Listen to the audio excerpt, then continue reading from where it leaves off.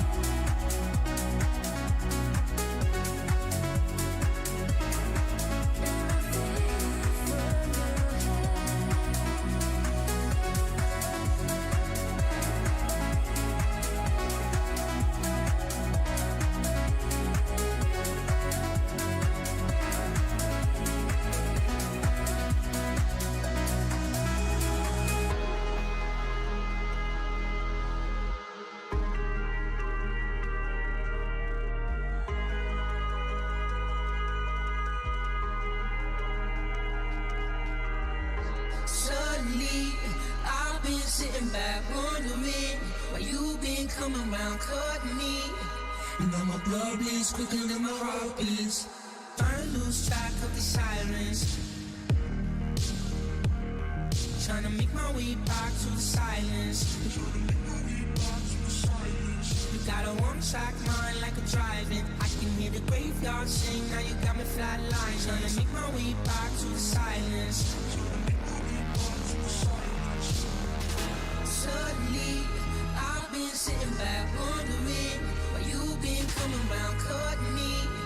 And now my blood bleeds quicker than my heart beats. Suddenly, I've been sitting back wondering why you been coming round cutting me. And now my blood bleeds quicker than my heart beats. Blood bleeds quicker than my heart beats. And now my blood bleeds quicker than my heart beats.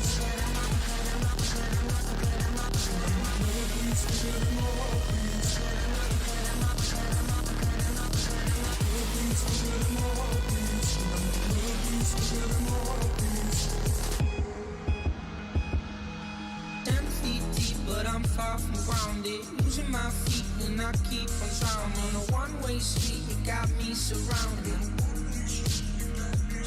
You got a one-track mind like a driving. I can hear the graveyard sing, now you got me flatline. Trying to make my way back to the silence. Suddenly, I've been sitting back wondering why you been coming round cutting me. Blood bleeds quicker than my heart beats. Suddenly, I've been sitting back wondering why you been coming round cutting me. And now my blood bleeds quicker than my heart beats. Blood bleeds quicker than my heart beats. And my blood bleeds quicker than my heart beats. And my blood bleeds quicker than my heart beats.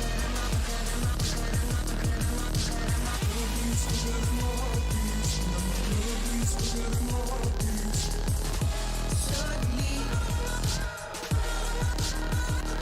you've been coming round cutting me. My blood bleeds quicker than my heart beats.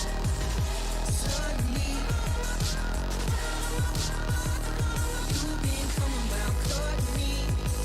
My blood bleeds quicker than my heart beats.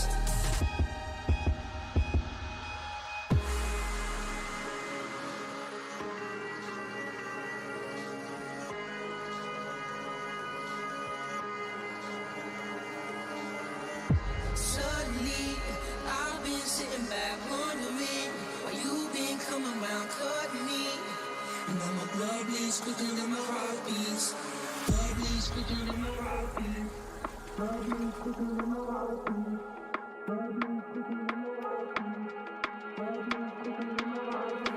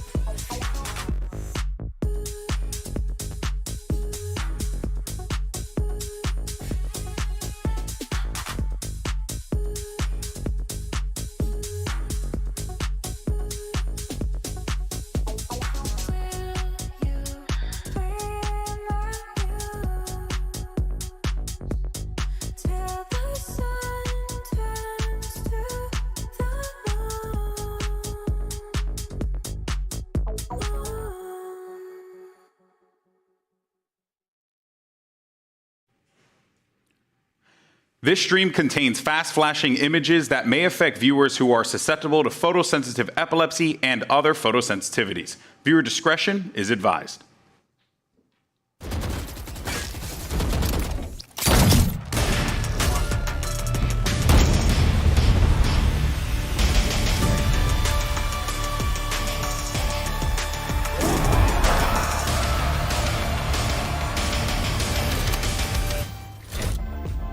It's the first elimination day of playoffs, and 3 of the first seeds are on the chopping block. Hello, everyone, and welcome to day 8 of Masters Shanghai, coming to you live from the VCTCN studio. I am your host, Yingsu, and I'm joined by Mimi and Kakuka. You guys have been having so much fun over there, so I thought I'll come and check it out. Welcome to our dungeon. How was the tunnel? How was the cave that you were in? We kept throwing to the interviews with you, and you were always in that tunnel. Honestly, I kind of miss it, but I haven't seen you guys in such a long time, I feel like, on the desk. So what's been going on?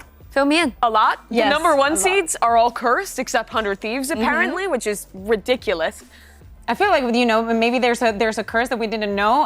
Maybe getting that experience during Swiss was worth more than we thought. The Swiss curse. But let's talk about what happened at this stage of playoffs yesterday. I am wondering if Paper Rex is regretting the fact that they had first pick and they chose G2. I am wondering why you're wondering, because after what we saw yesterday, we don't really see that they really had a read onto what G2 wanted to do. Yes, that first map was night and day. They came in super, super strong. But at the end of the series, we saw a G2 that was completely different. Yeah, and EDG might be regretting some of their choices as well. I think Team Heretics came out and played a fantastic game. They had a great read on how EDG was going to play. And we saw a massive step up from guys like Woot and Riens. And it was a dominant game. I think EDG maybe letting that pressure get to them a little bit. And yeah. Moments before Honestly, disaster was that choice. I remember it all too well because they had the first pick. They could have picked anybody. To be fair, first pick I feel like sets you up for failure because no matter who you choose, if you lose, you're gonna get cooked on Twitter.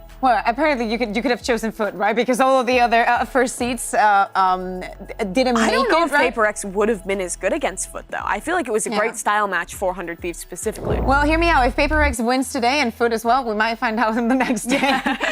Yeah, that would be a crazy matchup. I feel like in the lower bracket, I don't think anybody it would be crazy if Foot beats Fnatic today, but it is possible. And the fact that Paper X in the lower bracket this early on, I think, is the biggest surprise to me. And speaking of these teams, this is the current bracket and how it's looking. I will say though, the upper bracket is looking very, very juicy. Yeah. Hear me out. G2 versus Heretics again. I think that is to be one of a rematch. Ones that, back in the day we used to see in EMEA all the time, but today it looks so different, yet so interesting. And 100 Thieves and Gen G might be the match of the tournament. It absolutely could be. Team Heretics really fell apart in the second 2 maps the first time they played G2. So I think they're really looking for redemption now that they have a little more experience and practice under their belt with this iteration of the team. Your pick'em's doing all right?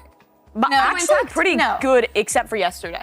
Up until yesterday, I was having a great time, but then it was the double upset. Yeah, but I think that's the fun of it. I think it's way more difficult to do the pick'ems because we don't really see the teams play that much. We only see them in the regular season, but it's only 5-6 matches, and then we get into here, so it's very difficult. I think it's also hard to rate them respectively when you can't see them playing against each other till these international events. Well, my favorite thing to do is put these to the test. We need some hard scientific facts when it comes to how well these teams are doing. So let's do a heat check of our number 1 seeds ahead of the elimination day today. You two are going to rate the teams on this scale. I wish he was. You're going to rate the teams on this scale, and I want you to tell me how hot or cold they are looking right now. And let's start with 100 Thieves. 100 Thieves, they've got to be rated highly. They came out, they picked into Foot, they had a great read against them. Cryo dropped 30 on the Brimmy in map number 2. They look in form to win a tournament right now, Bea. I think it's just beautiful. We saw EU as well. I think that he was outstanding, also coming for the international stage for the first time. They got a very good read, and it's the team that you cannot doubt just because they came in so strong with such clear ideas into their opponent's pick, and they knew everything and what to do in every single round. So to me, I don't know where we're going to put the rest. I know 100 Thieves has to be on top. Yeah, the individual form was there, but what I really walked away with was seeing how confident they were and how good their reads were. And for that reason, I'm out of this world on 100 Thieves. Okay. I'm putting them right at the top the hottest I could possibly be on a team. 100 on 100? Yeah. Is that reasonable? Yeah, 100 degrees? I like it, I like it. But what about this next team? Because I feel like next? Paper Rex coming into this tournament, they would have been my 100 degrees.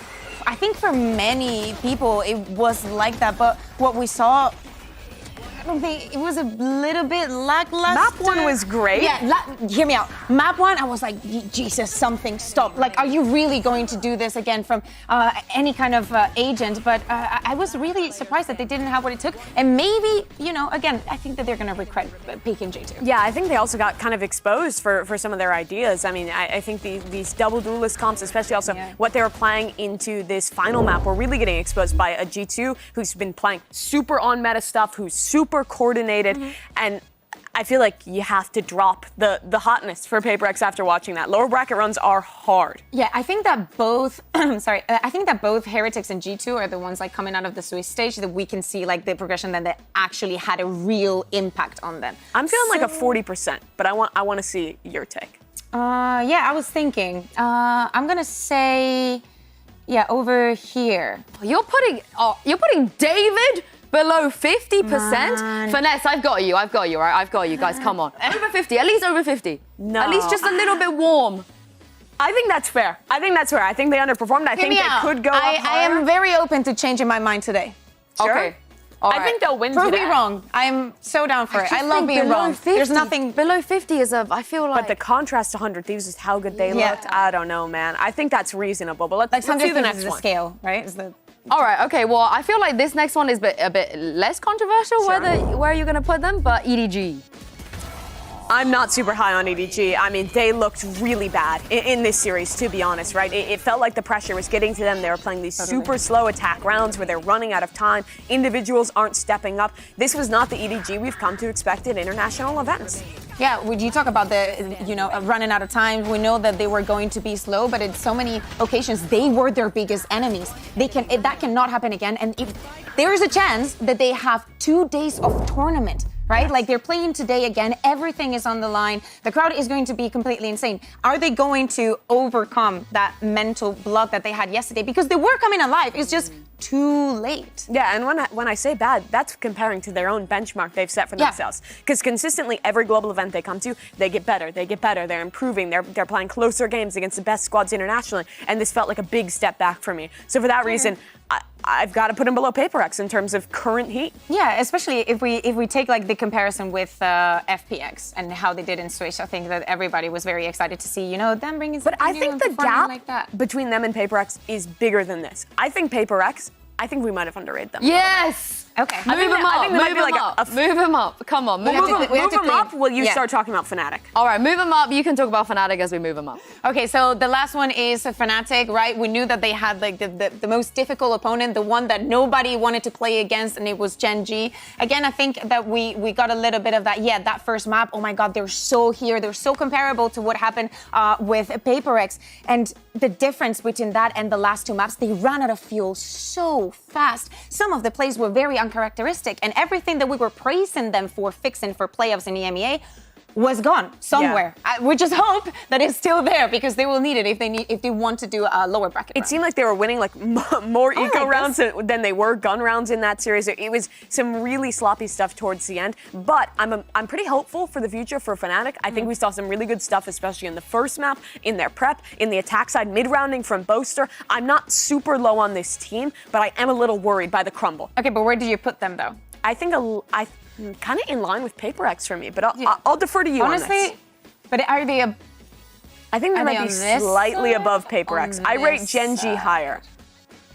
I think they're a little above Paper X, like at 60%. I'm not mad at this. But now I also feel like EDG would put them up a little bit. Honestly, right here. I'm not mad about any of that except Paper Rex. I'm just, as a paper girl, I'm just here to That looks root for really them. close to 100 Thieves, though, and I definitely rate them I think it's lower. also because of the size of the logo. It is. They're big logos. Think about that. All right. I mean, if you guys at home agree or disagree, let us know. Let us know, because coming up today, we've got back-to-back elimination matches. And no matter what, we are going to lose a #1 seed. And I don't want to say this. Do I have to say this? You have to. I'm not even the EMEA squad, but it doesn't matter. Yeah, as you guys see, Fnatic, they're playing against Foot. EDG will be taking on a PaperX, and all of that brings us to our MasterCard fan poll. We want to know which team you guys think can pull off a lower bracket run. Scan the QR code to cast your vote, and we have the results in just a bit. I just want to say that only one team has made the lower bracket run. That was FPX, the EMEA FPX. So take that information for what you will. Also, tell us who you're rooting for by using the hashtags VCT and VALORANT Masters so we can feature you here on the broadcast. Who do you think the fans are going to vote for here? I think PaperX. it's got to be PaperX. Yeah. Yesterday we had a poll, and it was like, what was the duelist that is going to have the better performance or the highest ACS? Everyone voted for Jing, of course. I mean, they have so much experience. They have such good players. You would think they'll bounce back from that game. Fnatic, though, I think are a sleeper pick. I'm thinking of Champs last year, where they lost the first round. They ran that back to top 4, almost made it into that lower final as well. They're good in these situations. And you think about the experience and the expectations coming into the tournament, you're kind of praying that, especially having so many seed ones losing on their first encounter, that they're gonna have what it takes to bounce back. So, because you know they have it, especially under with the amount of experience that Fnatic and PaperX have, that they can be under this pressure and still make it. That's what I think, but I'm praying for EDG. Okay. Do you know what? I want everybody to win. If they make a lower bracket run in China, in front of the first crowd in their home country, in Shanghai, it'd be so sick. I really respect that. But I'm glad you guys mentioned Fnatic, because let's talk about them in this first elimination match. Even they will be going up against Foot. I sensed a little bit of copium here in the conversation we had, so why not play a game of truth or cope? If you guys aren't familiar with this, this is how it's going to work. I'm going to give our lovely analyst here a statement, a truth or cope statement, and I want them to tell me if they think this is going to be truth or this is going to be cope. And obviously it's going to all be related to our matchup between Fnatic and Foot. Let's just get things started with our first statement, and that is Fnatic were lucky to beat Foot in the VCT EMEA playoffs. Do you think that is a big old cope? It's actually a very small cope that I've written, but I would say that statement is a big cope. I think that while they weren't playing in their best form, they implemented some good new comps that they were playing really well, and I think players were peaking at the right time to win that series. And it was, 3-1? Some of those maps were fairly dominant. I don't think there was any luck involved. I think that the reads and everything was better for Fnatic, the preparation against Foot, especially after Foot being a team that changed so much in compositions only during the season. I was very, very surprised that Fnatic had so many answers. So it's cope, yeah. I think this 3-1 comes into it, right? Because it was a best of 5. I feel like maybe in a best of 3, an element of luck could have come into this. But it does feel like, though, since that run, Fnatic's map pool has a lot of holes in it. Yeah, I think we've definitely seen that exposed. But I think this might be my cope. But I think it's kind of a take one step back to go one step forward in the future. When we saw them coming out at the start of this year, and even the start of Stage 1, they were playing a lot of stale stuff, a lot of old meta comps. But now they've really dedicated themselves to trying to find their own distinct style, playing a lot of the Yoru stuff, trying to innovate a little bit. And I think that's actually good for Fnatic to find their own identity. When they were at their peak, they were the squad leading the meta. And I think they're trying to do that again, which in my opinion is a good direction for this team. I think my biggest take out of all of that, and even though the comparison is so big between the group stage and the playoffs, is the individual stage.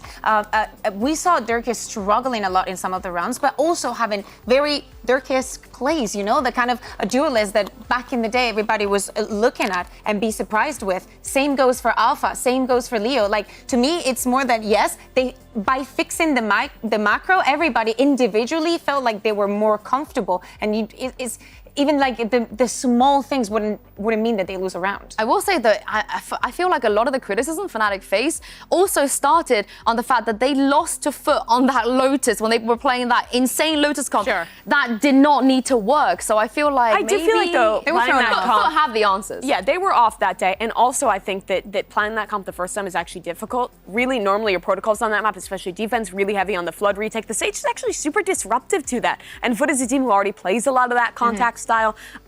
I think people might be reading a little too far into that. Well, earlier today, Mika Fabs checked in with Yutajay, so let's hear what he had to say. Hey Yutajay, it's good to see you. Now you're up against a familiar opponent today, so can you let us know what's changed since the last time you were up against Fnatic? I think nothing has changed. Like, they are still playing with same game plan. and we will play with same game plan. Just we're gonna see who is better. All right, it all comes down to it. Good luck. Thank you. Well, that sounds like they didn't change anything since they last faced Fnatic. Is that wise? That sounds like yes. But that's just a lie, is the thing also. They have changed their comps. That Lotus comp you talked about, they shifted that to something more reasonable. I think they've come into this event with some good ideas. No massive game plan shifts, but I think that Foot has stepped up from EMEA playoffs to now. I was honestly hoping that they didn't need to do all those crazy things and shenanigans back in EMEA, because I would have loved to see the reaction of a team coming in with all the prep onto Foot and then stumbling onto a Sage and Lotus with no initiator and then being like, what is going on? Why am I trying to retake? And there's a Sage wall. So, you know, I'm kind of sad. I want to see what else is there. We also heard Gaius here saying that they got some ideas from some other teams. That this against Fnatic, they should know exactly how they're going to play. But in this Foot versus 100 Thieves game, I think we saw Foot style get exposed. Yeah. They play way less initiators than pretty much any other team. They play a lot of solo initiator comps. They play an initiator list, or at least used to on Lotus, like we were talking about. And I think we saw that style of minimal initiator utility get exposed, right? They were like sending one drone and then contacting up behind it, and 100 Thieves was immediately finding the right timing to swing back in and shutting them down. That game plan was the big reason it was the stomp, and I think Fnatic can replicate that. Well, I hope you have your whiteboards ready, because Yes. I have another statement for you to decide if it's truth or cope, and this one is CNED diffs Althea. You know Fair pen is when you're straight, done. Oh, you're done? Yeah. Fair is straight. Dude, this on is it. a radio station in Spain. All right, La you Cope. think it's cope? Yes. I'm gonna diffs. I don't know about diffs, but I think there's Oh, there's Mimi. a little bit of truth to that. Yes, There's we a little bit of truth to that. I think they're tough players to compare because they have a very different style, right? Yes. Alpha Yer is always on the Sentinel. He's really the late round player. Not always. Sometimes he's going. But that's the thing. That's the thing. Like the good thing about Alpha is that yes, he is very good on the Sentinel, but he has been good on everything Sure. that Fnatic has requested from him, even the duelist, even the I think that's the more reasonable answer. But I also think when we see step-ups from Cena, that's when his teams look the best, right? Like, he can be absolutely electric on Duelist. Again, they don't play as fast as style. We see a couple rounds where he's, like, dashing in and doing crazy shenanigans like we're watching. But generally, he's more of a slow, consistent anchor who's getting a couple kills as they slowly scale onto the execute. He just has fantastic mechanics. I think overall, Alpha is a player I would want on my team. But CNED, I think, is the player with just the stronger pound-for-pound raw mechanics. It actually really upsets me that in EMEA, the one time we could have seen the duelist head-to-head, CNED was playing a chamber and Alpha was playing the race. So I feel like they owe us one at least. Yeah, I just think one time. Yeah. I think it's a complicated head-to-head, but we can all agree, I believe, that these are two very important They're players. the two best Turkish players we have ever seen. I will say but especially for their teams. Like, you could not picture Fnatic having the success that they have without Alpha, and you cannot picture Foot getting here without Cena. That's what I mean. I will say that CNED walked so Alpha could run. I feel like every Turkish player just looks at CNED like he is the god. He's the godfather. Yeah, which I feel like he is. And of course, it's been so long since we see CNED lift a trophy, and he was there at the very, very beginning, and he did it back then. Yeah, absolutely. I mean, these two guys have kind of defined their country in Valorant. It was CNED in the early days, and now it's been Alpha recently. And it is a rare treat that we actually get to see them play against each other at an international event. We saw it once at Champions. It's a common match in EMEA. But I think on these big stages, for these two players that have been the most successful international players from Turkey, getting this head-to-head here is always really special. I think it's very funny because, as you're saying, even though CNED runs so Alpha Walked so Alpha could run. Other way around. Yeah, sorry. Sometimes English is analogy. English. Yeah.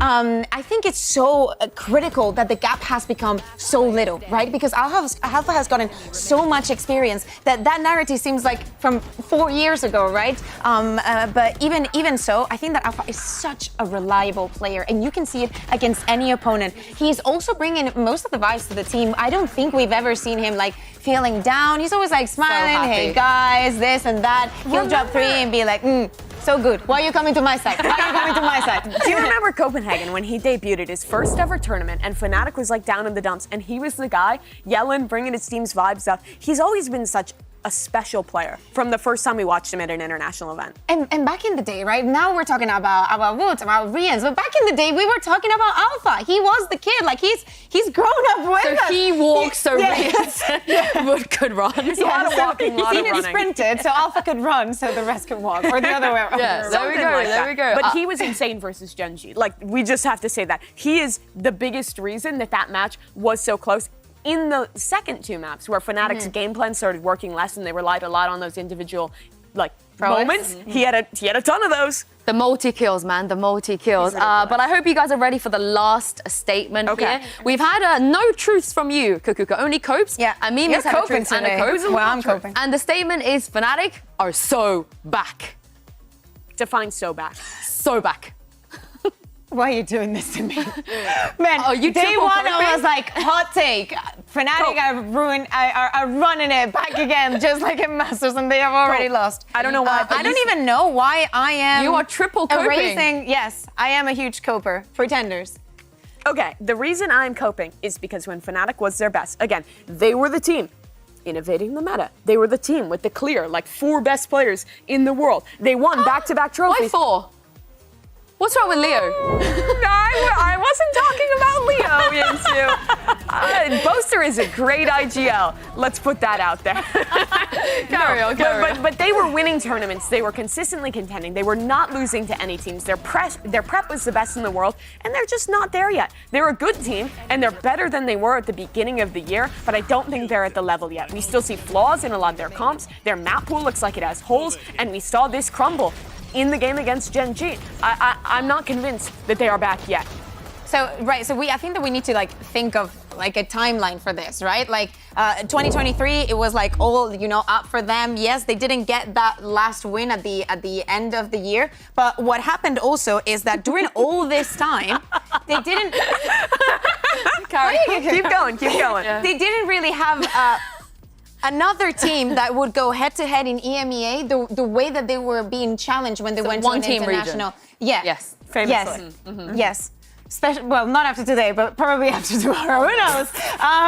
But the thing is that for such a long time, they didn't have a bigger opponent to be constantly playing up against. There wasn't like a challenge to push exactly. And then when 2024 starts, they start going down because there is a lot of new stars and just people changing the game all the time, right? So Who's the third one they're like for? here, So, they're like KC. here, slightly going up because they still have to deal with their own issues, right? Of adapting to the meta and everything that is happening, while the rest of these stars are rising to the top. I see KC Heretics. Who's the third one? Who's the third one for? This is Yetujin. Oh, okay, that makes I sense. see. I will say though, I know. I was thinking of the America's I see teams this as well. and I just think a fun little roller coaster. Whee! That's what they're on. I know Mimi, you're a hater, but Munchkin, I'm a he hater. likes Boaster, and this is what Munchkin I don't hate had to say Boaster. after he lost against Fnatic. He said, "I'm thrilled to get a win over one of the best teams in the world. It became very clear to me how Boaster is a master class IGL. We'll is. do our best in our next match." Let me defend myself. He is a top 3 IGL in the world. He is an amazing IGL. He lifts his players up. He has great game plans. I do wish he would shoot his gun a little bit more sometimes. But that's my one complaint. Never heard that before. The other Maybe the first time I've heard a lot of other I top mean, IGLs are like the that other too. day, Finesse just got re-signed. Wait. Don't do him like that. What? Do not do it. Yeah, Finesse. He's a you're the great goat. IGL. You're the goat. You You're the are goat, the goat. Finesse, You're the yeah. goat. Yes, literally. Finesse He is- made me believe in an entire team. Finesse is not here, but Boaster is. So let's see what he had to say to Mika Fabs. Hey, Boaster. Good to see you. You seem to be in good spirits. There's a very big match coming up right now. There's been a lot of talk comparing the Fnatic today to the Fnatic of yesteryear, say, winning back-to-back international events. So what are your thoughts on that? I think we can win an event. I do believe that we love a lower bracket run. We just got to find our crazy form.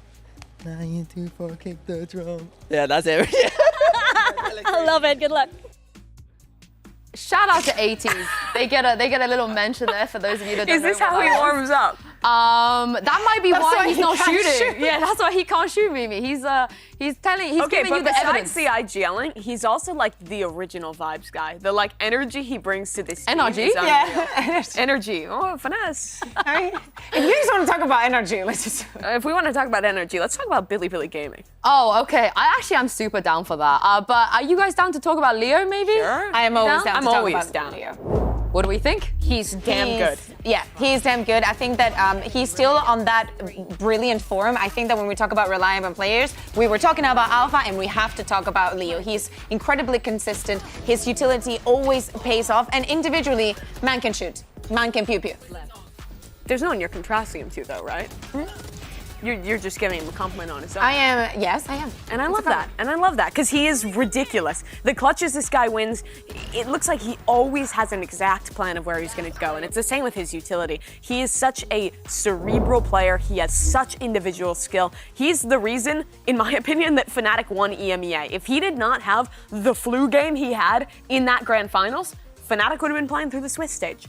Yeah, I mean, and maybe the outcome would have been better, but we'll never know, right? You reckon anybody would have picked them if they did actually play through the Swiss? Could you imagine if you had to choose between Fnatic and Gen G and Gen G? It Fnatic. depends also in the form that we see them during the Swiss stage, right? Like if they had very close games and or you know if they would have been very contundent, maybe. I actually think it might have been good for them to build confidence. I'm a big believer that going straight into playoffs is actually a downside for a lot of teams, right? I think that warm-up time is huge. Adapt to the food, adapt to the hotel, adapt to the life, and get some match experience on the stage. I think it's great for teams. I think it's not about warming up. Sorry, I think it's not about warming up. It's about not losing the tone that Sure. has been set, right? Like everybody, like maybe they like just like Heretics. They had like one day to Yeah. crack, and then they're all the time just playing. I mean, exhausting. We heard it but from valuable. Boaster himself. He said it many times in interviews where the reason that they felt like they didn't make Madrid is because they only played 2 games at kickoff. They needed more time to warm up. They also spoke about how their off season, where they didn't play at all, kind of played into it. And I think I agree with you. Not playing at all here and then having to go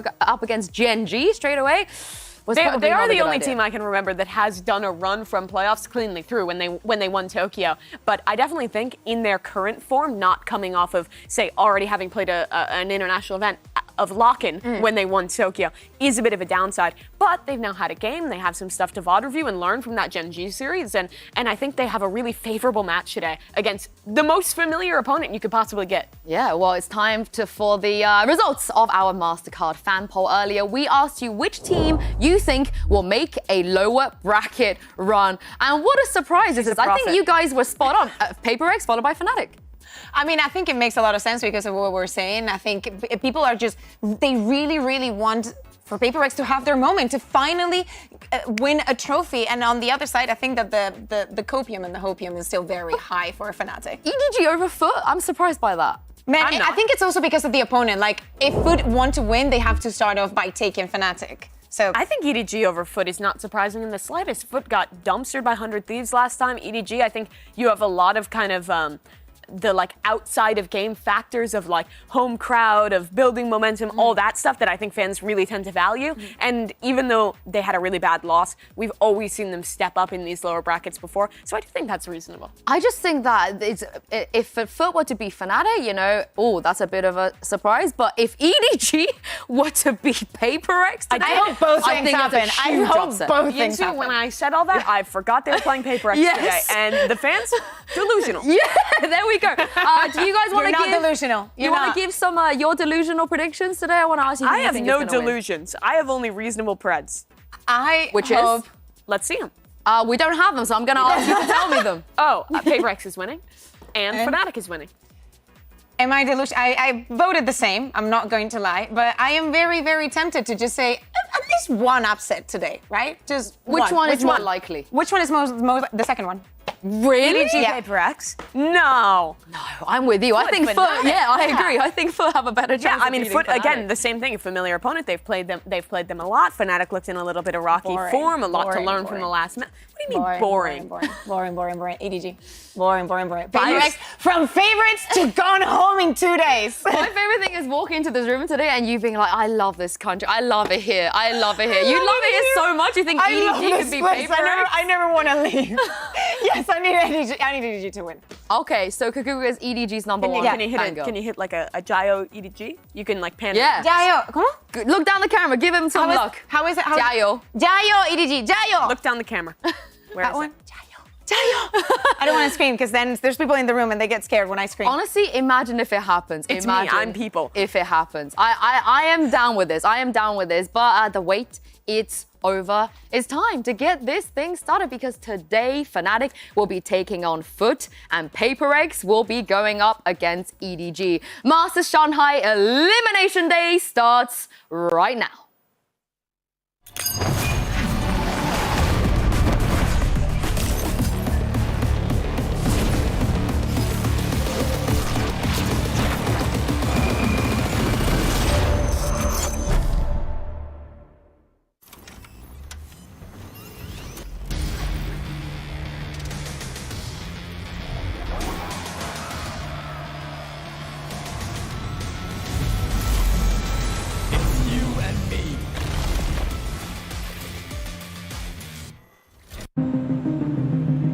A clean sweep of the Chinese teams as Heretic bests EDG. 输了比赛之后，感觉肯定是不好的嘛。我觉得还好吧，就是因为这是我们威斯蒂森常规赛的场馆嘛，平时差不多也有很多支持我们的人。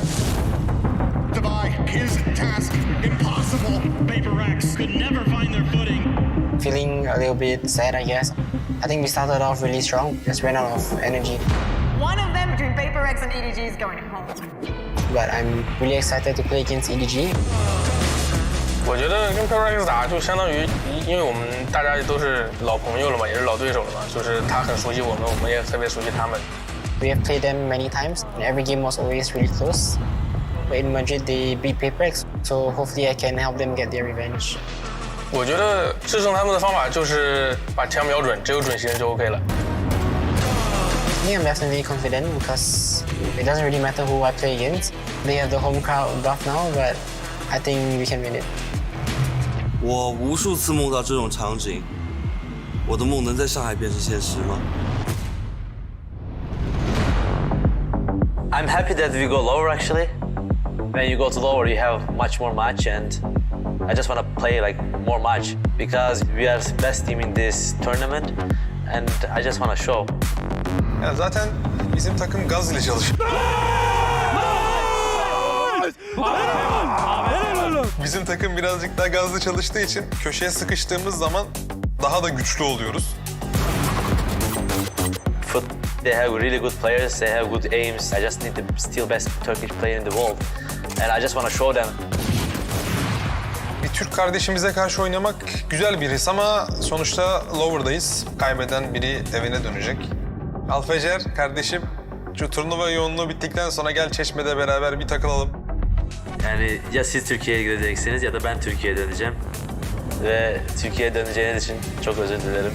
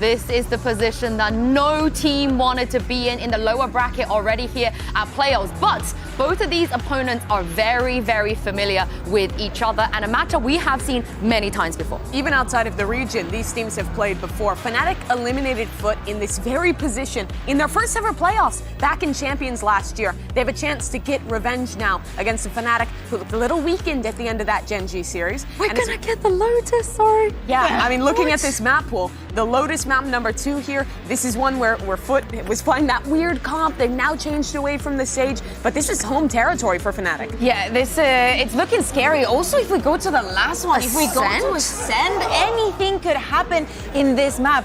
But yeah, I mean, for so long, Fnatic was the golden child of EMEA in 2023. Now FUT, they want to take that title. If they want to be the EMEA team, it has to start today. They have to stay in the tournament. Starting off on Split, though, this is a map that we saw against this with these two teams when they played in those playoffs. And let me tell you, that came very, very close. We were talking about Alpha, and I think that he has to come on top because dealing with CNED on Chamber is an unknown territory, but it shouldn't be for Fnatic. Yeah, Fnatic is familiar with this composition. I think really the biggest key when you're playing on your defense side against FUT is being really proactive at reclearing space. They're always going to be going for these like late contact hits. They play a lot of 4-1s, but the guy who's going to be that one a lot of the time is CNED on the Chamber. I think he's definitely the danger man in this match. Yeah, I want to see them be more proactive as well because the last time they faced each other on Split Fnatic, they weren't doing the thing where they were trying to find the trips, trying to find where the chamber was, and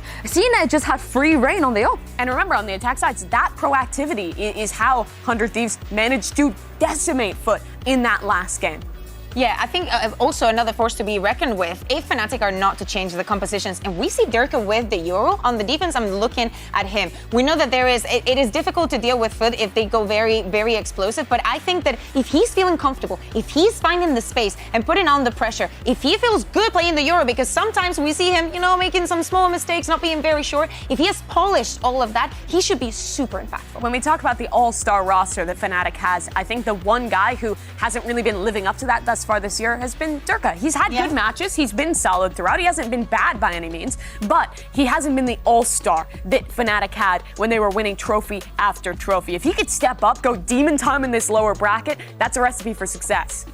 Yeah, and with the attack here, again, talking about how CNED is going to be playing, we expected, a little bit of that Sentinel play. He's not going to go that much into the lurks. I'd be more concerned about Ata Captain. To me, it's going to be about the fight in mid. In both of the halves, I think that the start is going to be so, so important. And looking at Leo, we were talking about him. He has to be number one to be dealing with CNED. One of these two teams is guaranteed going home. It's a familiar match, but really the head-to-head to watch is CNED versus Alpha. The two best talents to ever come out of Turkey have stepped up to the plate on the international stage in this elimination game. Yeah, so let's send it over to you. What is up mga tropa? Tayo nagbabalik of course sa day 3 ng Masters Shanghai. Ni hao sa inyong lahat. And of course, kasama nga pala si Dash na mas mabilis pa sa fast. This is the first time na magkakasama kami. So kung mauna kami ng trabaho, bahala na. Dash, kamusta? Okay naman. Excited to laban natin na to kasi FUT versus Fnatic. Nakita na natin sila before. Number 1 at number 3 ng EMEA. Kaya itong laban na to, very familiar para sa mga EMEA fans out there. At saka sobrang exciting nga kasi may kita ulit natin dito sila Durka. Of course, gamit-gamit niya yung Yoru. Kung ano ba yung pwedeng niyang ipakita nga dito sa mapa na to.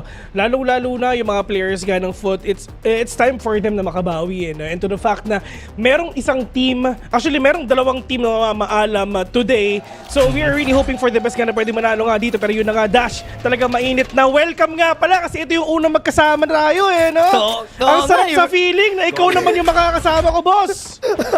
It's the first time nga nakakasama. At least itong laban na makikita natin ngayon, mainit to. Mainit tong laban natin for FUT and Fnatic. Pero actually, kung may payong ka dyan, okay lang. Pero yun, habang nangyayari nga yung mga tropa at si Durka nakatatas na ng isa. Pero it's just the information nga na meron dito mga players ngayon. Si Bolster will catch one already. Si Yet and Jay will fall down. Pero AlphaJer with a big 2K will give them that big opening for them to win this kasi si Mr. Fallen na lang mag-isa. Ang tanong ko, mahuhulog pa siya at yun na nga. Mr. Fallen will fall down as well dito sa game na to. 1-0 already. Fnatic getting that game number 1. Si Alpha nagulat. Ba't mo ko pinatay, pre?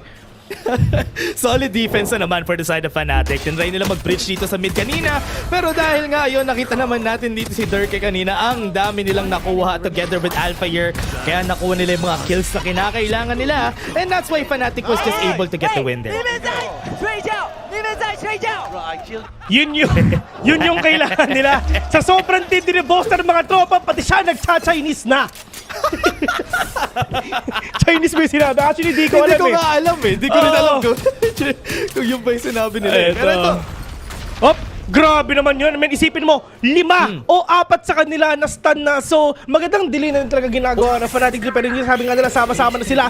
Yung Sky nandyan na, yung Page na talaga lumalapas na rin na. Pero nga lang Chronicle, problema nga na he is super stuck. There's Step Pro! Pero wala sila hindi at all. Si Dirk nasa taas na pala at yun na nga. Fnatic! Diyos ko, si Dirk lang nga nabawasan partida, may armor pa. Isa. Ang bilis! Ang bilis ng mga rounds natin sa mga nangyayari dito for Foot East. For Foot, lagi na lang kung saan man lang sila pumupunta, laging nandun yung Fnatic. Alam nila na pupunta sila doon. And so far, it has been working on the hands of Fnatic. In defense nila so far, hindi pa nabibridge na maayos ng Foot. Pero right now, may guns na sila. So this might be their time. Ito nga, di ba? I mean, sa ginawa nga ni Leo doon, actually, everyone sa side ng Foot is talagang stand na. So talagang ang hirap nga na talaga makapag-react kung ganun talaga yung mga position nyo. Right now, ito medyo mabilis pa eh. Kasi Foot Esports to eh. Pag Fnatic nag-attacking mamaya, bukas pa yun matatapos sigurado. Sila yung pinakamatagal maglaro dito, man. Pero Dirk will catch one already. Operator na yung gamit niya. Ang aga. Round 3. Agang execution. Dirka, nakakuha agad siya ng kill dito. Pero right now, na-try nila mag-bridge dito sa mid. Nandito pa rin si Boaster nag-aabang. Pero right now, mag-execute sila right there up to mid. Si Sined nandun sa kabila. Itatry nila pumunta dito sa A-side. And it's gonna be mid-take nga din mo talaga muna dito pwedeng gawin nga no Foot eh, no? I mean, sa totoo lang, sobrang sad nga kasi si Sined, aminin na natin yan na talagang sobrang lamig talaga niya yung nung first game nila. Talagang sobrang hindi siya yung Sined na kilala nga talaga natin. Pero mali mo makabawi nga sila dito kasi to the fact naman na yung Fnatic talagang napakatindi rin naman. Pero in terms of flashing, lahat na naman kasi sa side nga ng Foot. Pero Chronicle will fall down to the hands of Cracks. Nakuha silang isa. Follow up. Alpha Year nandito pa rin. Try nila mag-paint shell. Buy some time. Hindi sila makapasok on site. Right there, Leo gets the kill. Kukuha pa sila ng isa dito. And yun na nga, si Kirax. Kuha nila isa. And this is still gonna be a 2v3. Ang ganda ng delay na ginagawa dito ng Fnatic eh, no? Talagang nag-ingay lang talaga dito si Alpha para makagalaw na sila Chronicle dito at yung mga ibang players nga dito ng Fnatic para makapagsagot na rin talaga doon sa posisyon na ginagawa ng mga kalaban nga nila. Pero 13 seconds in, mga tropa, may oras pa sila for them to plant and spike. It's all up to Boaster. 1 versus 2. Winnable, pero mahirap, pero kompleto pa yung utilities niya. May paranoia pa siya though, so pwede pa, kaya pa. Pwede siya pumasok dito. Doesn't have information kung nasan yung members dito ng Foot. Most likely, itatry niya i-clear lahat ng angle na pwede niya i-clear dito. So far, Boaster, moving forward. Try niya tumingin, kaliwat kanan. Baka masagasaan, pero yun, nakutsi na isa! Tumama sa ulo, pero hindi enough. First contact para kay Sined, tapos pwedeng mag-react na rin talaga si Krax nga dun sa may Gedli. So in terms naman sa positioning, at least na lamang din talaga dito yung mga players nga ng Foot. Pero what if magawa ng paraan nga ni Boaster, talaga it's a good thing na rin. Pero in terms of positioning, good hold, good delay, and in terms naman sa the way yun nakunin nga nila yung positioning and angles, goods naman eh, kuhang-kuha naman eh. Pero problema, wala nang operator. Si tropa. Nag-risk sila dun sa third round na yun na magkaroon ng operator, and dahil nawala na yan, really big hit sa economy nila for this coming round. Wala nang masyadong guns yung 2 members dito for the side of Fnatic. Pero right now, slow it down. Foot Esports trying to feel out kung ano na yung magiging sagot dito ng Fnatic. Medyo slow ngayon yung approach ngayon pinapakita nga ng Foot, no? I mean, in terms naman sa pagiging aggressive, at least Dirka, medyo aggressive yung take na dito. Well, meron naman siya gate catch at the end of the day. So talaga pwede nga siya makabawi dito. Pero nag-iingay lang si Yoru para si Alpha Dream pumatay dito. And that is the big positioning talaga na pinapakita nga dito ng Fnatic. Na talagang, in terms of crossfire, napakagaling ng Fnatic. Yep. And may pati 100 tips. Actually. Mas magaling ang 100 teams actually. Galing nila, right? Man. Ooh. B-side. Dito na sila. Try sila mag-guiding light. Wala sila makikita with that flash. Chronicle tinry niya pero wala siya nakuha. Oh no, there's gonna be a big difficult round pagdating nga dito sa Fnatic if ever talaga nakuha nga ng Foot to. Pero in terms of utilities, meron pa rin naman utilities yung Fnatic, so pwede sila makabawi dito kahit paano. But Dirka with a big 3K for them to win this round. Pero meron pang isa, yet to jail mag-isa, pero ang problema, classic out lang siya. And Dirka Grabe naman yun with the spray and pray that he did. Nag-iingay lang yung mga tao sa backside tapos siya hindi tirada sa harapan. Nakakuha siya ng dalawa after that, and dahil doon hindi na nakapenetrate sa site itong members dito. Tatlo yung nakuha niya, boss. Nakita na naman natin sa replay. Ang ganda pala ng flash doon. Nakakuha siya ng 3 dahil doon sa flash na yan. Perfect na perfect. Kaya napanalo nila yung supposedly lugi sila sa round na yun. Hindi nila ine-expect na si Yoro nasa heaven pa. Kanina kasi nasa A-main nga siya, di ba? Well, in terms of movement, talagang kuhang-kuha. Well, Yoro yan madali ang gate kasi nga, pero yun nga lang. Dirke, 2 bala sa outlaw, 1 bala, patay yung mga players ngayon ng foot. Yato Jen Sined ang natitira. Sasabog pa siya. Oh no, bawas pa nga to si Sined. Pasok sila, alam nilang nandun si Sined. Hindi siya makagalaw on his position.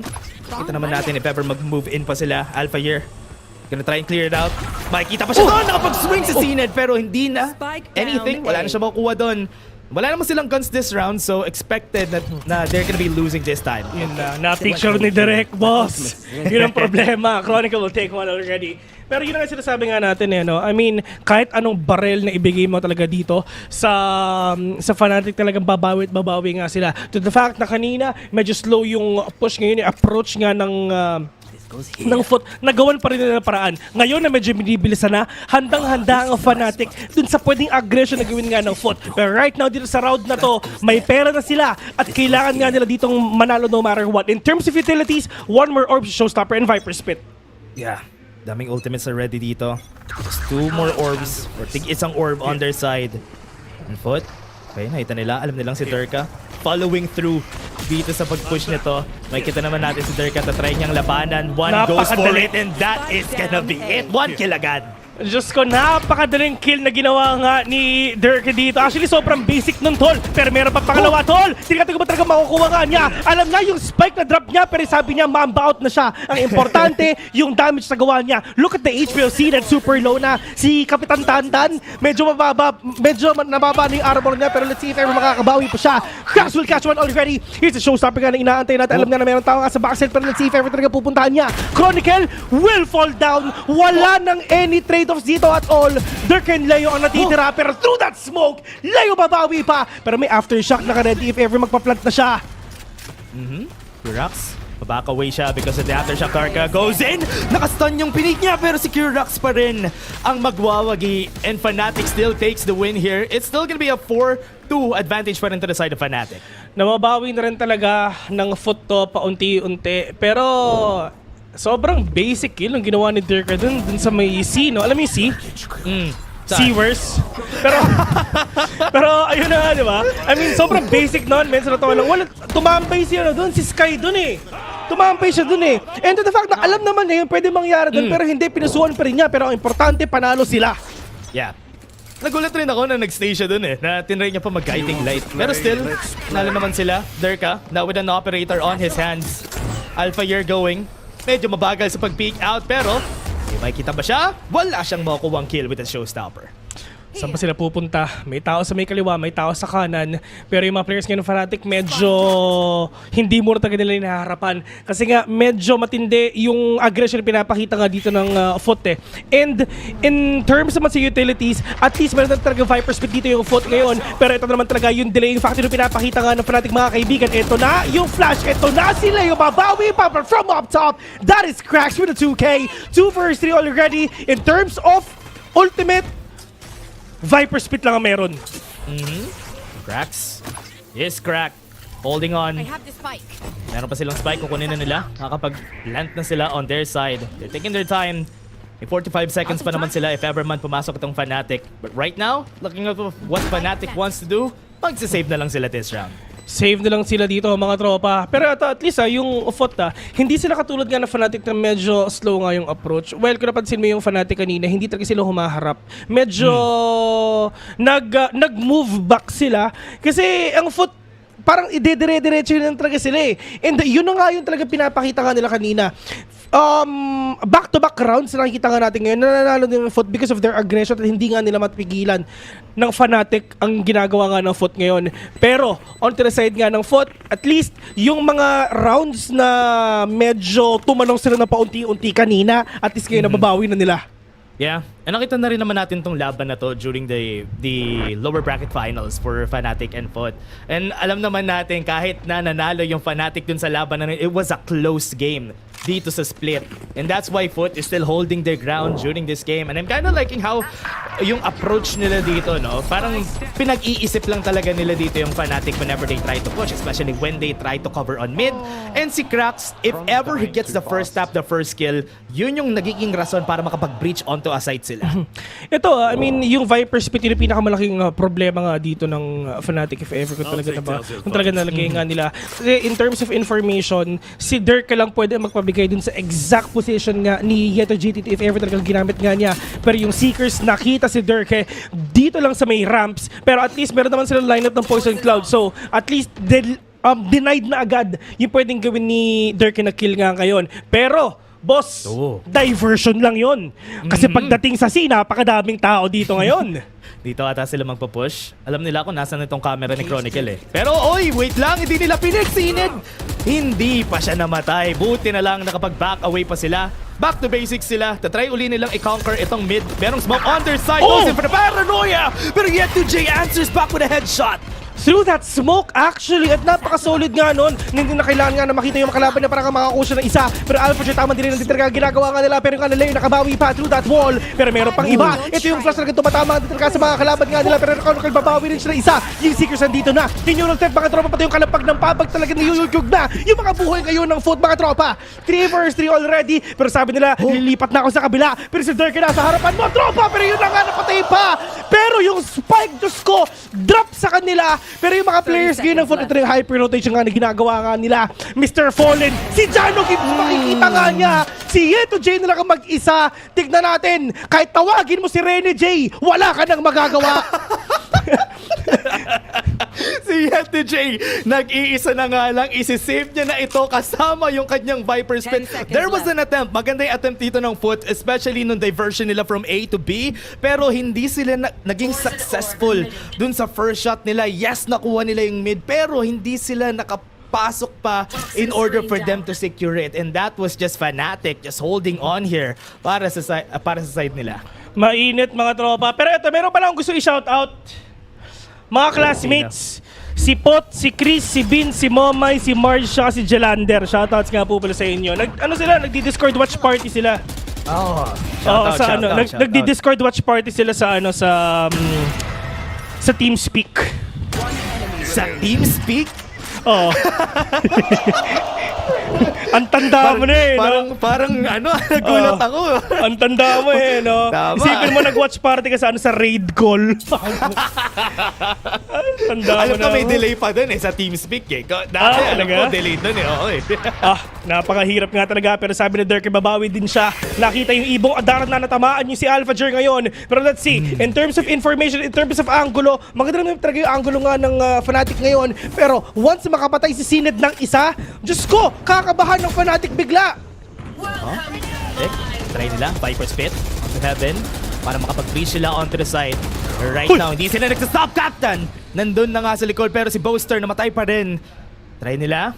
Right now, still taking their time with this Viper Spit. Baka diversion lang yan, pero parang pick attack is seen it, and that's gonna be another kill. Diyos ko, nabaril sa kwan! Naku po, hindi ka na magkakanak Sined. Yan ang problema dyan. Hop! Si Kapitan Tantan. Nasaan ba si Kapitan Tantan? Ayun, si ate. Delikado no? Hop! Si Kapitan Tanta nasa Geddy lang siya, hinihil lang ni Jano Gibbs ngayon. Pero Alpha Jer papasok na, wala silang ka-idea na meron palang tao sa likuran nga nila. Pero tignan natin kung talagang mapapakita na sila mga tropa. Pero Leo, asa na yung stun, asa na yung decoy, asa na lahat kung pwede may ipakita kayo. Pero yun na nga, Dorkman will catch one, and that is fast, that is quick, and that is huge kill ginagawa nga niya. Pero dito na ngayon sa may Geddy, si Kapitan Tanta nagbabantay na likuran nga si Leo dito. 14 seconds in mga tropa, 2 versus 3. They have enough time for them to plant that spike. Pero nga Yeto J will catch one as well. It's all up to Chronicle. Yeah, Chronicle 1v3. It's gonna be their last chance dito. Pwede dahil dalawa low HP. Take isang tap na lang for this guy. Pero Chronicle, hihintay nila mag-dissipate yung smoke. Goes in for the peek. Gets one. Meron pa sa elbow. Marami pa siyang oras. Pwede pa. Tingin muna sa ilalim. Ayun, nakita niya isa. Pero si Kapitan. Si Kapitan Tantan, ayun lang din talaga. Well, kailangan nga nila mag-ingay dito for them to swing out. Bait and switch lang man din talaga yung pinapakita nga nila, no? Pero ito sa totoo lang, Eugene, talaga. Sa totoo lang, Eugene, boss, talagang ma-action yung laban nila. Walang dull moments, men. Laging mainit. Yun ang maganda. Yeah. Surprise partida ka Imeya to.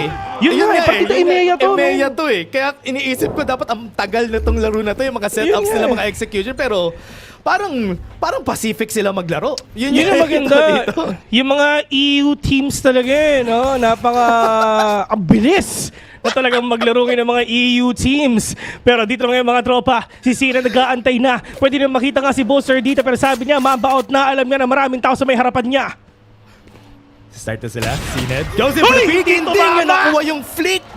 Turkey. Again, another front skill on his hands. Yun nga sinasabi nga natin sa inyo, boss. Sobrang lamig talaga ni Sined lately.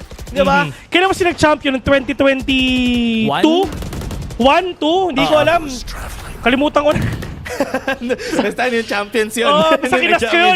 Basta kinas ko yun. Nakalimutan ko na kung kailan. Pero yun na nga, di ba? I mean, hindi na siya kilala. Hindi na siya yung Sined na kilala natin na matagal na. Ito nung naglaban sila 100 Thieves, natakot ba kayo kay Sined? Sabi ng 100 Thieves, hindi, tol. Kasi meron kaming cryo. Dinurog nila si Sined, boss. Ginawang silver si Sined, boss. Durog na durog talaga sila nung laro nila kahapon. Nakikita naman natin dito, no? Sa game na oh, wait lang! Boaster, hindi nila pinik! And dahil dyan, makakuha sila ng kills on their side. Fallen, nag-iisa na lang dito, nasa taas, and bababa rin siya dahil si Chronicle ang papatay sa kanya. Stinger lang ang puhunan ni tropang Boaster, nakabawi pa siya mga tropa, and ito nga yung maganda, di ba? Actually, in terms of execution, talagang umi-execute talaga sila. Kasi ang Fnatic, bumabaril-baril na si si Derke, buti lang talaga, nakailag ako. Pero ito yung maganda. I mean, ang gusto dito ng mga players nga ng FUT is yung execution. In terms of execution, maganda rin talaga yung execution nga nila eh. And if ever later on, comparing to Fnatic's playstyle, pustahan tayo, gagawin nila play for picks. Kasi doon sila magaling. And doon sila talaga nag-excel in terms of playing slow. Wala, yung traging trip nila. Wala tayong magagawa doon. I kind of like yung ginagawa dito ng FUT Esports. No? Parang, di ba, dahil yung Fnatic is a type of team na malakas mag-pick off. Yung FUT tinatry nilang maging lima whenever they try to push. Sinatry nila rush para if ever walang trade, diba? Pero in the end, yung Fnatic nakakuha pa rin ng tigi-isa eh. Kaya hindi pa rin sila makapenetrate sa site, which is why hindi nagiging successful yung FUT sa kanilang attack. Ito yung problema, idol sinabi ng 100 Thieves dito sa FUT na lagi silang ganito, na lagi silang dire-diretso, lagi silang lima. Pero ang talagang problema nila is yung utilities. Hindi sila ganun ka-solid gumamit ng utilities. In terms naman sa pagiging aggressive nga nila, na sobrang bilis nga nila makapasok with all these execute, ang magiging isa na lang problema is yung information kung nasan din ba yung mga whereabouts ng mga ibang players. Tulad mo si Boaster, di ba? Wala silang idea at all na nasa hell lang pala siya. Nakadalawa pa siya kahit Stinger yung gamit niya. Pero dito naman sa FUT, anong approach nila ngayon? Yun ang tanong. Yeah. Ito, wala na silang guns on their side, sira economy. Before the match point ng half na to. Pero wait, Derka, nakakuha na naman ng isa, nakapag-gate crash na naman. And yun na naman, meron na naman tayong isang kill sa inong Fnatic.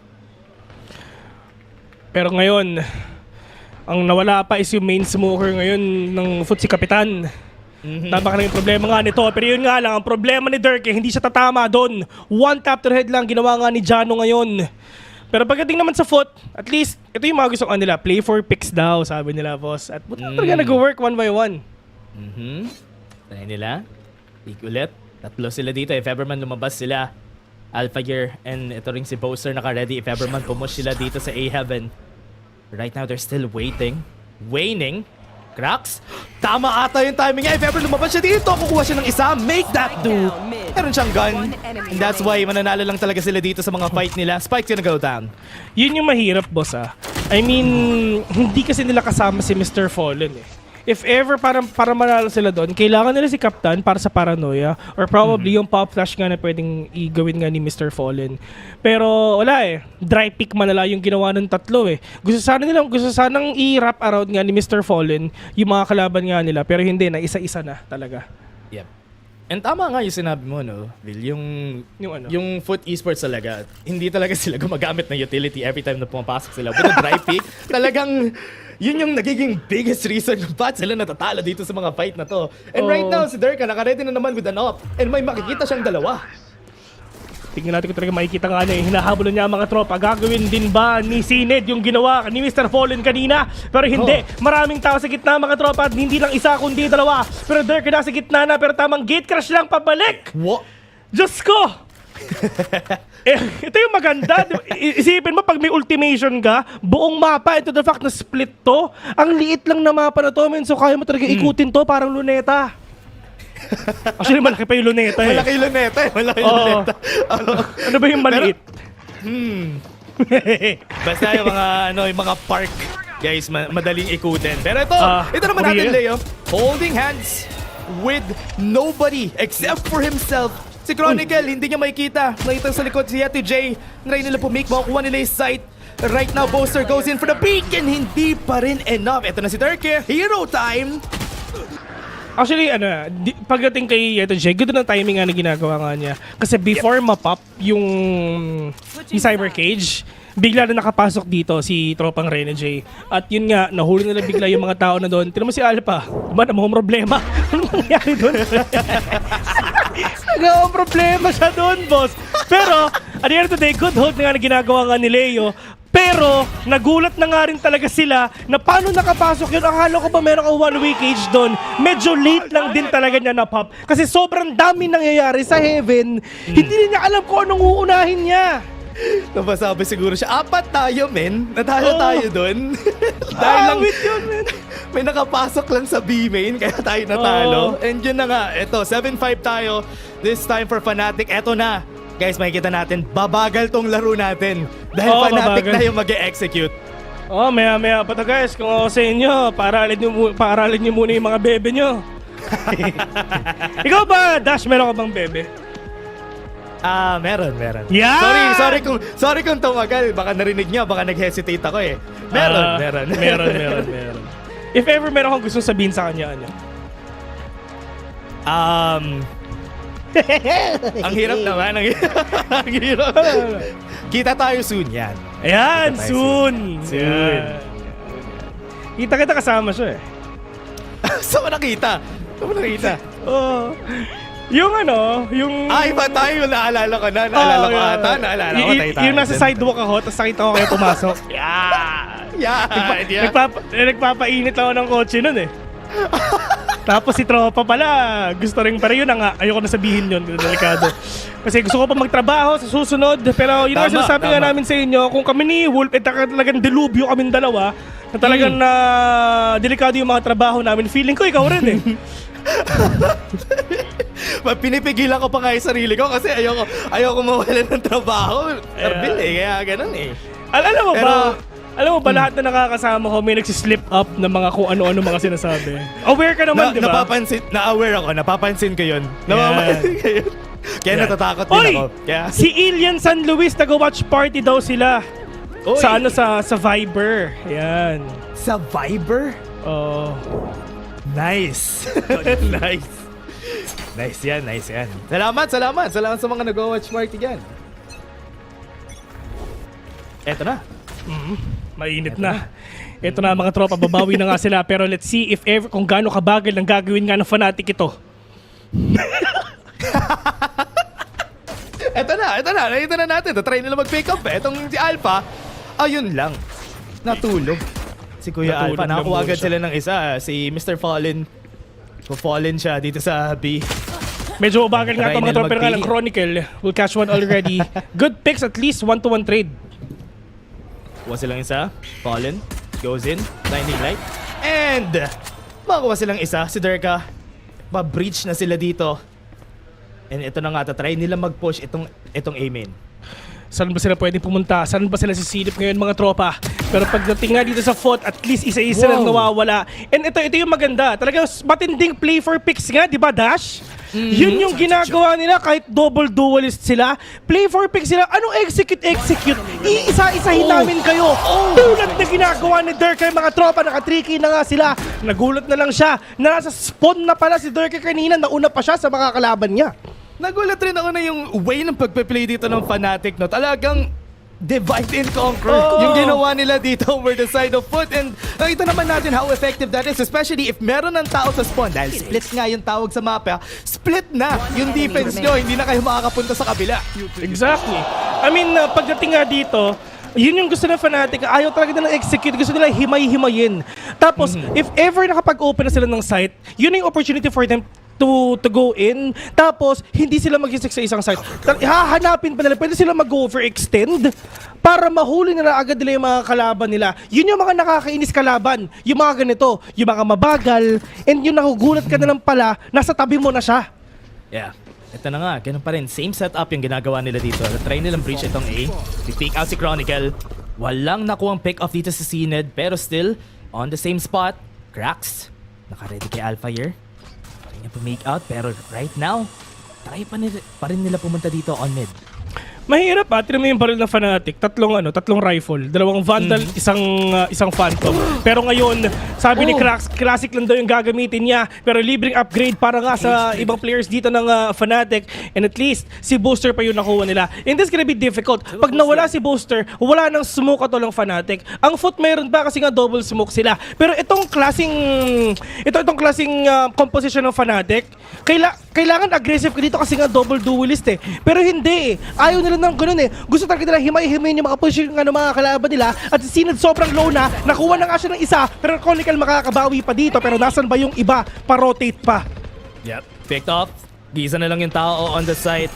Right now, they're gonna go in. Nakapag-gate crash in na nga sila. Merong nasa elbow, pero ito si Mr. Fallen, nakuha pa rin yung kill. Captain gets one, tumakbo dito sa elbow, pero buhay pa rin siya. Still a 2v3.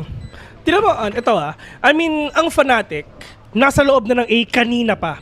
Pero kung napapansin mo, si Eto J, hindi pa siya nag-rotate. Kasi nga, ang gulo nilang maglaro. Hindi alam ng foot kung saan pa talaga sila pupunta. Kahit 2 o 3 tao sa A, magbibi pa rin sila. Kaya hindi umaalis si Eto JD just to get that information kung talagang ma-confirm niya kung nasaan pa talaga yung spike. Pero with this 1 versus 3, na classic lang ang gamit mo, it's actually really impossible for you to win this kasi kasasabog nila yung spike. 8-5, Fnatic might win this. Actually, not might, pero will win this round, 9-5. Yeah. 9-5 na nga, nakuha agad nila yung win dito. And as you said nga, yun na nga yung nangyayari dito. Kailangan lagi nila i-confirm yung information every time na nakikipaglaban ka with Fnatic kasi you're not sure if ever ba napupunta talaga sila sa site na yon. And there's not really a lot of information going rin for the side of foot. Kaya confused sila during the first 2 rounds. And hindi nila alam yung gagawin pa. Yun nga, I mean, si Synod talagang... Okay, wait lang. Tumitingin ako ng lineup eh. Okay. So dun sa dumi na yun, tututok ka. Tapos doon, okay. Para sa Cyber Cage. Hindi kasi ako, nag-cypher ako dito pero wala akong lineup dito eh. Ganda na lineup ng cage na yan Ayos yeah, din pala yun. Pero yun nga, sabi nila nandito na nga sila, kinlose nila itong site for them na umakyat nga sa ramps para makuha nila yung heaven. The more na information, na control na nagagawa nyo, the better yung chances ko na talagang pwedeng ma-outmaneuver yung mga kalaban nyo nga dito. And in terms naman, kahit double duelist nga yung Fnatic dito, tignan mo, wala pa rin talaga. Play for picks, contact play, yan at yan lang yung gagawin nila sa entirety na sila yung attacking. Talagang naghihintay lang sila kung meron magkakamali or may mag-overstep on the side of foot. And maganda itong ginagawa nila for now, no? Talagang on their side, conservative angles yung pinipick off nila. Pero ito na, gold na nga si Turka. Pasok na siya dito. Makapag-flash in. Alam nila kung nasan siya. Alam niya kung nasan si Captain. Itatry niya mag-pick off of each other. Pero babalik pa rin siya with a dimensional drift. And babalik siya sa same pwesto. Oo. At tignan natin kung talaga ine-expect ba yun. ng Foot. Well, at least confirm ni Dirk na may dalawang tao nga dun sa A. Pero wala silang idea at all na si CNED nagbabantay rin talaga dito na nga sa loob ng B. Andun pa rin si Yeto J. Pero in terms naman sa execute mga tropa, ito rin talaga yung ginagawa nga nila. Alphager will catch one. Yeto J all the way from garage will catch one as well. 1-to-1 rin talaga pinapakita nga nila. Pero meron tao sa may heaven, meron tao sa may C, meron tao sa may ramps, meron din tao sa may site. Pero Leo well in the life of Yeto J right now. Pero in terms naman sa ginagawa nga ni Chronicle, tinan mo, kahit lamang na sila, talagang tinatry niya na i-off angle lang din talaga yung mga kalaban niya para ma-out-possession yung iba and mahuli niya yung mga pwede pang mag-rotate ngayon. Pero si Mr. Fallen pa rin talaga makakakuha. Ready si Mr. Fallen sa gagawin niya doon. Lahat sila nasa side, tatlo sila to try mag-pick off of each other. Fallen, no! He falls and that is still Fnatic taking the round against Foot dito sa laban na to. And this is the round na parang talaga hinahanap nga dito ng Fnatic eh, no? Ano nang score? 10-5? 10-5. 10-5. So, dun sa approach na pinapakita nga ng Fnatic, talagang nahuhuli na rin talaga nila ang Foot dito. And for themselves actually, lalong-lalo na ang Gen G, minsan kasi hindi na nila binabigyan ng enough space ang Fnatic din dito eh. Talagang minsan, binibigyan na nila ng aggression. Sila yung nagpo-push. Yeah. Ayaw nyo mag-push, di kami na lang. Yun na nga eh. Parang, kasi ang problema dito yung Foot, parang walang adjustment tayo nakikita sa kanila. No? Talagang, they're still sticking with their guts dito na very conservative angles pa rin yung kinukuha nila, which is what Fnatic is good at. Kaya yun yung nagiging problema dito eh. Talagang natatalo sila 3 rounds na consecutively yung panalo after natin mag-switch ng side, and that's not a good sign for Foot. Actually, yes, that's true. Kasi kung ano yung pinakita nila nung first round ng second half, kung ano yung nakikita natin ngayon na 10-5 na, halos parang ganun pa rin yung approach na ginagawa nga ng Foot ngayon. Pero ito ata yung switch up nga na ginagawa nga nila. Mukhang magiging aggressive nga rin sila. Tinan mo si Cena at si Yeto J. Medyo nag-advance sila dito kahit papano. Pero hindi, mukhang babalik ata sila. Di pa rin nila alam. No information pa rin on their side. Fault line? Wait natin. Try nila i-pick dito. Cena goes in, pero tatakbo pa rin siya, pero may confirmation siya dito ng information. Rendezvous pa rin ang nasa isip nila, pero that is a really beautiful flash na ginawa nga ni Dirk eh. At least, one tap, not gonna be in this favor. Pero dalawa yung tao nga dyan. Good flash nga na ginagawa nga rin pa rin nila. Alpha pati siya pumasok ngayon. Pero nga lang Dirk, nagugulat na lang din yung mga kalaban nila ngayon na nasa loob na pala yung Fnatic. Pero Krax and Captain, ang natitira nga para sa kanila. Captain medyo malayo pa. Nasa may mail pa siya though. At Stinger lang yung gamit niya. Mahirap, bossing. Mag-isa na nga lang itong si Captain. Magagaling pa siya dito sa B-main. Not really a good angle for this gun. Kaya definitely not gonna survive this on a fight against Boaster. Narinig niya may tumatalon-talon. Maybe he could find a way to win this fight. Tatry niya mag-take off. Tatry niya lumaban. Ay, mahuhuli ata niya. Nakaguns out! Mahuli niya si Boaster! Nakalabas yung knife! Tinamaan siya sa ulo pero hindi pa rin sapat! 21 HP. And 10 is to 5. Make that 11 this time around. Sasaksakin mga tol. Pero yun na nga, 11-5 already. And yung approach na nagpinapakita nga dito ng Fnatic sobrang gumagana. Tinatry nila na himay-himayin isa-isa yung mga kalaban nga nila. Well, yung push na ginawa nila dito sa B, wala din naman talagang pera yung mga players ng Foot ngayon eh. So might as well, lahat tayo mag-heaven, sandwich natin all the way from garage para mas mahirapan pa nga sila. I have the great cash anyway, papasok nga dito sa may backside though. So might as well, get that control. Full B control, full site control. And wala nang nagawa doon ng Foot. And in terms naman sa pangalan nila, hindi talaga nila mahanap yung perfect footing nila. Hindi pa nila mahanap right now for this first game. Talagang nahihirapan sila. Hindi nila alam kung ano yung game plan, especially when they switch up to the defense side. Kanina, no naka-eco sila, yes, tinry nila mag-switch up ng playstyle. Pero for now, hindi pa rin nag-work eh. Maybe a bit too late na kasi 2 rounds na lang itong Fnatic for them to get the win. And so far, nasa kanila pa rin yung momentum this time. Ni hao! Ni hao sa inyong lahat. Hello sa mga nandyan sa sa venue. Shoutouts nga po pala sa inyo. Kasi balita ko yung yung mga ibang tawag dito. Yung mga ibang venue nila dito sa VCT China. Meron talagang tunay na submarine. Tunay na submarine? Legit yun hindi yun sabi-sabi Talagang if sinearch nyo, yung venue ng VCT China, katabi niya is parang submarine talaga na hindi na operational. Ooh. Hindi lang si Andrew yung may submarine, tol. Pati sila. sasabihin ko sana yun pero yung submarine ba na to, ano ba? Ang pangit ng word. Sorry. Lumulusong pa sa tubig. Hindi na. Okay. Yun lang yung bitin. Pero ayos may ganun pala sila. So, legit yun. Ayos pala yun. Pero nakita naman natin dito for them, yung venue natin. Ganda din. Mas maganda pag nasa Pilipinas ka. Tama. Masters. Manila, ganun. Manila? Aba. Saan pa ba? Saan ba pwede mag-masters dito sa Pilipinas? Masters, Bukidnon. Yan.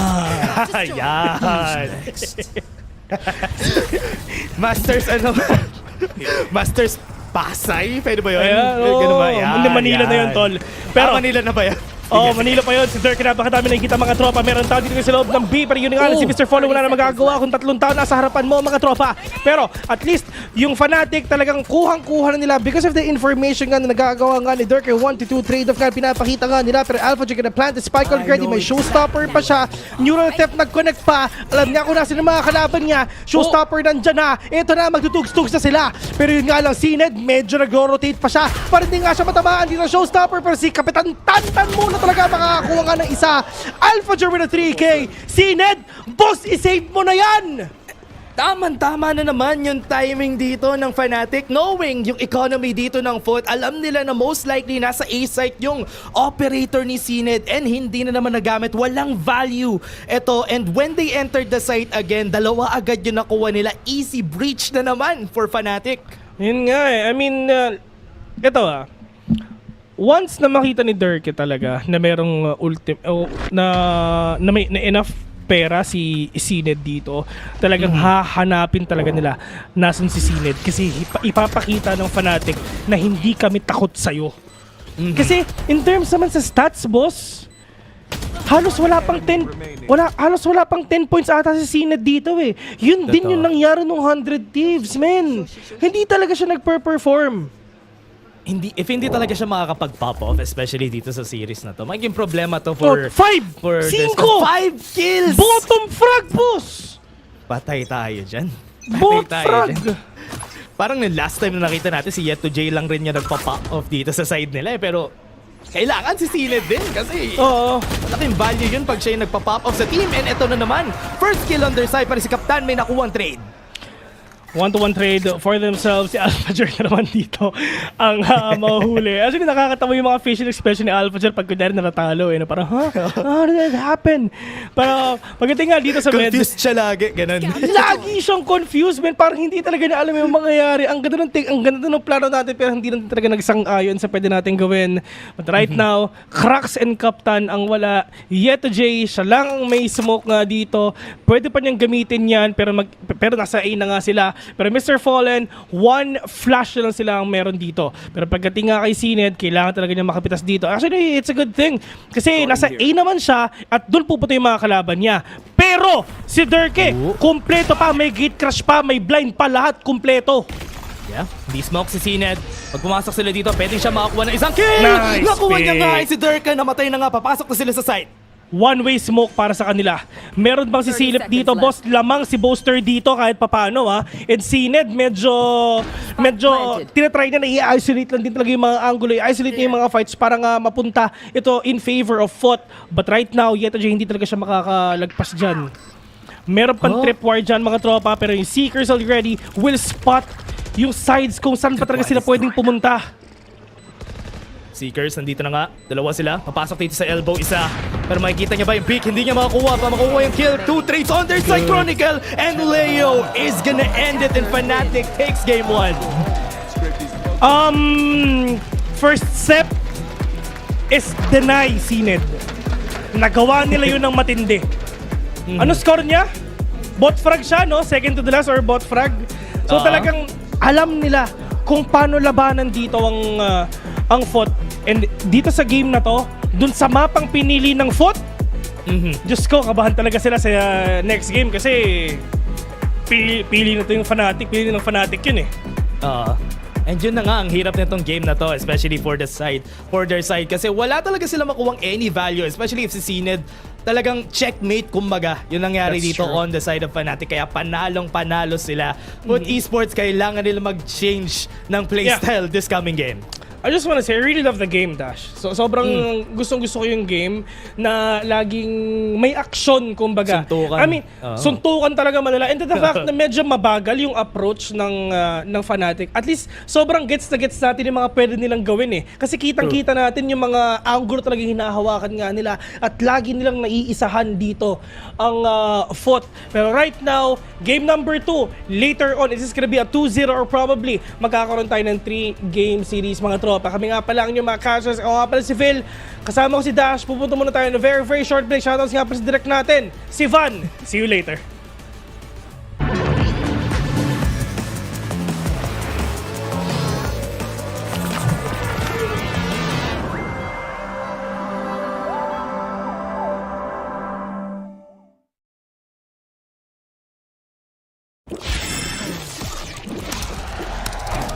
Red Bull gives you wings.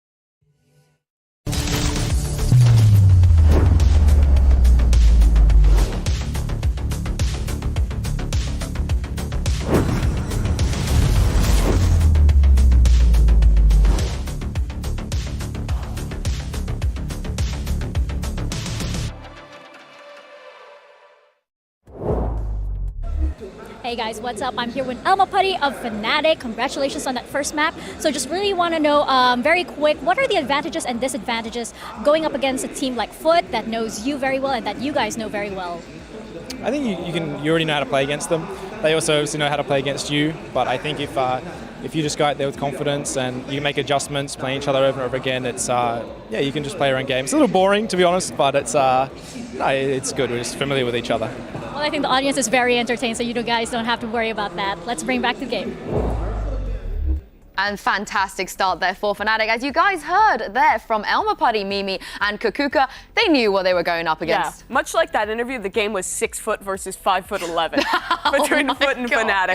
They're so familiar with this team, and I think they came out with a really good game plan. The Yoru comp looked good. I loved a lot of the set plays they had, especially on the defense side for proactive looks. They were punishing Foot in the mid round, and Foot was almost never even getting that spike down, which led to that super dominant half. Yeah, let's take a look at the Verizon high-speed moment, because we talked about Durka and Kukuka. He did not come to mess around. Amen. One of the things that I wanted from him was the movement, right? The impact. I was mentioning how on the defensive was going to be about him, but man, did I expect this. The operator, time and time again, not only with the Outlaw as well, the productivity that he had of even re-pushing these angles. Sometimes, hear me out, it was dangerous, but just because of this kind of plays, we need to see that Fnatic has understood this comp. Yeah, but I actually like a Fnatic that's willing to take a lot more risks, especially versus Foot. I think taking some of these risky gear pushes in the mid-round, trying to find that timing is actually really good. And it paid off for Durka round after round. 406 ACS to end the game, not too shabby. Okay, we talked about Truth and Cope about Fnatic being so back. Can we now say Durka is so back? Not so back, Durka's back. Oh, I'm not overreacting. I'm not overreacting. He's back. I love overreacting because I just love it. But honestly, seeing the first time that Durka played Yoru after all that time, hyping it up, comparing that to what we just saw, it's so much better. It's night and day. Yeah, it's yeah, night yeah. and day. They've gotten, I think, a lot better. In EMEA, some of these comps didn't look fully fleshed out. I think here they're really proving that a lot of work went in ahead of Masters Shanghai. Yeah, if we take a look here for the AIM Labs shoot around as well, checking in with Boaster, who had some unfortunate first death, but I felt like the calling was spot on. Yeah, it was really good. The defensive side especially, I think, had some great moments from him. And when he got into the attack side, kept it really clean, controlling the map super well throughout to keep that game dominant. Yeah, and I love the time that they were taking to read into the situation, how patient they... I can't concentrate on my job. Please. This is how he plays, actually, always. I think he's just making a meme because this is probably what we were seeing, beforehand when we were trying to see what he was doing. He plays like that so he can see the mini-map. Yeah, he's just talking. He's got just like the red guard posture. But again, I think that the calling was very good. I think the Chronicle was holding super good. Not on the defense. I think that his utility had the most impact on the attack, but also going back to the calling, the understanding also how and when to use the ultimates in the last 3 to 4 rounds, understanding when to invest everything to secure a win that will snowball into the rest. Yeah, the showstopper, right? When Alpha popped it, I think we were kind of like, does he need to pop it? But yeah, but if they win that round, exactly. Yeah, one on the map. I will say though, in terms of Foot, what does this mean for them? Because that did not look like the Foot. And it was their map pick. It means that they're likely going to lose this series 2-0. They're going into a Lotus, which has been consistently the strongest map for Fnatic.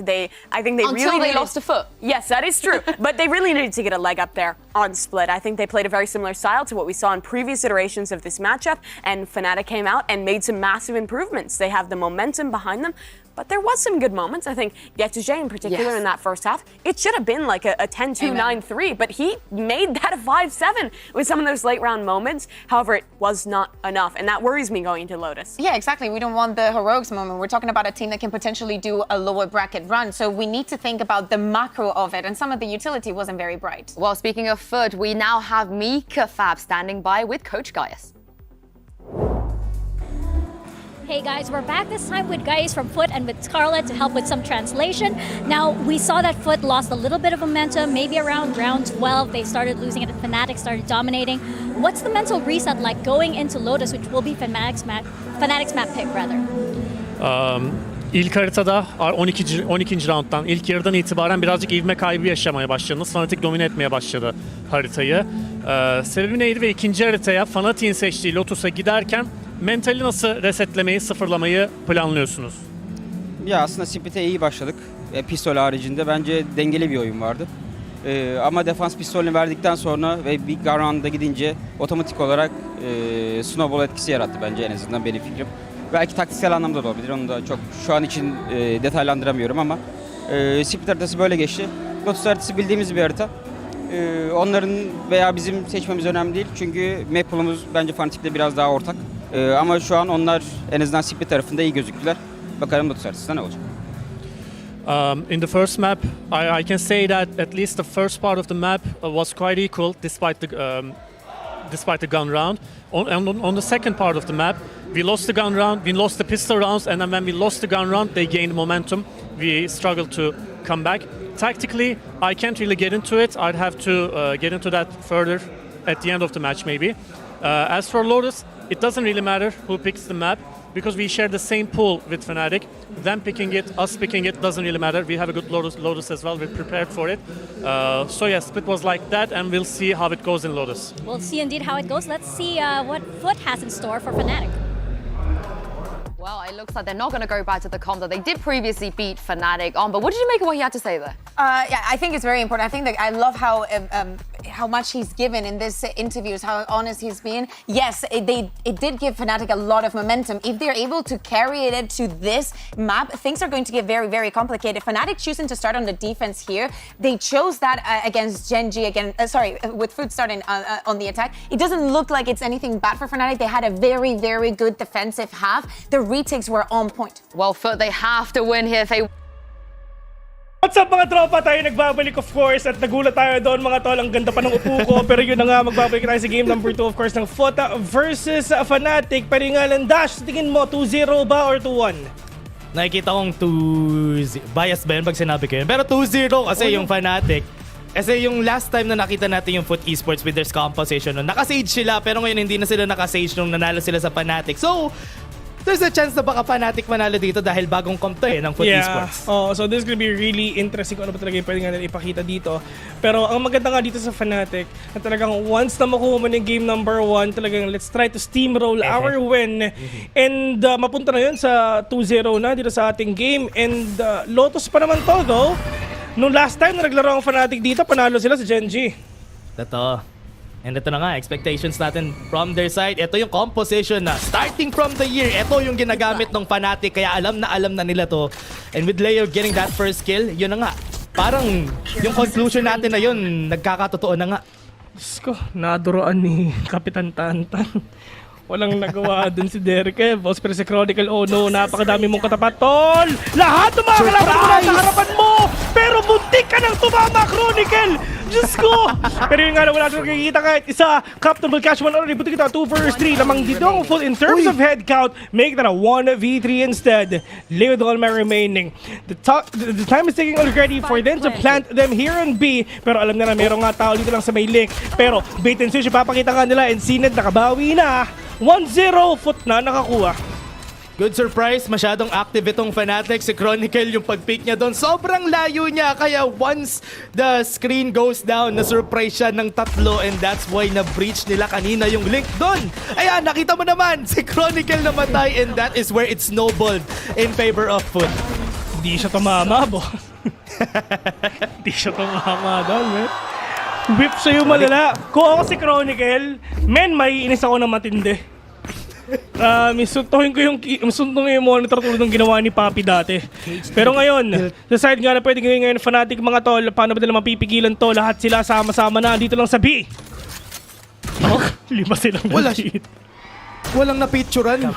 Pagpasok nila doon, and ito, nandito na nga sila sa B as you said. Pero Fnatic, pushing in. Lahat sila nandito pero wala rin sila makikita. Aware yung Foot sa gagawin nila dito. Pwede nilang buksan yung pinto though. Pero ayun na nga, dito lang sa mid, nag-cut noise sila for them to get that angle na lamang nga sila. Pero Sined already, nangunguna. Pero alam ni Sined. Sobrang ano kasi, parang sobrang matik na yun eh. Bakit ka maiiwan doon out in the open kung wala namang magbe-bait and switch or magbabantay doon sa may kaliwa? Sobrang predictable nung ginawa ni ano doon, ng Fnatic doon. Good call dun sa pillars talaga na yun. Yung tinry nila mag-peek doon. Bakit nga ba nila gagawin yan? Pero ito, dahil dyan, dahil naubusan na sila ng 2, they're gonna be pushing at A site. They still have smokes to work with. Meron rin silang pang information pa on their side. May hunt pa sila naka-ready pero wala silang guns. Kaya pag pumasok sila dito, mauubos na sila for sure. Durga with the paint shots. Nakakuha pa siya ng isa, making it a 2v1. But yet to Jay, still winning it. Still a 2-0 pa naman. Good eco sa side nga ng Fnatic. 3 agad yung nakuha nga nila. So at least nabawasan nga ng ekonomiya yung mga players ngayon ng foot, no? I mean, for the side naman ng Fnatic, at least Dirk, meron siyang operator ngayon. Well, Lotus naman to, so talaga magper-perform talaga ang operator nga dito. Pero yun na nga, di ba? I mean, sobrang predictable nun. I mean, bakit ka magpupush doon na wala ka namang sagot? Dapat meron eh. At least, alam ng foot yung mga ganong pwestuhan na meron palang nagbabantay sa Gedli, which is si Chronicle. Yeah. Ganda sana siya in practice yung ginagawa ng Fnatic doon, pero yun na nga, nakuha nila agad. Yung na-read agad nila yon. Pero ito, nakita naman natin, first kill agad, Alphayer is gonna fall down, make that 2 foot. Looking like parang sila yung nagkaka-advantage dito sa mapa na to. Ang gusto sanang gawin nga ng Fnatic dito, wag nang bigyan na enough space ang foot for them to go inside the site. Kasi nga medyo mahirap na rin, kulang sila ng AoE eh. At nawala na nga si AlphaJer, so it's gonna be really hard for you to retake this site. Pero onto that whiff, parang muntik pa mag-whiff si Ata Captain doon, taking down Chronicle. 2 vs 5 already. Sabi ni Darka, out na siya. Man, let's just save up everything that we have at bawin lang tayo later on. Yeah, really surprised ako dito sa mga angles na tinitake ng Fnatic. No? Kasi I was expecting na dahil gun round nila to, mas aggressive yung angle na iti-take nila. And dahil hindi ganun yung ginawa nila, Foot just found a way to just go in and out of the side. Especially when they got main. Yung nakuha nila yung nag-iisang tao sa main, yun yung naging sagot nila para makapasok sa side. Yun na nga eh. And kung napapansin mo, tinan mo yung armor ni Durka, wala. So kumbaga, glass cannon to, boss. May 4-7 siya, tara bibili na lang ako. No! Pero ang problema, si Ata Captain, nasa likod mo naman pala, wala silang kaalam-alam na nandun na pala si Captain. 3-0 at Fnatic, mukhang mag-1-1 ata tayo dito, bossing. Pero masyado pang maaga para sabihin nga yan. Pero yun nga, di ba? I mean, hindi desperate yun eh. Glass cannon na yun, matindi na ginawa nga ni Durka doon. Nabahala na. Basta mag-cooperator ako. Yun nga eh. Tapos wala pang nakuha ang value yung operator nila na yun. Sirang-sira yung economy nila for this next round. Third round, they lost. And ito, nagtatry sila mag-go with an aggressive play. May makukuha ba silang anything? Nope. Foot is just gonna run away. Saan ba sila pwede pumunta? Ang Foot ngayon, nag-iingay lang sila. Pagdating nga dito sa C, they know it already sa Fnatic na meron mga noise dito. They got the orb as well. This is the start ng push nila dito. In terms of stun, may natamaan na nga ng isa. Alam pa nila kung nasa si AlphaJer pero mawawala din siya. Yung mga players ngayon ng Fnatic, sobrang difficult na take na to kasi nga wala naman silang pera. Meron silang full control ng site. Meron silang mga utilities dito, AoE damage as well. At paano makukunin to? Nakuhang-kuha na nga nila dito ang C na kahit wala yung dalawa, this is more than enough for them to capture and for them to do a post-plant pagdating nga dito sa site na to. 3v4, Chronicle, nag-iisa. Great flash yung ginawa niya doon. And Fallen just got a kill, making it a 3v3. Yes, wala silang makuha gun upgrade, pero at least meron silang dalawa on their hands. Sobrang ganda ng flash. I mean, alam na ata ngayon kung paano gumamit ng utilities ngayon ng Foot eh, no? Pero buti ka na 3 vs 3. Dahil sa paranoia already, tamaan nga si Mr. Fallen dito, pero mariretake pa rin ata nila to. Kung utility play ang kukunin nyo sa amin, ang gagawin nyo sa amin, yun din yung isasagot namin sa inyo. And buti na lang tumama yung paranoia ni Boaster. Tama. One of the teams na ina-expect mo when it comes to utilities talaga is Fnatic. Pero alam mo, yung sinabi mo nga kanina na yun, Vil, ay maganda kasi at least nung last game, baka ubos yung utility nila last game. Kaya ngayon nila ginagamit lahat ngayong game 2. So nice, yun nakikita natin sa Foot for now. Mas nice ka. Pareho tayo. Oo. Yes. Sina-Chinese niya, man. Bakit? Bakit niya Hindi kasi, ito kasi, si Bowser kasi nag-aaral talaga siya ng Mandarin. Oh, right. So, fineflex lang niya na nasa China na nga sila. Mas naririnig yun ng fans, di ba? Ito na yung kalampag ng papag mga tropa. Talaga, ito na talaga yung execute nga na ginagawa nila. Tara, sina tayo. May paranoia pa sila. Pero mamaya na gagamitin yun kasi wala naman silang tao nakikita. May Viper Spit pa. Sobrang dami nilang napato. Yung Nightfall nandiyan na. Walang marinig yung mga kalaban nila. Kahit isa yung mga players ngayon ng natamaan sila isa-isa. Pero yung Prowler sa harapan nga nila. Alpha Joe nakabawi pa. Pero may showstopper pa sa imong mukha. Yung Boombot. May matatamaan ba? Pero si Captain wala siya naririnig dito. Wala siya nakikita because of the Viper Spit nga na meron siya. Putik ito for Versi. Already nasa yung mga kalaban nga nila. Pero magpupush siya. Pero ito rin talaga yung courage nga na pinapakita niya para mabawi na itong site na to. Charlie step sa inyo. Nakita na Captain na silid yung mga tao na to. Chronicle mag-isa. Pero Captain pa rin talaga ang nakakuha. Yun yung maganda. Sagutan! Patience from Captain. Naghihintay lang siya dun sa Viper Spit the whole time, waiting for the right timing para makapasok at makakuha ng kill. Nakuha siya ng dalawa. Even with the Nightfall, winate out lang talaga nila and hindi sila naging impatient dito sa side ng foot. Kuhang-kuha na talaga. Ang sarap. Ang sarap ikas nitong mga to. Ibang klase. Buti ganito sila maglaro ngayon, no? Oo, ang sarap nila i-cast, tol. Pero ang importante, yung mga players ngayon ng foot nakakabawi na isa-isa. Ay! Meron nga palang gusto i-shoutout.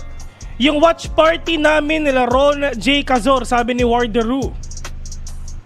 Shoutout.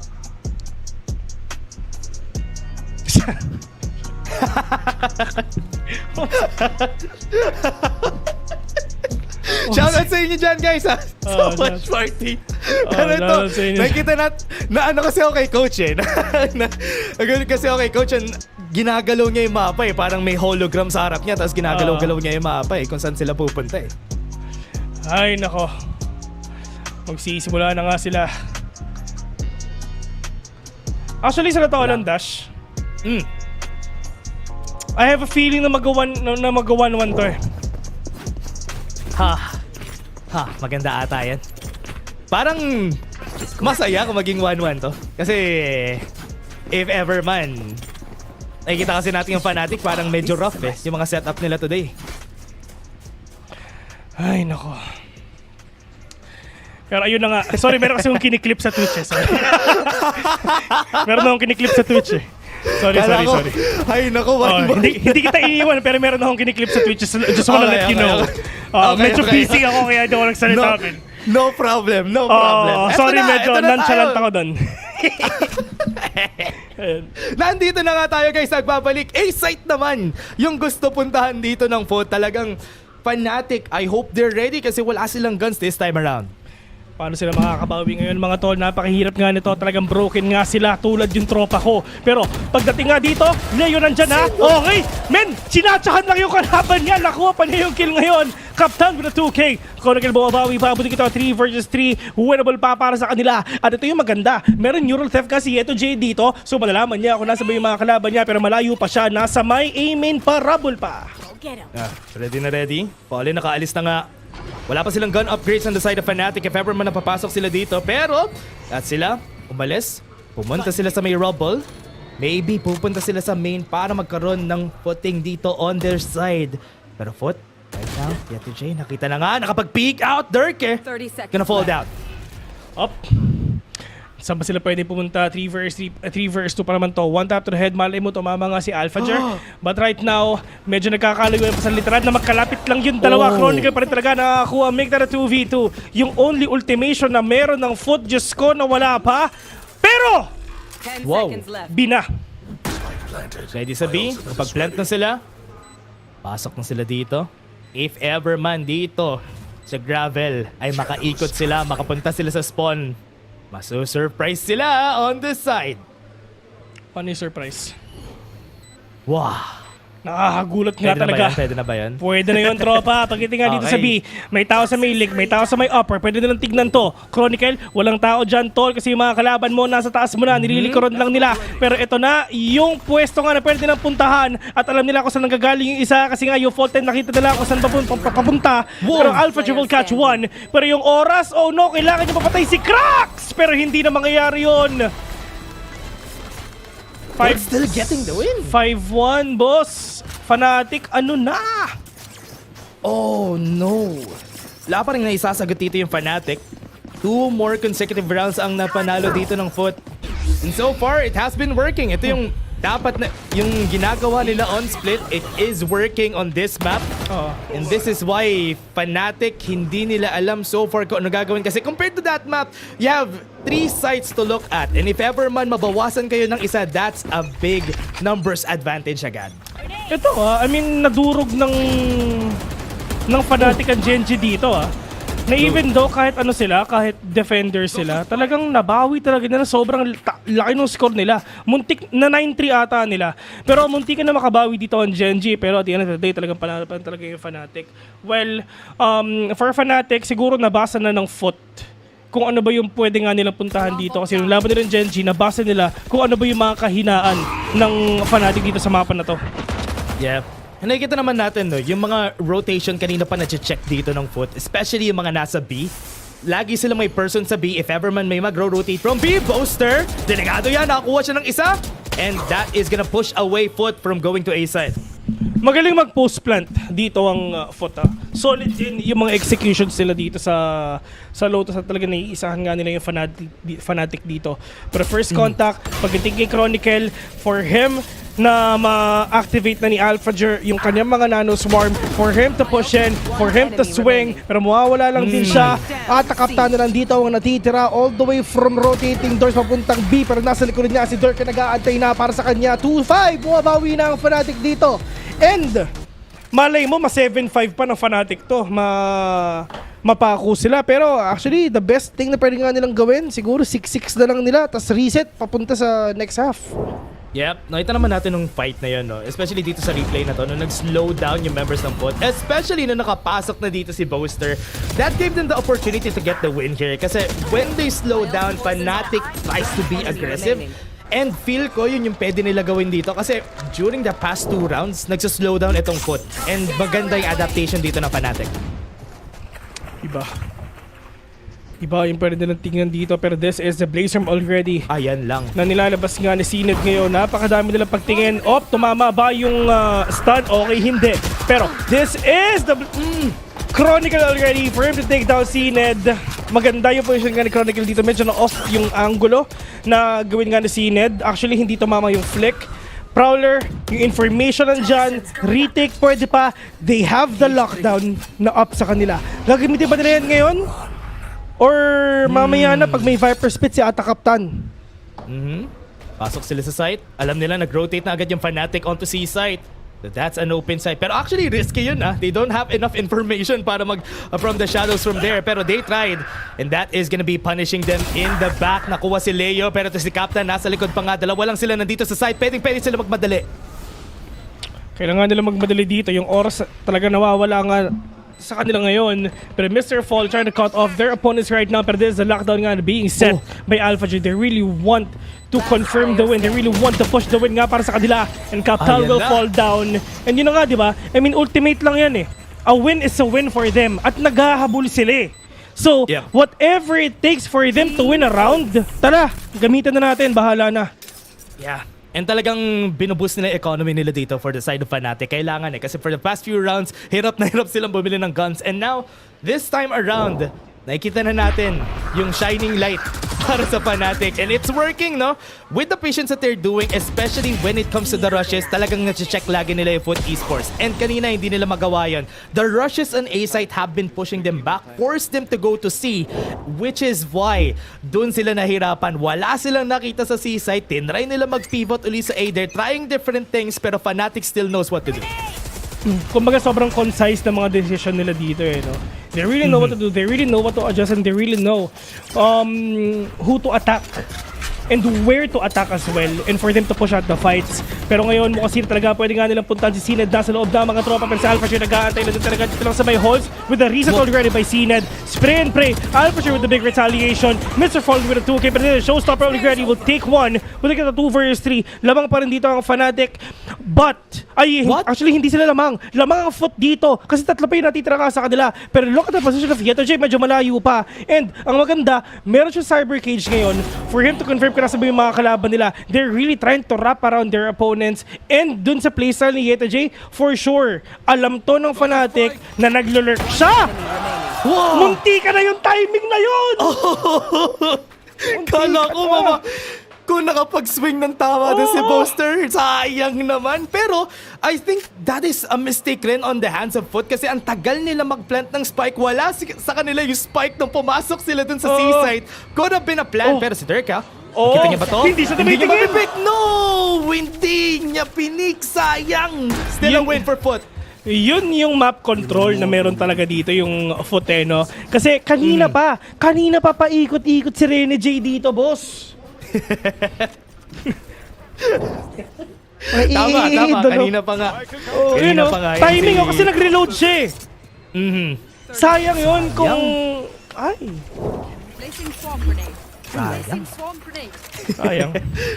Pero still, no, great at them from the side of Fnatic. Pero yung Foot, yung ginawa lang nila, yung round 8, yun lang din yung ginawa nila kanina eh. Pero it worked out in the end kasi iba yung reaction na ginawa dito ng Fnatic. Right now, Boaster tries to peek out. Sined wins.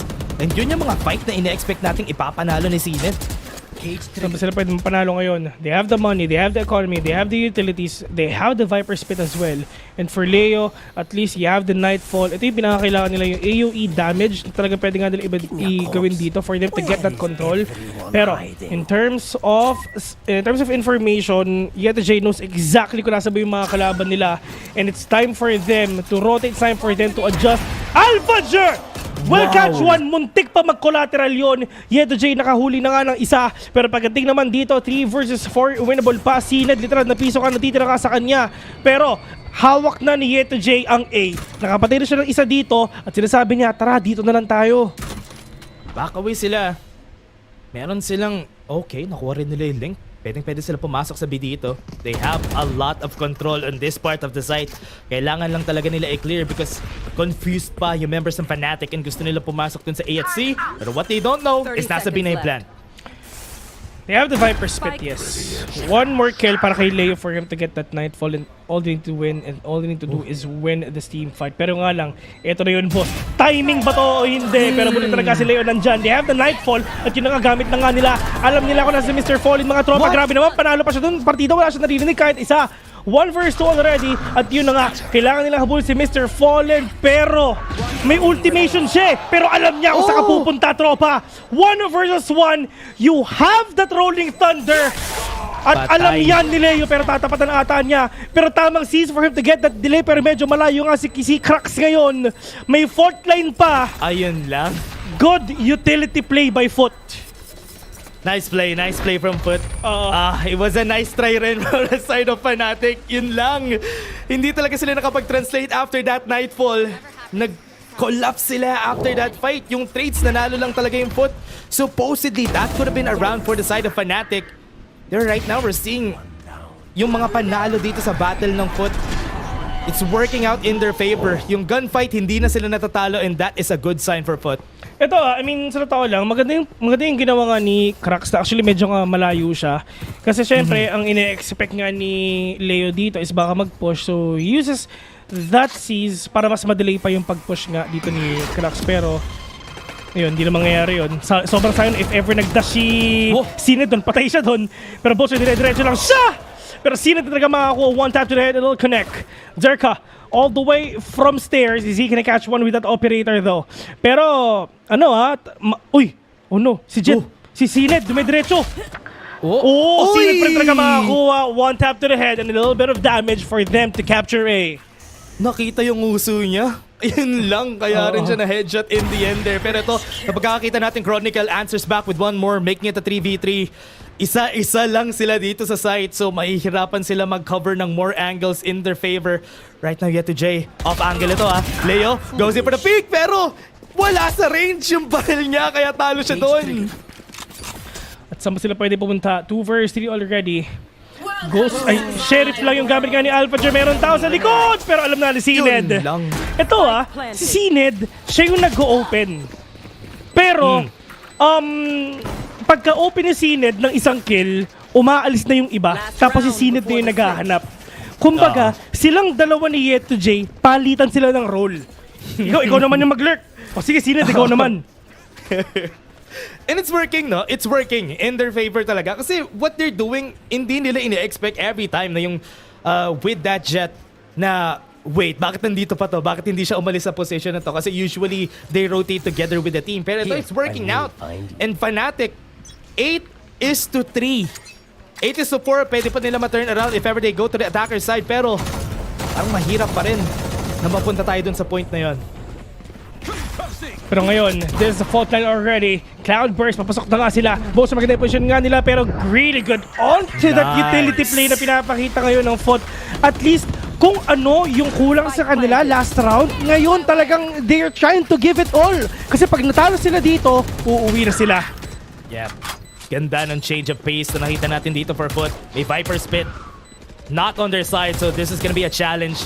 Kahit i-try pa nila dito, there's gonna be a lot of smokes going around. Hindi pa sila nagtatry. Tinatry pa rin nila mag-clear ng angle. It's not working out. But meron pa rin sila space on their side. Hindi sila makapag-defuse. It's a 5v3. And it's not gonna be in favor of Fnatic. Kahit may Viper Spit in their face, lahat sila isa-isang namamatay. And FOT is just gonna take it on a flawless on a 9-3. Wala nang natatakot sa Viper Spit ngayon, boss. Tama. Wala na. Kasi ang kailangan lang naman nila is hanapin lang naman si Viper. Yun lang yun. Ganun lang kadali eh. And syempre, hindi lang isa yung maghahanap, kundi dalawa pa. At yun yung maganda na pinapakita nga dito ng FOT. Mas nagiging confident na sila to take on the fights comparing sa last game. Talagang they know what to do. Mas concise na yung mga decisioning nila at na-outperform nila yung mga kalaban nila ng matindi. Ang ganda rin ng mga openings na lagi nila dito, Bila. Kasi sa mga nakita nating opening, compared to the last game, wala tayong nakitang openings from CNET. Kasi yes, naka-chamber siya, and now na naka-jet siya, yung openings niya lagi yung the reason why na to turn around yung battle in their favor. And ito yung hinahanap natin from a guy who had a championship back then. And nakikita naman natin ngayon, CNED showing himself with pride dito sa game na to. I mean, sabi ni CNED, hindi matatapos tong Masters Shanghai na hindi man lang magta-20 kills sa isang game. Yan yung plano niya. Ito na daw. At least second half, makaka-20 kills daw siya. Boss, ayaw umuwi sa bansa ako na yun lang yung performance ko. Hindi, dapat performance level talaga ako, boss. At buti na talaga, nag-perform na siya ng matindi. And dun sa swap na ginagawa nga ni Yeto J tsaka ni CNET, talagang nag-work na eh. I mean, pareho lang naman talaga sila makati yung tutok eh. And lagi nga nila nakaka-catch off guard yung mga kalaban nila because of the off-angle plays and the positioning na talaga na ginagawa nga ng FOT ngayon. At sobrang successful sila on doing that. Pero right now, swap na, boss! Matagal na game to, sigurado. Uy, si Sky. Uy! Ni hao, Sky! Sasabihin ko rin sa hello Sky, hello. And yun na nga, sa back to sa sinabi mo kanina, Bill, kasi ang ganda rin kasi ng mga adjustments dito ng FOT Esports. Yung 1-1-3 nila every time is working out. Makakuha lang sila ng information on one side, lilipat agad sila on the other. That's why they got the 9-3 here. And alam nila, hello Sage! Ito yung literal na local na Sage. May orb pa siya. Ito local. Di ba si Sage Chinese siya, di ba? Di ba? Ito yung lokal. Tingnan mo, umiilaw yung orb niya. Oo nga eh. Pag hindi sa China yon, hindi iilaw. At dito umiilaw. Alam mo ang tawag doon? Ano? Made in China. That's true. Tama yan.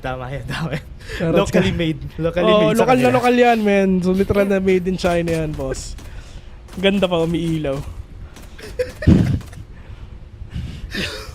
Sorry. Okay, nakabalik na ako. A-site, boss. Kaliwat kanan yung kalaban nga ni Zina. Dito, one tap, takbo! Dash na lang, tulad ng pangalan mo. Tulad ko. Yan, nakakuha ng kill. Ito si Turka. Yan ang hinahanap natin. Sa kanila, lahat ng members ng FOT ay nasa C-site. And once they go in, eto na, makakapag-post plant na sila. Oras na para mag-retake nga pagdating dito sa FOT. At least isa sa hard hitter nila, heavy hitters dito ng FOT is wala na, which is si CNED. But Chronicle narinig niya na meron tao nga dito lang sa may main line. Hindi sila nagkakatamaan. Mamba out na. Baka ma-pre-fire ka pa. Mag-zigzag ka na. Pero yun na nga, napatayin pa siya ni Ata Kapitan. Dalawa pa yung nakuha ka niya. Buti ka na, 3 versus 3 already. Parang ngayon wala silang makita dito kahit isa.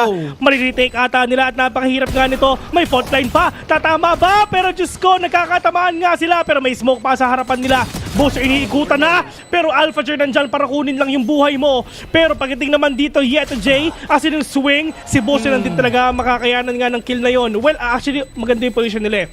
If ever mamatay man si Booster, at least si Alpha Jer magsiswing. One tap to the head. At yan ang kwento dun. And eto na nga, every time na may 9 tickers talaga, kailangan mo talaga mapanalo yung pistol round if ever man gusto niya mag-comeback for the side of Fnatic. And winning that pistol round is big. Kasi this is when they start to get the rounds. Maybe if ever manalo pa rin sila sa third round, pwede pa na makapag-comeback dito yung Fnatic. And from what we've seen, magandang opening for Fnatic to. Oo, nakakatakot. Pero ito may nagpapa-shoutout sa akin. Grabe naman yun, full name. Pa-shoutout din po Justin Villaseran. Undecided Esports, sana nakapag-decide na kayo kung anong gagawin nyo. Undecided. Medyo nagdadalawang isip kasi sila kung anong gagawin nila. Fault line, one tap to the head. Hindi na tama, pero tumama kay Alpha J. Super low on HP, pero sa likod. Si Kapitan Tanta, naka-classic na agad. Nakakuha na naman sila ng kill. Advantage na naman in their favor. 4v5. Yes, wala silang guns in their favor. Meron silang mga stingers on their hands. Pero ito, nakikita natin. Wait! Puro classic nga lang pala sila. But with that, Fnatic now post-plant. Post-plant it is. Well, ito yung problema. Walang tao sa likod though. Pero andyan naman si Chronicle para nga tignan yung likuran. Pero, oh no, this is huge. It's a flash already! But Dirk is still getting that kill! Painful tatama pa rin ata pero si Leo to the rescue. 3 versus 2 already. Cracks in Yeto J. The only member remaining. Yeto J na lang ang mag-isa. Tatakbo ka na. Lumipat ka na lang sa kabila, boss. Yan, sa kabila na lang daw siya. Kasi, yan pala. Diyan na lang daw siya mamamatay. Yan. Kasi dyan din na mapupunta yung mga kalaban niya so might as well get that exit frags.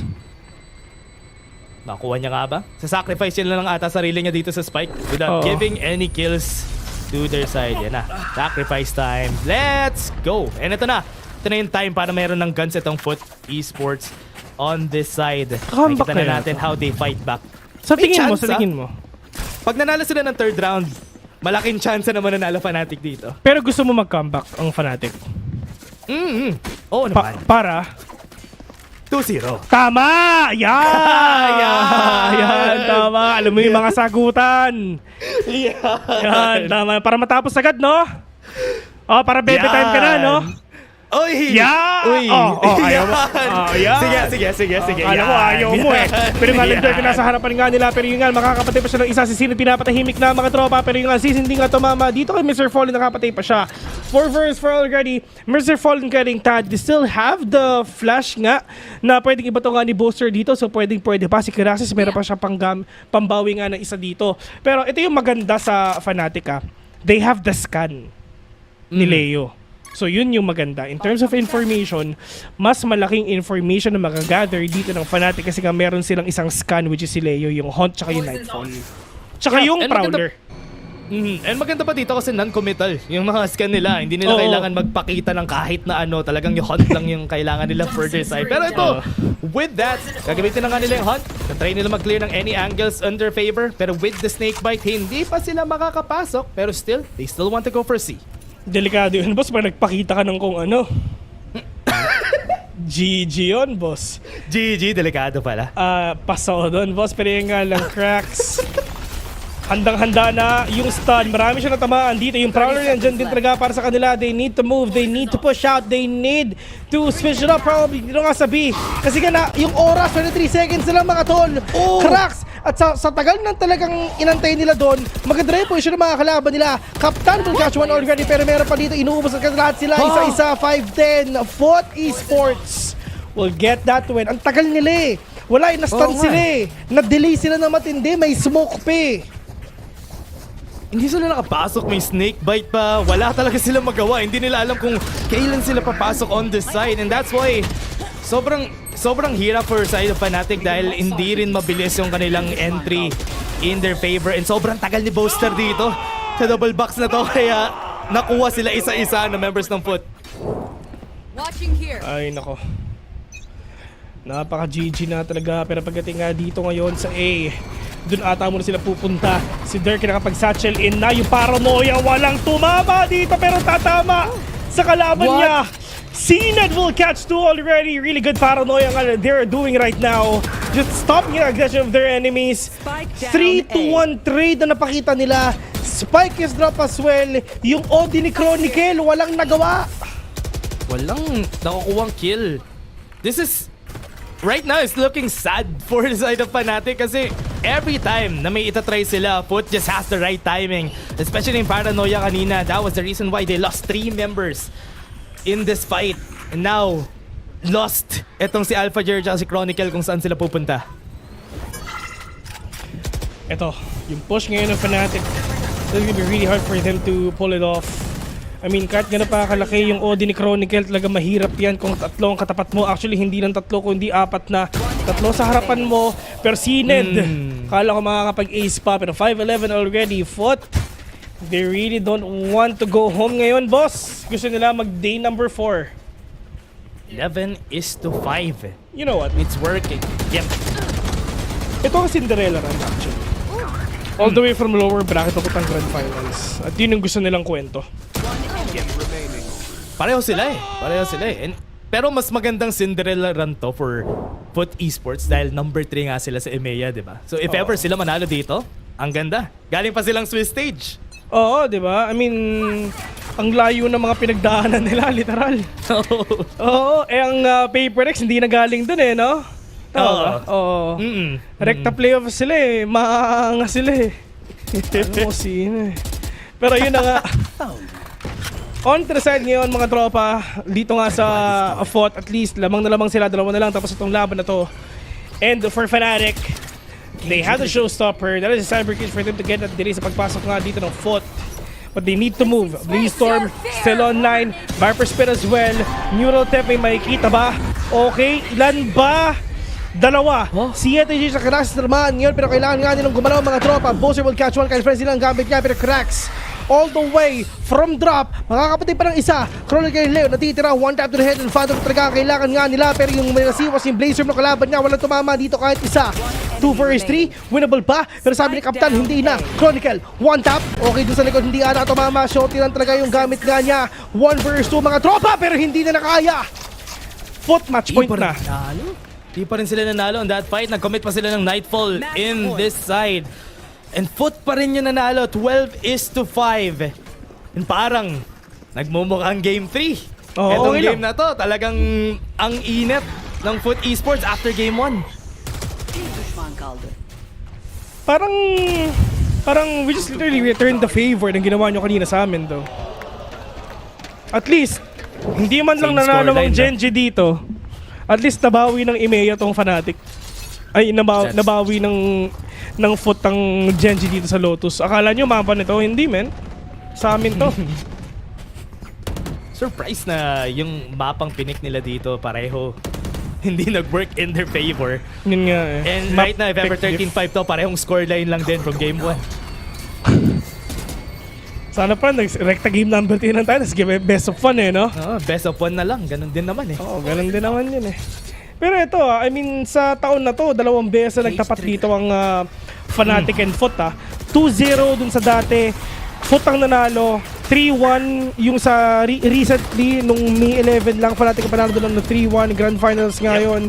Pero right now, mga tol, I mean, lower finals pala yun rather. Pero we're gonna get to see the game nga na pwede nila ipakita. Yung last time na nagtapat sila dito sa Lotus, men, 15-13 yung score nila in favor of Foot. So talagang kayang-kaya talaga at lagi nilang nilalaro nga to. And for themselves, if ever manalo pa rin ng Foot dito, never pa nanalo ang Fnatic sa Lotus. Ulit. Never pa nanalo ang Fnatic sa Foot na Lotus ang mapa. Ngayong taon. Yun nga eh. Yeah, ito na nga yung talagang magandang story for both sides. Pero wait, Fnatic, na-try pa rin nila. Maybe make it na hindi pareho yung scoreline from the past game with this. At least gawin nilang 13-6 para maiba naman. Nag-iiba ata. Painful para sa inyo. Yet G pa rin talaga nakakakuha nun. 3 vs 1. Sisilip pa sila. Silip pa rin. Mainit sila, idol. Pero at least, ang importante, panalo nga sila. 6-12 already. Fnatic, 6 straight rounds. For Foot, they have a lot of rounds to lose, man. 6. Yeah. Sobrang yaman na nila at this point. Yung eco nila, it's not gonna be broken just by one loss against Fnatic. For now, it's starting to look like Foot is just gonna be winning this. Dahil nga, once we go into the next round, meron tayong Viper's Pit, meron pa tayong Neural Theft. So, ready itong Foot. May Operator pa nga, naka-ready sa CNED. Yun nga, kompleto na eh. And medyo notorious sa CNED pag operator, alam natin yan. Pero kanina kasi talagang hindi siya nag-perform eh. Pero ngayon for Fnatic, let's see if ever they can actually win this round. Last time nagkapat sila dito, 15-13 na, lamang ang Foot Foot Mr. Fallen. Medyo na-realize ko din yan Yes. Pero Fnatic malakas pero iba rin talaga pinapakita ng Foot Safe. Epas muna tayo. Epas, boss. Paranoia, it will connect onto 2. Seas will connect to them as well. And they know it na talaga may tao nga dyan. Kaptan ngayon ang titira. Crash will catch one. Kaptan kamunti ka na. Yung isa nakapag from the shadows na papuntang A for them to get that already. For them to get that control. And good smokes already. Medyo malalim. And medyo magdadalawang isip talaga ang Foot dyan na pumasok. Yeah. It is still a 3v4. Lamang pa rin yung side ng Fnatic dito when it comes to the numbers. Advantage tries to peek out nang walang flash. Mabalik na naman yung kanina nilang sakit. Kung may flash lang inintay ngayon, nakuha sana nila yung kill. Pero Fnatic still gets all. Cracks the last one standing. And yun na. That's gonna be Fnatic taking a 7th round. Not ready yet. 5 straight rounds, boss. Yan lang ang gagawin nga ng Fnatic. Pero sila mag-timeout dito for Foot, Pero mukhang ayaw ata nila. Parang confident na sila na maipapanalo na nila to kaya ayaw nila na mag-time out ng Foot Pero ibang klase ng pinapakita dito ng Foot.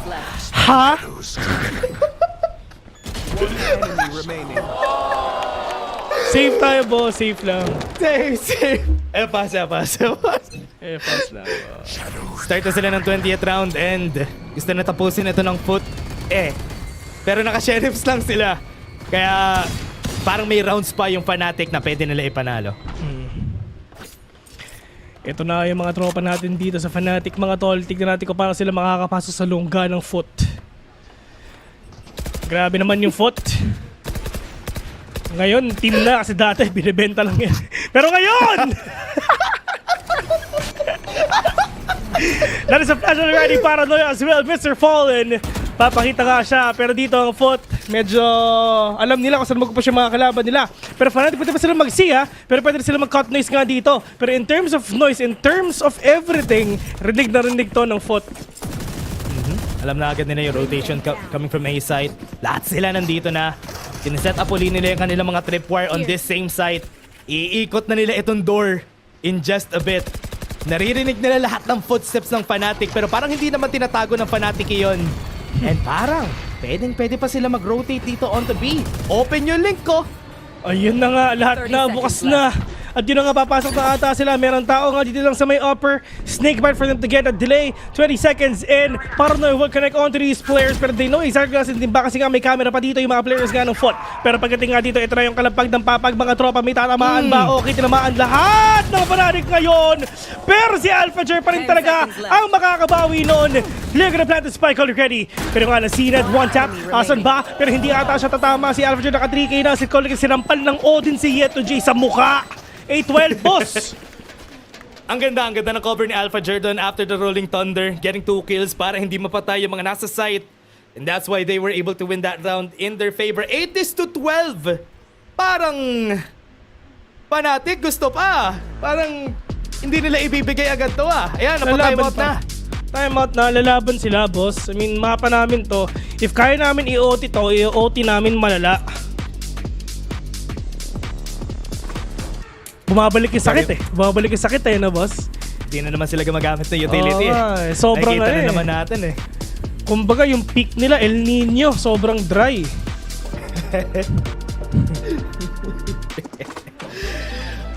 Kamusta naman Dash na tayo magkasama ngayon? Kamusta naman? Tawa ka ng tawa kanina, ba wala nang naririnig yung mga nanonood eh. Oh, Natatawa lang ako lagi. Masaya. Kung silang isipin, boss, ang importante, nag-enjoy tayong dalawa. Tama. 12-8. And syempre, nag-enjoy din yung mga tropa natin dito. So, syempre, bumabawi na yung Fnatic eh, no? Yun yung maganda. Kasi syempre, if ever, pag nasa Pacific ka, napaka-imposible na foot ang inaano mo. Siyempre, Fnatic ka, di ba? Tama. Saan ka nakakitang Pinoy na foot ang gustong manalo? Wala, men. Fnatic rin. Fnatic pa rin. Dahil kay Booster. Fnatic fans. Ang mga nanonood dito kasama natin. Tsaka kay Mr. Clean, si Derke. Foot talaga yung gusto nilang manalo dito sa game na to eh. Kaya yung nakikita natin dito sa foot, gusto. Gets ko yun ah. Iba yan, ayos si entry mo dun, boss. Nice. Pwede. Nice entry, boss. Pero nga, nasina, nagbabantay na dito lang sa may mound. Kitang-kita na yung Hunt. Pero meron naman siyang smoke sa gate. Pwede na pagtaguan. Huli ka! Paktay ka diha, Alpha Jer. Umuwi ka na.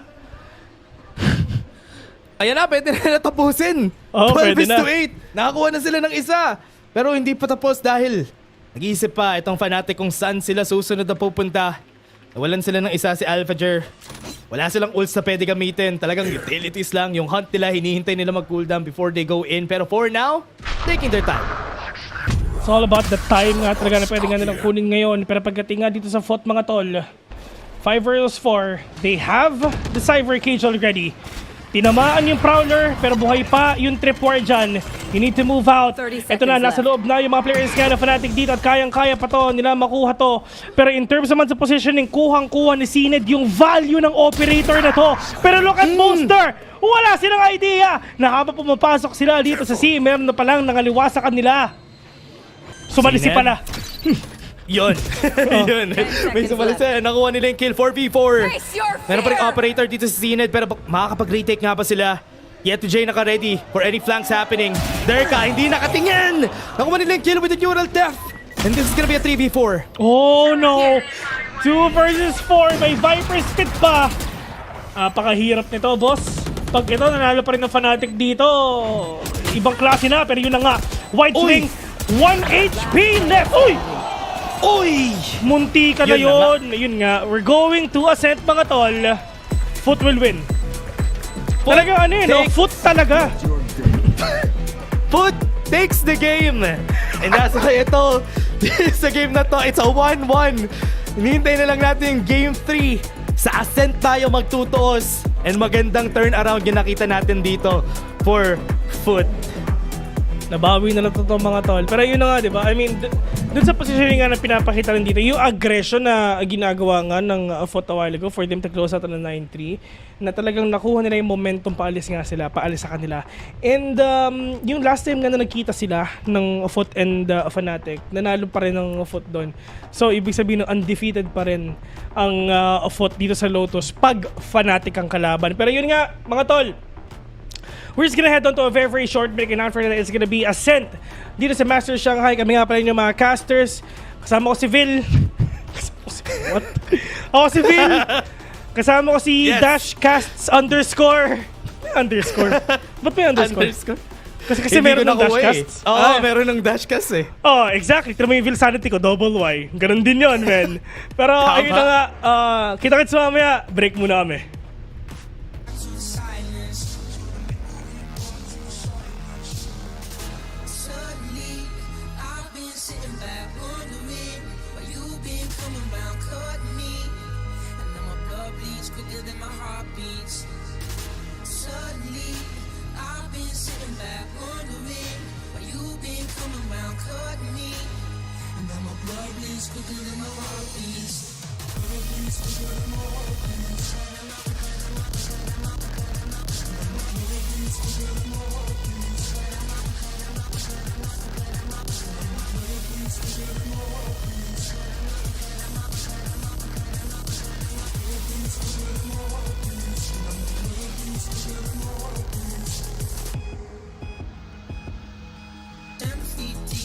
I'm far from grounded. Losing my feet when I keep on drowning. On a one-way street, you got me surrounded. You got a one-track mind like a driving. I can hear the graveyard sing, now you got me flatline. Trying to make my way back to the silence. Suddenly, I've been sitting back wondering why you've been coming around cutting me. And now my blood bleeds quicker than my heart beats. Suddenly, I've been sitting back wondering why you've been coming around cutting me. And now my blood bleeds quicker than my heart beats. Blood bleeds quicker than my heart beats. Blood bleeds quicker than my heart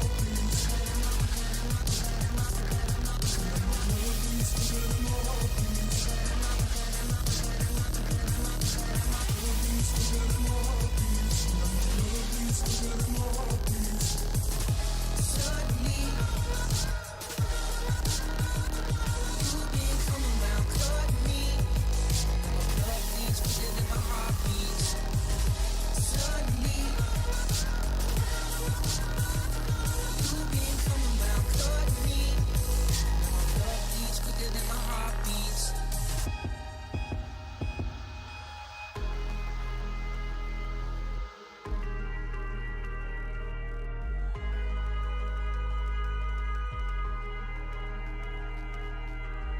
Suddenly, I've been sitting back wondering why you.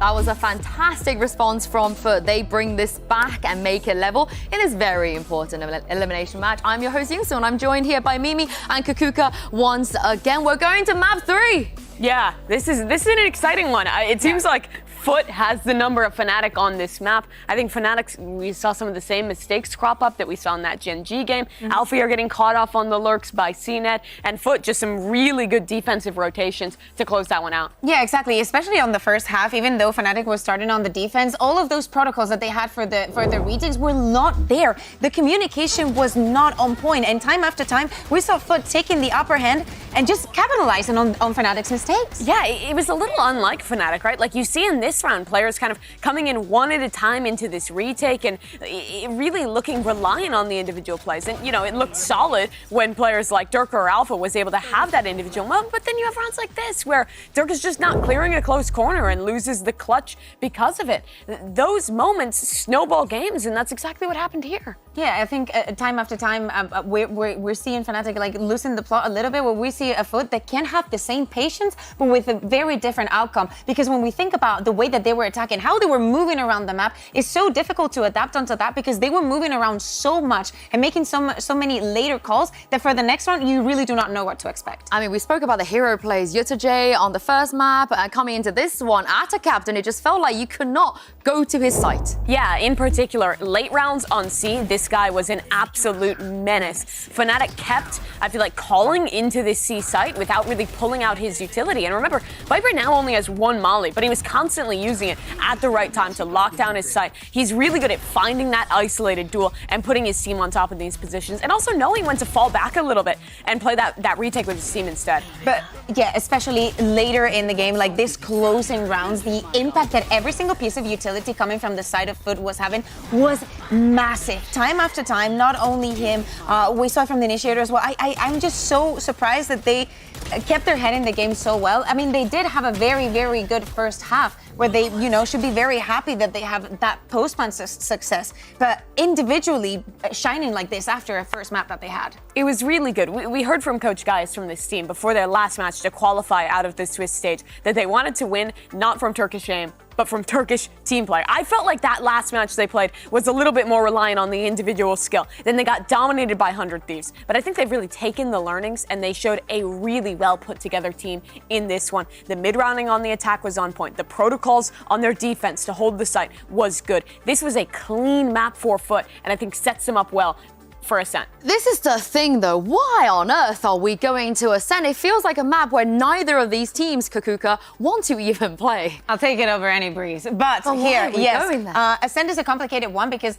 the fact that we're even here only shows that it's not that they wanted to be here, it's that they didn't want to play the other maps, right? Because it's a map that they do not have a lot of experience throughout the year. I believe that they've played a couple of times each, and it is a map that literally anything can happen, and it's all down to fundamentals. If we talk about a basic map, it is Ascent. Yeah, these teams have also played each other 5 times. We've never seen them play Ascent head-to-head. So this is really going to be an interesting one. This, to me, now becomes super reliant on just the basics. Team play, synergy. How good are your fundamentals on a map that you're probably not scrimming as much as the maps a little higher up in your pool, which to me it makes me feel like Foot might even have an edge in this one. We saw some of those like the team play moments slipping for Fnatic, some mistakes being made both in the Gen G series and in that map number 2 versus a Foot who I think he's looking pretty clean right now. Yeah, exactly. And if we think about Ascent and Foot, we saw them earlier in the tournament playing against DRG. They started on the defense and they managed to get 6 rounds in a row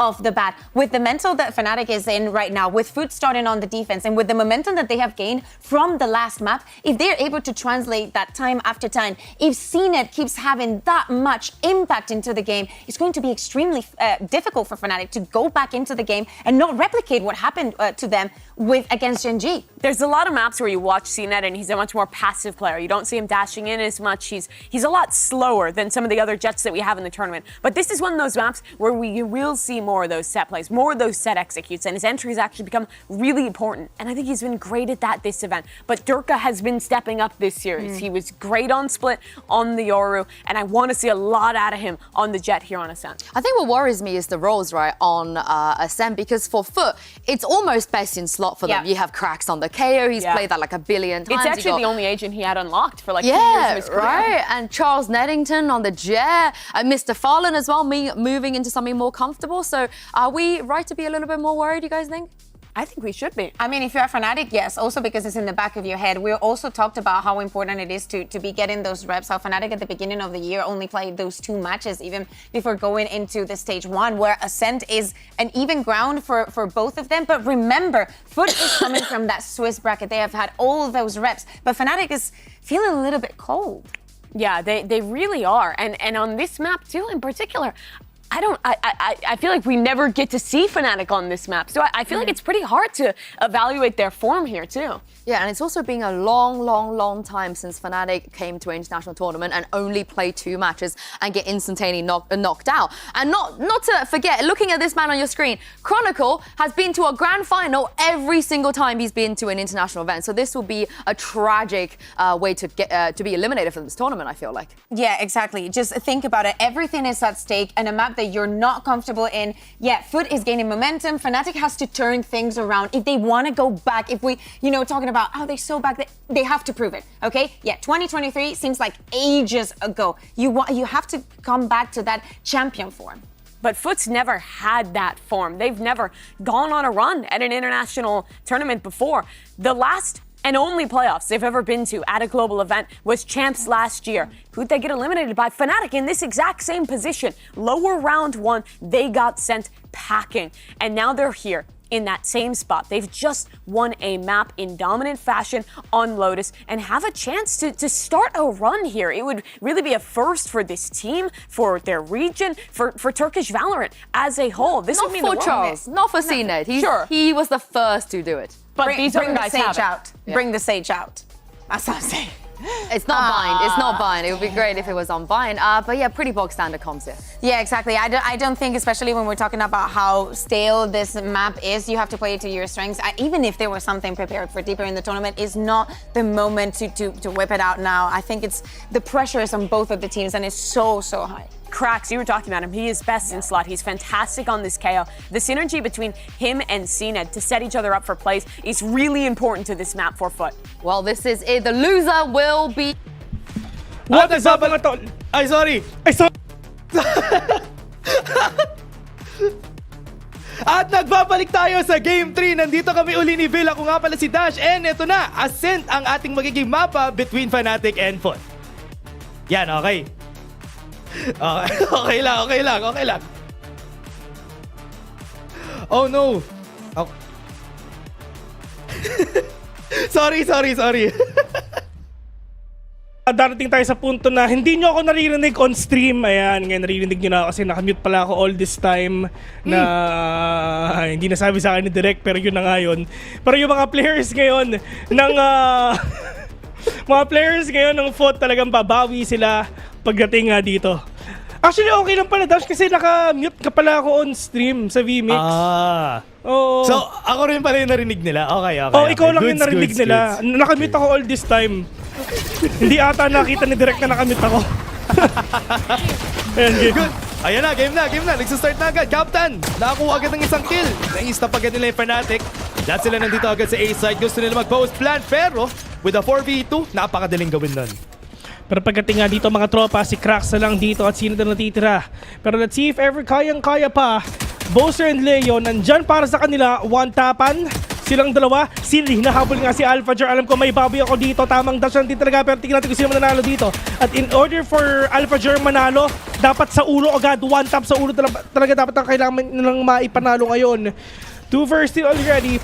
Bowser and Leo, the only remaining. Krax and Silly nakabawi pa! Hoy! Once again, na sa 2v4 pero nakuha pa rin nila. Nanalo pa rin ang FUT Esports dun sa laban na yun. Hindi ko na-expect actually on a 4v2, full HP on both sides. Pero puro headshots yung tumama sa nakita natin dun from FUT. Kaya sila rin, napangiti rin sila sa ginawa nila eh. Well, sino bang hindi matutuwa dun, boss? Na-cut off nila yung rotation ng mga kalaban nila, di ba? At yun yung importante, they really need to cut off the rotations nga nila in order for you to catch these players off guard. And once again, there's a 2v4. Lamang doon ng Fnatic pero naipanalo pa rin ng FUT ito at yun yung mga mga small mistakes sa kailangan nila mabawi. Yep. Really surprised na hindi sila nag-push forward pa si AB kasi wala silang information kung nasan yung other player. And hindi nila ginustong i-risk yun. They risk the rotation and dahil doon na-punish pa nga sila. Ito, kita natin Fnatic still going back to the basics para sa kanila. Slowing down the pace of the game and maybe push down on mid if ever they need to. Saan ba sila pwede pumunta ngayon? It's all up to the ghost nga na gamit nga ni Tropang Jer.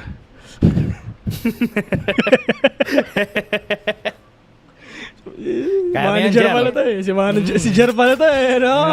Jer. Kayang-kaya mo yan. I know, can grind 24/7. I know, shoutouts nga po pala sa mga ABP dyan. Yung mga pumaldo. Hey! Oh, parang si Witz, galit na beast na Axie, pero yun na nga. Habang ginagawa nila yon si Mr. Fall nakatatlo na. Wala pang bawas dito ang FUT kahit isa. Yun.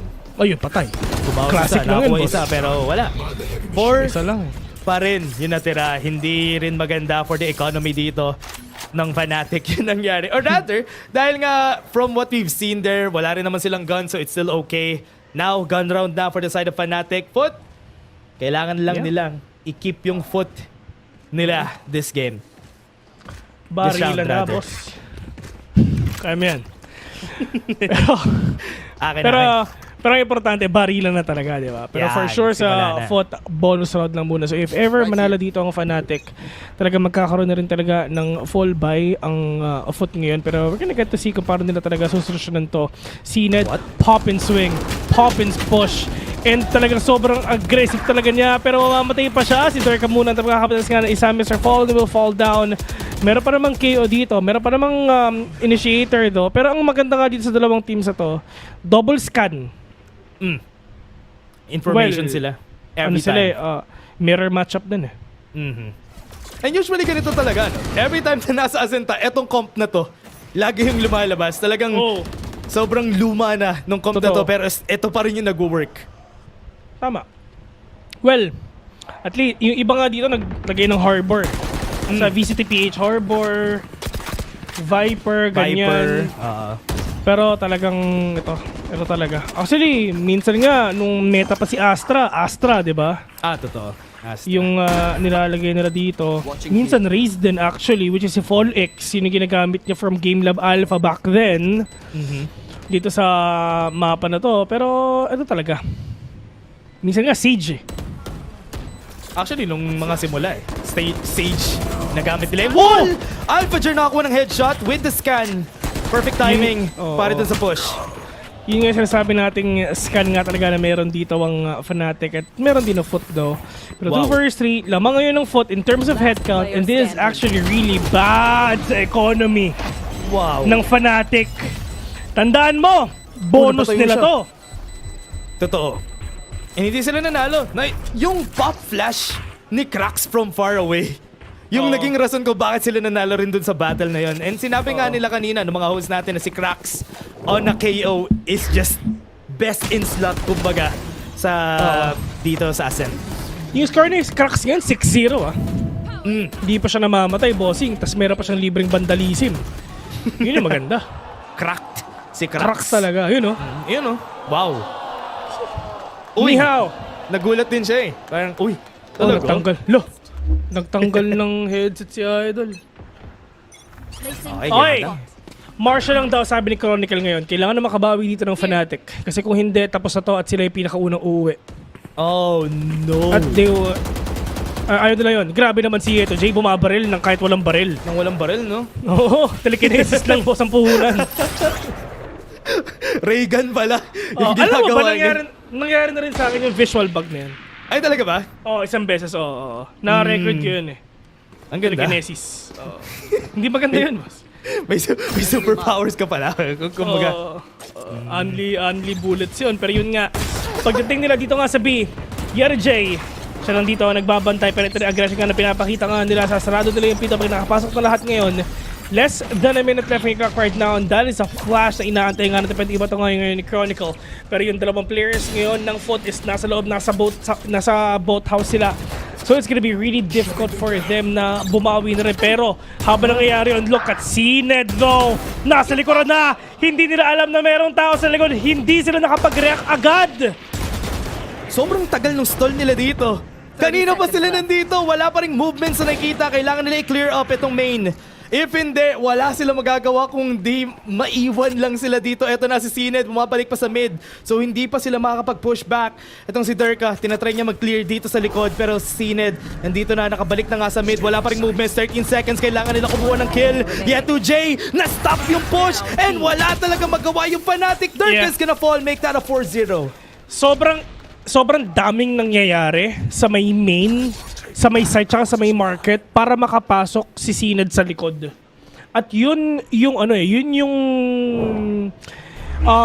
diversion play na talagang ginagawa nga nila. They really wanna divert the attention of Fnatic sa opposite side kung saan man pupunta si Sined. Actually, natamaan nga siya ng turret eh.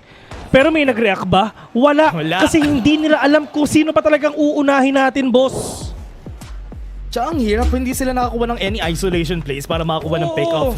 Kaya hindi rin sila nakapasok sa site eh. After nun, wala at alos sila kung saan sila pupunta. That's why wala rin talaga sila nagawa doon. Naghintay na lang sila, inisa-isa na lang sila ng foot nung time na yan. Stuck sila, no? Sobrang silang stuck doon, step bro. Pero ngayon... Nice. Ano tayo? Tech post tayo. Yan, tech Hindi ko magana yung earphones nila, Idol. Kaya pala tinanggal niya kanina. Wala daw siya nalilinig, pero panalo sila sa road na yun. Tama. Partida yun, boss. Dito kailangan ng sound cues, okay lang. Okay lang guys, mananalo pa rin kami, 4-0.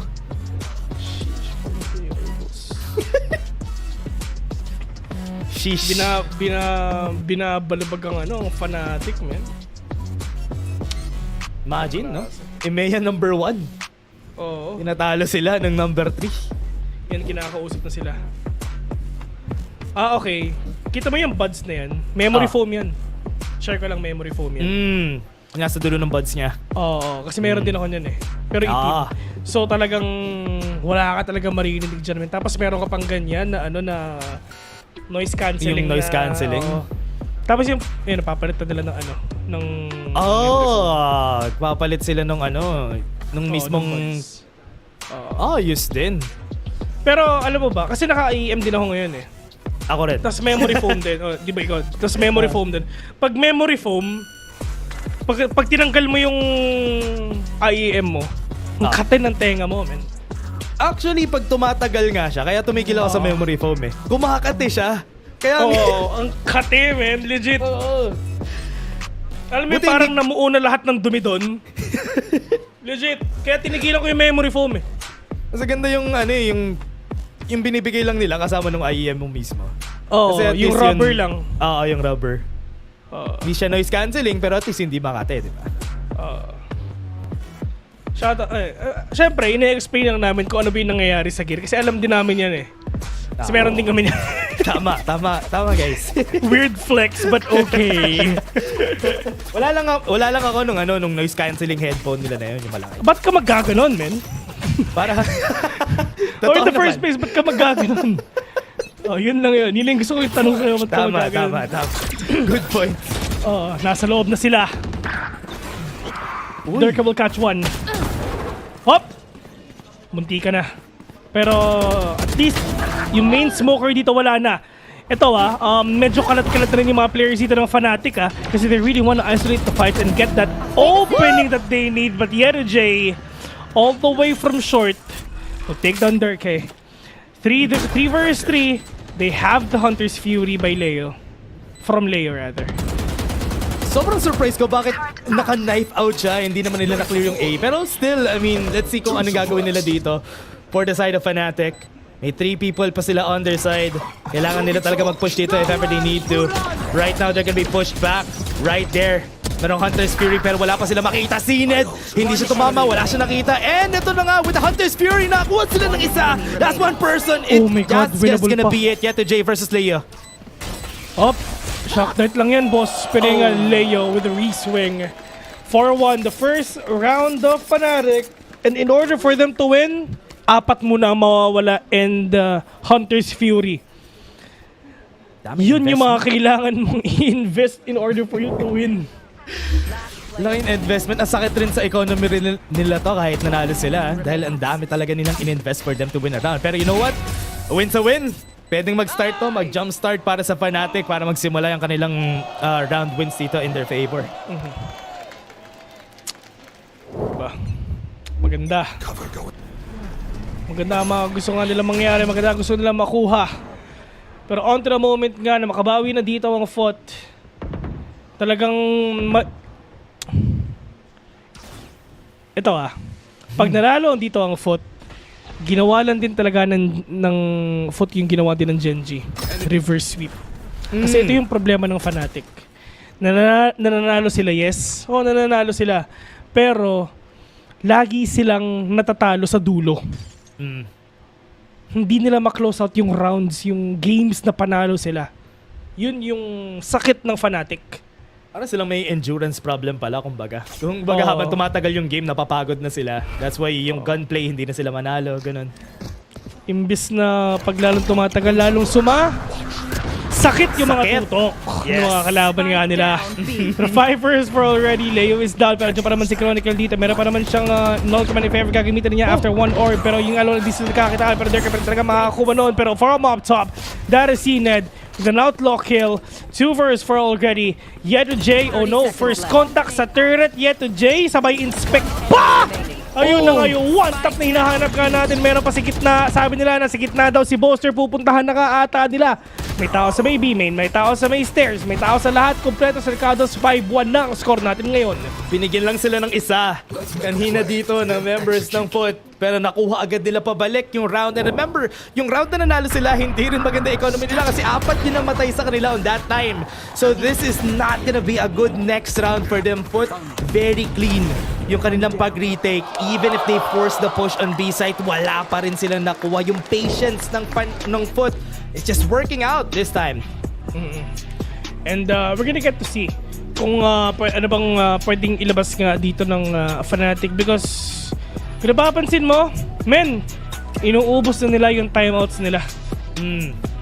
Kailangan Kailangan, ang hirap kasi hindi sila makapag-close out ng rounds talaga. Kailangan nilang i-stop yung momentum na meron itong FOT. Uy, Mr. Clean. Itong si Chronicle. 2021. Nanalo sila ng Masters nung Gambit pa lang sila. Kasama sila Nat, sila Redgar. Yep. Pero nasan yung 4 na yun? Tagal na natin hindi nakikita, di ba? Pero si Chronicle lumalaban pa rin. Alam mo ba kung paano maglaro si Redgar? Paano? Search mo. Malamang hindi ko papakita sa'yo. Mapapakita sa'yo. Siya yung nakatutok sa monitor. Oh, yung grabe yung angulo ng likod. Alam mo yun? Oo. Tinry kong maglaro ng ganun eh. Sumakit yung likodan ko pagkatapos eh. Para siya naka-lean back pa talaga eh. Oo. Kakaiba. Oh, si Ja, mahal na mahal niya yung monitor niya. Dikit na dikit, no? Pag sinabi mo kay Ja na, Pag sinabi ni Ja na hindi niya kita, sinungaling yun. Kitang-kita na lahat, boss. Dikit na dikit. Dikit na dikit sa monitor. Oo. Yun yung mga imposibleng hindi makita ni Ja, boss. Oy, eto na. Pero parang hindi pa sila magsisimula dito. Kuha lang silang information kung nasan yung kalaban Fnatic. Wala pa rin silang guns. And as we said nga, punishment lang to sa isang round na nanalo sila pero expensive pa rin yung nangyari doon. They're trying to clear out itong mid. Pero hindi pa rin sila makapag-commit. And where's the commitment nga talaga na pwede nga nila makuha ngayon. Kasi nga pagdating nga dito sa B, this is the double lockdown. Na talagang binabato nga nila. Pero sino ang pwedeng mananalo dito, men? Actually, patibayan ng loob to. Men, patigasan ng loob to, boss, promise. Pero may na-detain ba? Okay, meron isa pagdating nga sa Fnatic. 4 vs 4 already. Nagsa-stutter na yung feed ko pero lalaban pa rin sila. Sinad will catch one. Alphager as well. Dirk nakabawi pa ng isa. At yun na nga, pagdating nga dito mga tropa, wala na ako nakikita kasi yung feed ko nakatigil na. Pareho rin sa akin. Wala akong nakikita right now. Pero sa pagkakita natin, I hope na meron ng team na nanalo in our faces. Nakarinig ako na Hunter's Fury. Pero sana may tinamaan. Si Jano Gibson lang ang mag-isa. Mr. Fallen mga tropa, this is spike being implanted nga kay Ayun, at buto lang din talaga na nanalo nga sila. Nako-convert nila yung timeout on to win. Pero on the side of Mr. Fallen, medyo mahirap pa kasi medyo matagal pa yung recon bolt niya. Pero yun na nga, Dirk from behind will catch one na kahit walang pera ang Fnatic, kuha pa rin nila because of the ultimates nga na meron sila. Yep. Napag-commit sila ng mga ultimates. That's why they were able to close out around 5-2. Thrifty round for them. They got some nice upgrades in their favor. And ito na nangyari from that round. And that was a deserving round for Fnatic. And ito, so nakikita naman natin for that thrifty round. Let's take a look at how they approach itong susunod na round. 4-1 yung ginagawa nila dito. Meron silang tao sa A, maybe a distraction for their side. Pero with that information, 3 has been suppressed and alam na nila ito pero wala pang rotation na mangyayari. Right now. Ayun! Okay na, we are back. Yan. Eto na, bumabawi na mga tropa. Tingnan natin kung makakaisa na ang Fnatic dito for them to close out this round with a 5-5. Pero 3 rounds pa ang kailangan nga nila ipanalo. Pero medyo malayo pa naman dito yung mga players nga na Fnatic. I mean, nag-hold back pa sila. Kasi baka may mag-push at yun na nga meron. Huling-huli ni Mr. Fallen yung isa. But that is a quick trade-off na ginawa nga ni Boaster dito. 2 Sova, patay na. Still not deciding kung saan sila pupunta. Still are looking for mid. Maybe go on to link if ever they need to. But right now, it's looking like mid talaga yung gusto nila i-push. Si Boaster may kita pa to. Si Yeto J nakatalikod siya pero nakuha pa rin sila ng trade-off. Wala nang smoke ang Fnatic. Yun ang problema.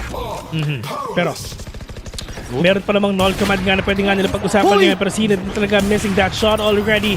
Pero second shot, it'll miss again. Yung pangatlo! Natama si that smoke pero meron pang isa. Dire-diretso siya. Pero tignan natin kung talagang lalabanan niya. Mga tropa, sigurado ka na lang dito ang natitira. Kaluwat kanan ng kalaban niya. Pati harap at likod. Kompleto pa. 6-2. Ayun lang. Yung operator shot na tumama. Pwede na sana nila makuha yung site kasi isa lang yung tao dun sa boathouse. No help sana. Yan nangyari dun. Pero still, they were still able to close out the round in their favor for foot. Game sense yun, boss. Yep. Nice shot to. Oo, na... na game sense ni Idol. Ang init sa Marikina, 32 degrees. Mainit lang talaga ngayon. Ay, init talaga. Init lately, no? Okay lang yan. May butas bubong namin eh. Kino-construct pa eh. Parang pinaano lang tayo, pinatikim lang tayo ng onting ulan. Tapos balik back to normal. Back to normal tayo. Oo, eto na. Up. Mr. Fallen will catch one really crispy onto that shot. At a Captain, nakabawi pa ng isa. Recon Bolt, not gonna catch anyone, pero yun nga ng muntika na si Sined doon. Mr. Fallen makakaisa pa ba? Alpha Jer! One tap, up!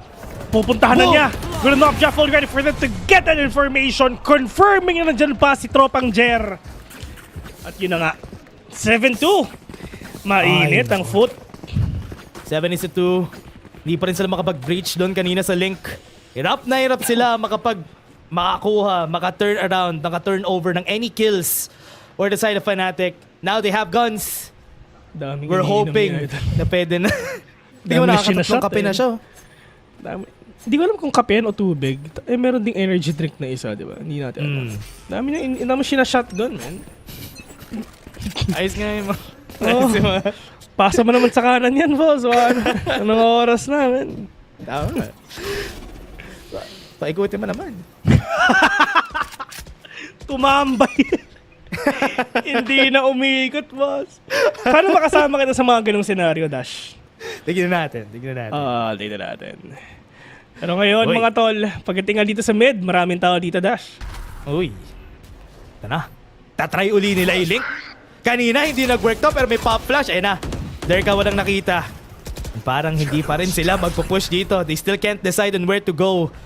Right now they're buying time. Pero parang magbabite ng back nila ito kasi they're losing time rather. Yun nga, tandawin tao nga dito sa A, no? I mean, tatlo sila nag-aantay dito. So this is gonna be a big mishap if ever dito talaga sila pupunta.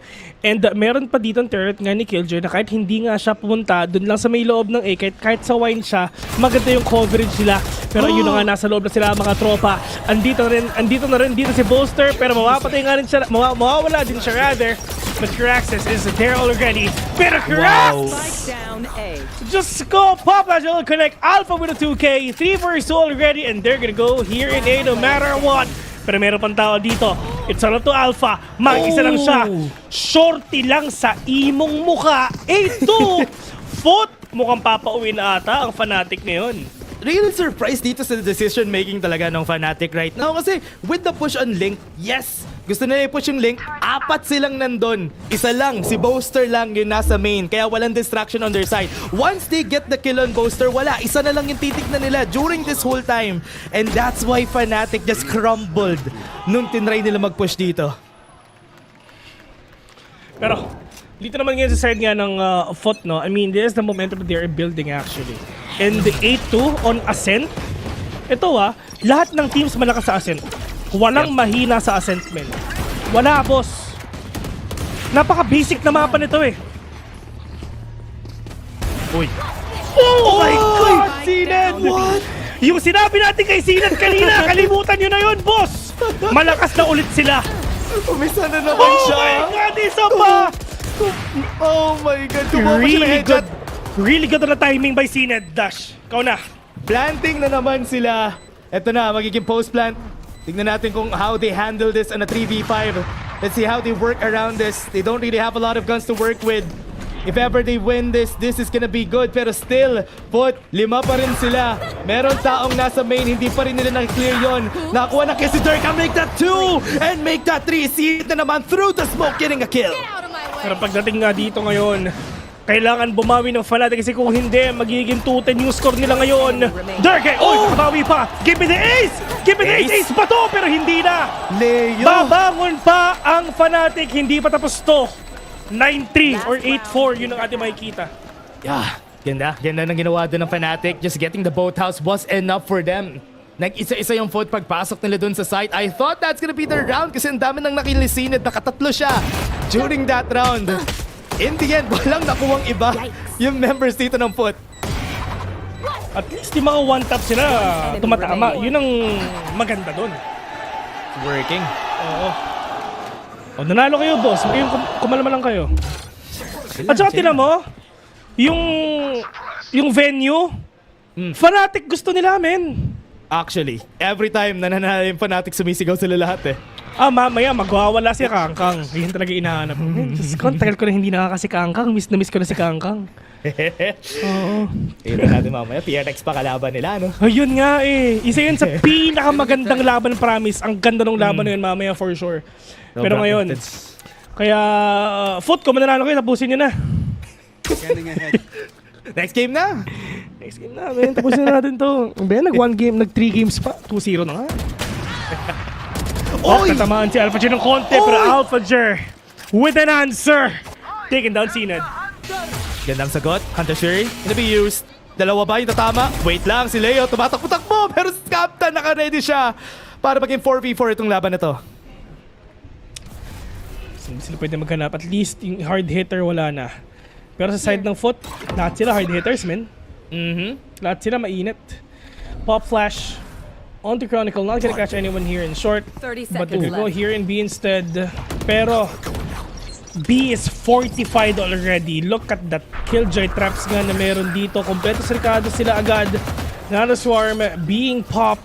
Pero diversion lang yun. Pero look at Mr. Fallen. Will catch one. Pero Durkee all the way from B! Catching him off guard by Cracks. 4 vs 2 already. Alpha is low. They're gonna go here A instead. Pero wala silang idea. Nandito pa si Jano Gibbs. 3 vs 1. Alpha is low. Walang oras. Yun lang. 9-3. Curse. 9-3. Parang same to. Sa mga scorelines rin natin kanina was a 9-3. Coming in from Fnatic. If ever man na hindi sila manalo dito sa pistol round at the next 2 rounds, it's gonna be harder and harder. Talagang ipapanalo, papauwiin sila ng Foot Esports dito. Oo. Ito ang inaantay natin, boss. Ito yung mga gusto nga natin talagang makita na laban kung paano ba mababawi ng Fnatic itong laban nila. But right now, sa side nga ng Foot, at least they're really confident, they're really comfortable ending this game on a 9-3, on a 9-3 scoreline. Pero the pressure is on pagdating sa Fnatic. They need to win this pistol round no matter what. If hindi, it's over. Tapos ang boxing, if ever man na hindi nila may panalo to. Bitaw sila bigla pagdaan ng camera. Oo. Yun lang. Sakit nun, men. Parang yun ito nag-explain. Iniikot-ikot niya na naman yung mapa eh. Uy! Ngayon ko lang pala nakita yung score ni Boaster. 2-11 pala si Boaster right now. Pero still, let's see. The best IGL of all time. Let's go. Tama. Let's see if ever man na makakapag-turn around sila dito for the side of Fnatic. This time around, hindi sila yung hindi magiging mabagal yung game natin kasi so far Foot Esports yun ng first 2 games. Binibilisan nila lagi. Uy!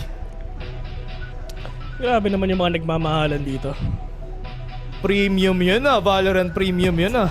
Oo, boss. Eh, ikaw may ka-Valorant Premium ka rin naman. So, okay lang yan, boss. Ay, hindi siya nagba-Valorant eh. Mo na. Premium lang. Premium lang. Hindi siya nagba-Valorant talaga. Oo, hindi. Hindi siya okay gamer lang. eh. Okay lang. At least hindi ka pinaglalaroan. Ang sakit. Oo, tama. Ba't ka nasaktan?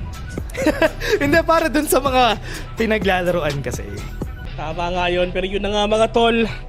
Tamang icebreaker lang para sa inyo dahil eto na yung second half nga natin dito sa Ascent, Foot, and Fnatic.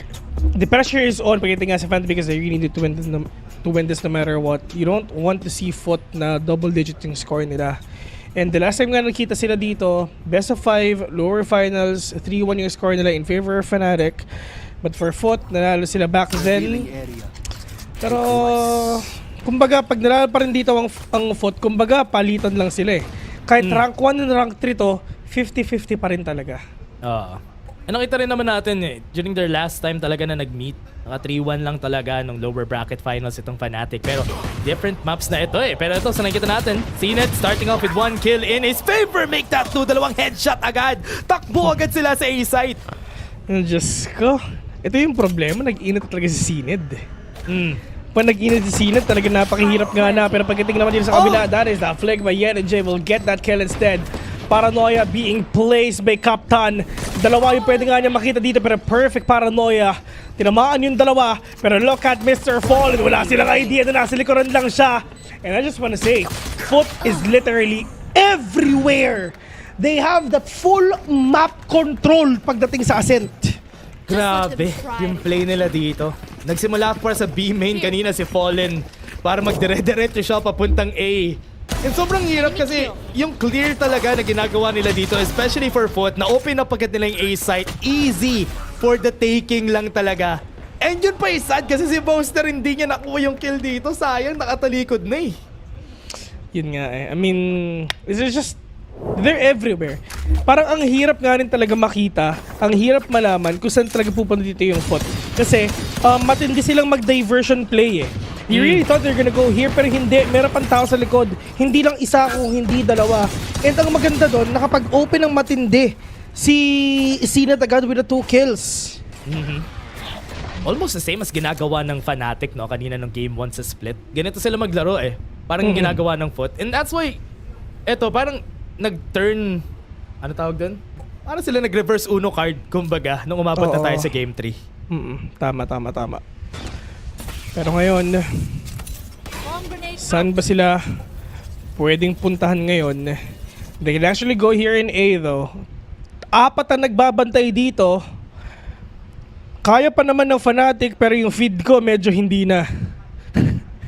Sa'yo rin ba? Oo. Pero ito, bumalik na ako. Nabalik na ako. Ito, nakikita naman natin din for their side. Itong members ng Foot, diretso sila sa mid.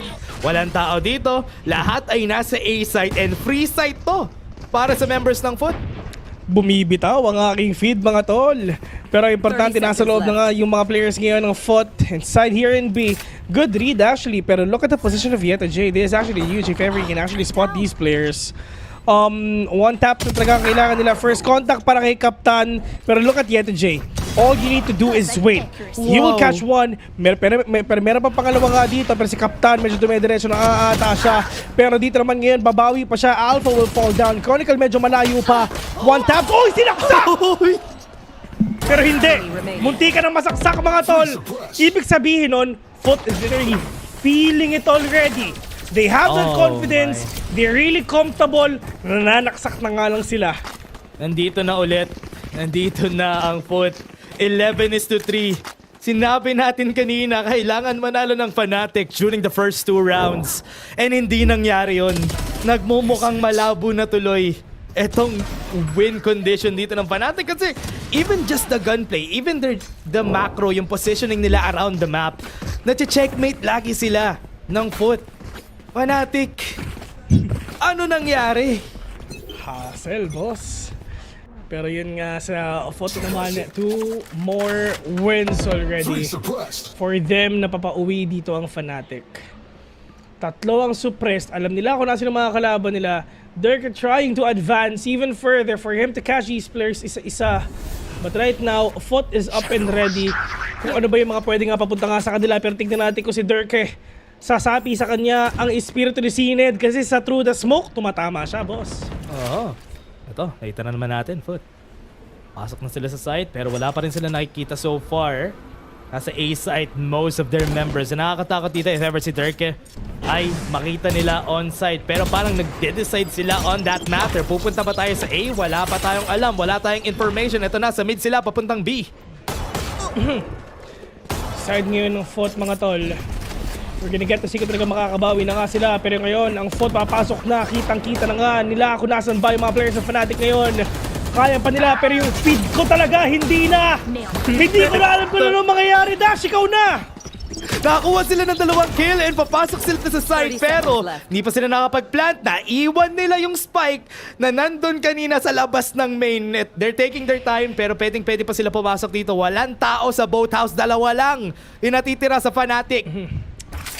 2? Oo nga, no? Kasi nga, hindi na talaga gumagalo yung feed ko, boss. Promise, wala na talaga ako nakikita, men. Pero 5 versus 2 already. It's all up to Dirk and Chronicle right now. Pero ang sabi ng Foot, disiplina sila. Matinding disiplina. Hindi pa nananalo ang Fnatic dito sa half na to kahit isa. Oo nga eh. And ito, baka makakuha siya ng isang kill. Sa magkakakita natin, Dirk, hindi niya nakuha yung flick. Pero wala, save na to. 12-3 after nito. And wala na silang any time to make mistakes.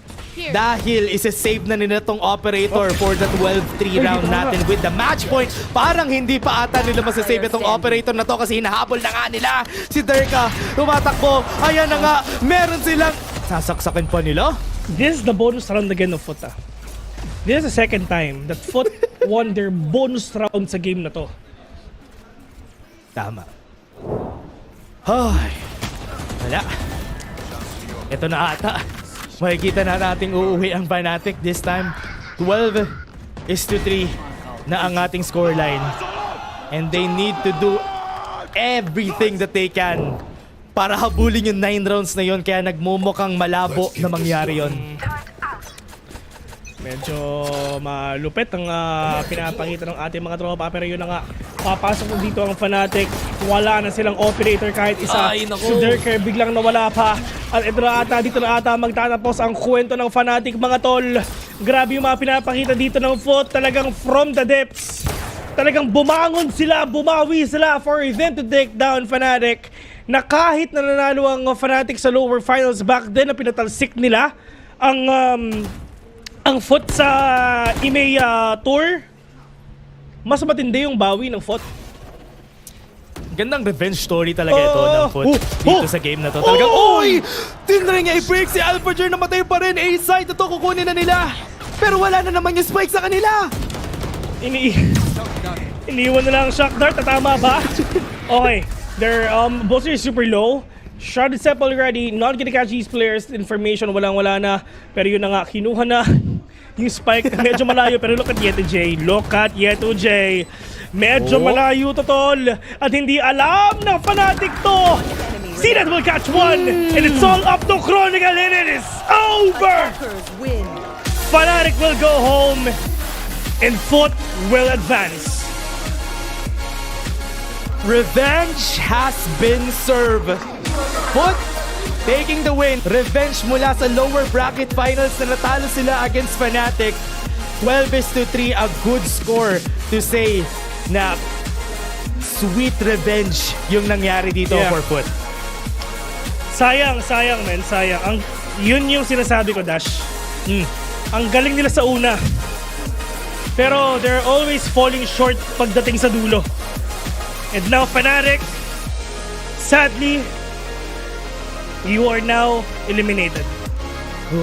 Ang bilis na na-eliminate dito ng Fnatic. It was a nice try from them. Pero yun na nga, as you said, talagang hirap sila when it comes to dun sa mga susunod na games. And kitang-kita naman natin yun. Talagang wala, nag-fizzle out sila. Especially nung last game na yun. 3 round lang tinakuha nila against Foot. And ito pa yung isa. I mean, it's been a while since the last time nga na nakita natin dito ang Fnatic na nandito sa international stage. And it's a good thing nga na bumalik sila. Gusto pa nilang mas lumayo pa, pero ang problema nga talagang namatay na nga sila. Pero yun nga, at the end of the day, congratulations pa rin dito sa Fnatic. Of course, for advancing themselves pagdating dito sa game na to, tol. Yeah, ang galing pa rin. And Foot Esports, congratulations to you guys na nandito na kayo. And Fnatic, nice try. Sa Madrid, hindi sila nakapasok. Sa Shanghai, lower bracket finals, doon sila nagsimulang ma-eliminate. Yeah.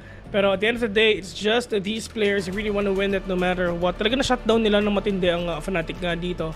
Hindi man lang sila nakapuntos nga rin talaga sa second half dito sa Foot. Pero, syempre, next game natin mas mainit. It's EDG home court! Home court, man. Tas PRX pa kalaban nila. Sobrang saya na tong laban na to at yun ang talagang inaantay nga natin. Pero ikaw, Dash, I'm gonna ask you, sinong gusto mo manalo dito sa dalawang teams na to? Alam mo, kasi gusto ko talaga magkaroon na ng panalo ang Pacific eh. Kaya syempre, doon tayo kay Pepe Rex na... Pinoy Rex yun eh. Oo, Pinoy Rex yun eh. Kaya dapat sila yung mananalo dito. Pero, di ba, lagi naman silang home court disadvantage. Tama ba yung term? Kaya malakas sila kahit wala sila sa home court. Ikaw Paper Rex? Paper Rex? Paper Rex. Well, yeah, kasi nag-grand finals nga sila sa LA, di ba? That's true. Yan, nag-grand finals sila sa LA. Tapos, so mga hindi kasi ko na pa talaga pwedeng pakita dyan. Pero yun nga, interviewin muna natin yung mga players dito ng Foot. So, kung sino man yung mag-i-interview dyan, si Mika ba? Kayo na. Q-Rex 选手来接受我们的采访。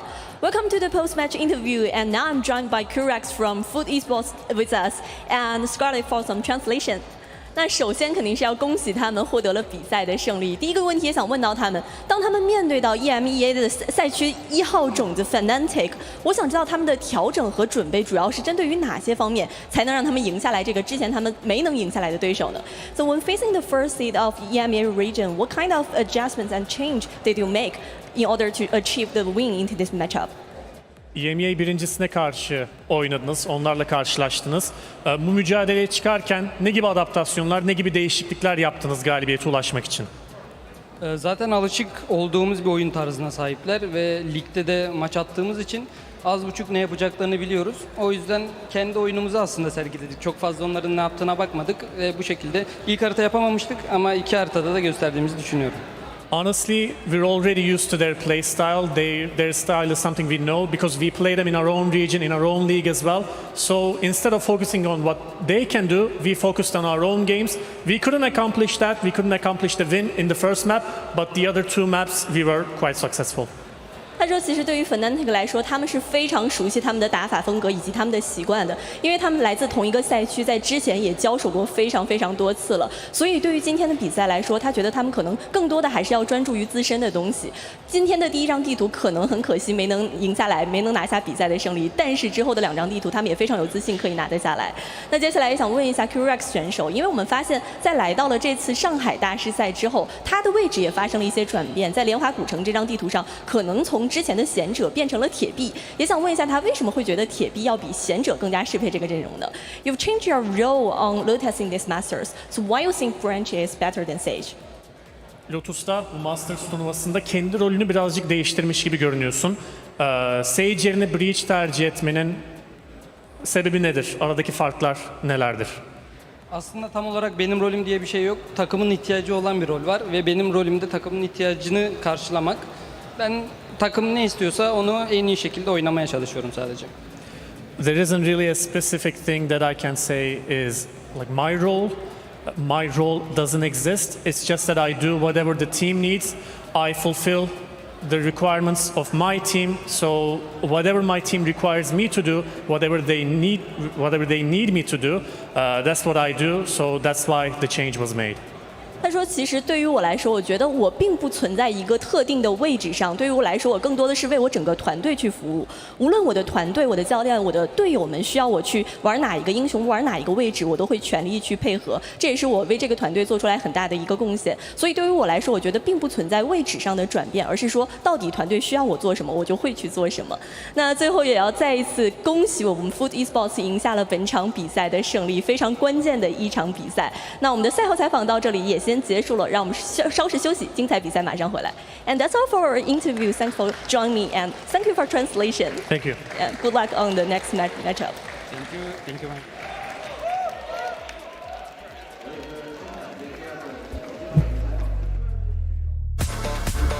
This is the position that no team wanted to be in the lower bracket already here at playoffs. But both of these opponents are very, very familiar with each other and a matchup we have seen many times before. Flash going in behind Chronicle, faces back in towards main, finds one.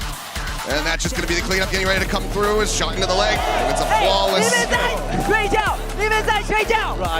They haven't grabbed the spike just yet. Oh, the instant dink into the spray down. Leo coming up with a second. Captain going to be taken out. Another flash sent. Yedajay with a nice timing. Does catch Chronicle unaware, and Yedajay, another big round from him. And advantage very much here in the hands of Fnatic as they storm their way over onto the A side. Chronicle holding the rope. 13-5, Fnatic.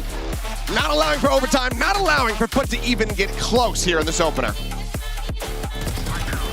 And then Captain's so ready for those quick rotations. He's on the hunt right now. Boaster at risk. Boaster dead.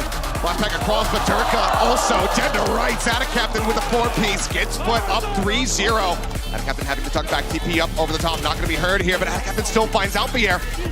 Frax getting another Captain ready for it. Leo up over the top, just waiting patiently here for that wall to fall. He comes away with one, but CNED gets himself a third. CNED feeling it, gets himself the fourth piece, can't find the ace, but still. 13-8, FUT will take us the distance. They are not going out without a fight.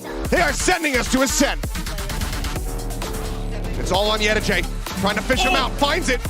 With the Hunter's Fury already committed, gets some decent damage to swing in, and Leo, he will bail them out, get Fnatic on the board. Move it, tries to go for a timing shot, but now the fragment will keep him off the angle, but no! Scopes back through, finds Alfier. What a round from FUT, what a shot from CNED! Fortunate to be able to drift back after getting a spot here onto CNED. CNED wants to take the pace up and over, spots him, they know exactly where he's at, he will get taken down. Shock dart, sent, head, spotted. Mr. Fallen already finding one, CNED getting the other. It's all tumbling down. Rumors of Fnatic's return were greatly exaggerated, but the Turkish gods showed up to play. 13-3, it is absolute devastation as they cannibalize their own region and send the #1 seed team home.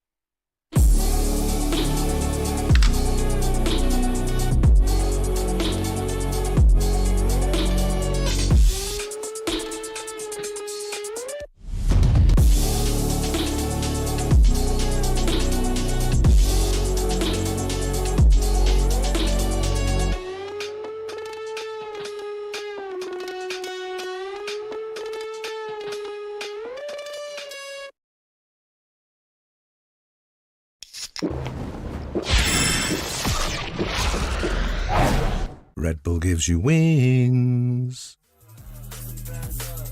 I'm never going to the country club.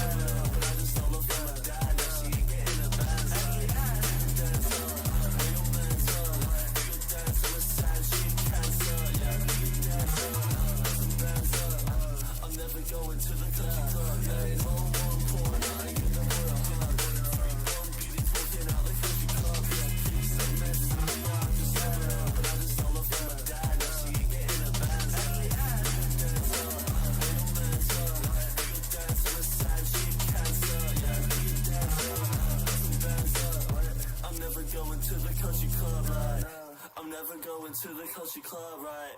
I'm never going to the country club, like. And your man's, yeah, he wishes he was up.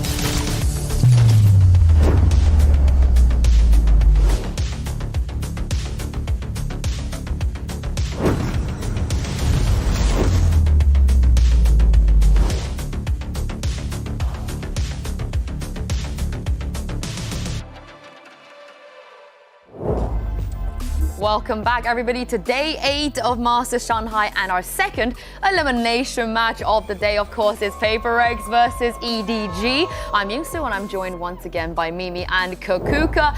Are we smelling the upsets? Is that going to carry on, you think, as the day goes on?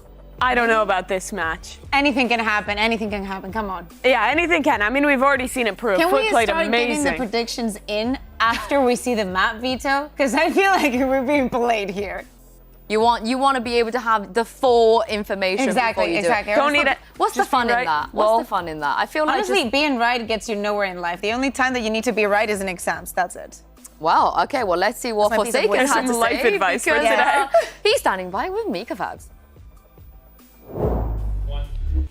Hey guys, I'm here right now with Forsaken. Forsaken, yesterday it was a tough loss, but you guys are going straight into your next match, and it is an elimination match. So can you let us know what the reset was like? How did you guys regroup yesterday? So yesterday after the loss, I think we just discussed with each other like how we lost the game and how we're so disjointed with the team. But hopefully today, since we're in lower bracket already, we're just gonna go all in and we try our best to win today. All right, thank you very much. Good luck. Thank you. I mean, this is the thing. It was a tough loss, but it's PaperX we're talking about, and I don't see an upset happening here. Yeah, this is a team that you will definitely trust to rally back in the lower bracket. And, well, both of these teams, EDG and PaperX, kind of got destroyed in their last matchup towards the end. I think PaperX showed us some great stuff. That first map debut from them was really good. I think we saw moments where PaperX was PaperX. Yeah, but historically, we know that we've been in this situation before. This is a matchup that we have seen in the past. This is, if I'm not mistaken, the 5th time that they're going to be every event that EDG has been to internationally, they have played PaperX. Yeah, exactly. And I think that the record right now is a 3-1, right? On the side of PaperX. It's not it wouldn't be the first time that they knocked them out of a tournament, but so far the matches haven't had as much weight as today's. No, but the last time that EDG, and the first time they beat PaperX, was the last time we saw this match. In Masters Madrid, EDG finally got over that hump, got the 2-1 victory, and managed to stay alive in that tournament. But now the pressure is on again here, and it's even greater for EDG being at home in Shanghai with the pressure that adds. And do not forget, we're talking about both seeds ones for the region. One of them will be go home, but as you're saying, Mimi, even though most of the people thought that this, I feel like we've said this, so many times already, that this was going to be PaperX tournament. Come on, EDG, you have everyone in the crowd cheering for you. You wanted this. Kangkang has been so vocal about wanting to be a champion and wanting to make it here. Yeah, that he wants to do it in front of the home crowd, of course. But let's see what Kangkang had to say before today's match. Hey guys, I'm here right now with Kangkang of EDG and Luna to help with some translation. So Kangkang, it is PRX versus EDG again. Do you think that EDG now knows enough about PaperX to beat them this time around? 那今天也是 EDG 和 PRX 的再次的交手。那你觉得现在 EDG 对于 PRX 的了解程度足够让你们在今天拿下他们了吗？我觉得我们两支队伍都比较熟悉彼此嘛，所以说没有100%拿下那种感觉，但是我一定會，就是因為第一場失利了嘛，所以說這一場一定要證明給大家看。對，我認為這一次我們一定能行的。I think we are pretty familiar to each other. I mean, but we lost our first win, so today we're gonna prove us. All right, sounds exciting. Well, good luck. I just want to give that context that the way that he said that we could do it was really not sure. The way he was not convinced that he could take this victory today, which I feel like, fair play. Yeah, I mean, I feel like it's tough to come in with a ton of confidence. You're up against PaperX, who's been looking really formidable, that you've lost too many times before. And I mean, the first match for EDG was really rough. They got completely ran over in that game. It looked completely unlike them. Yeah, exactly. And it's a very difficult team to be played because everything can turn into chaos, and we know the PaperX loves that. Well, both of these teams will have to dig deep for a win today, and we're going to even give them a little bit of help. It's time to copy and paste because two teams have already beaten these two to knock them into the lowest. So we're just gonna yoink everything that they've done and tell you guys exactly how you can beat PaperX or EDG. We'll start, Kakuka, with PaperX. How do you beat this team? Okay, so first of all, I'd say that you need to let them win the first map to give them confidence, right? Just let them have it. Everything that they have ready for today, just let them feel it. Is that good advice? I don't know if that's good advice. Let them use all that fuel on that first one. But I trust you. Second one, I maybe believe in a little bit more. Running double initiator comps, I think is really good against them. They're a team who has a lot of these rounds where they're really quickly taking into space and then going for the late round executes. I think playing Flood retake against them is super strong. And G2 showed this in their match. On Bind, fighting in from backside with these double flash combos was absolutely destroying Paper X. I think it also helps that it was Trent and Genevieve. I They're think pretty that good.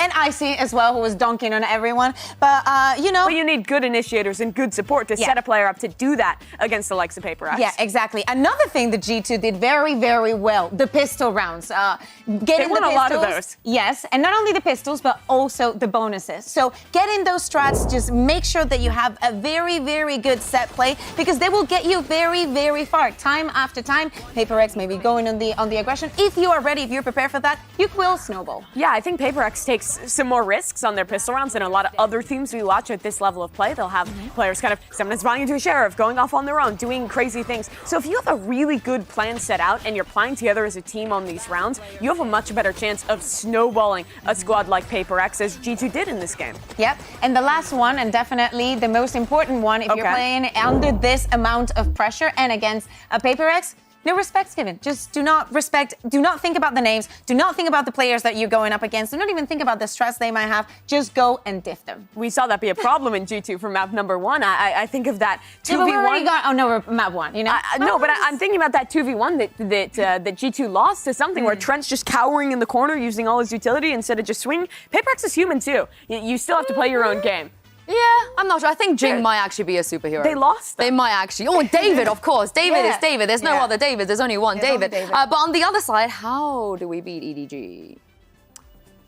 That's a good question. And we've already seen it happen once. So let's pull up these ones, because for EDG, I think a lot of people thought there wouldn't be much of a way to beat them. But we saw them really get exposed in this one. And the first one, taking a page out of your book, Bea, a little bit silly.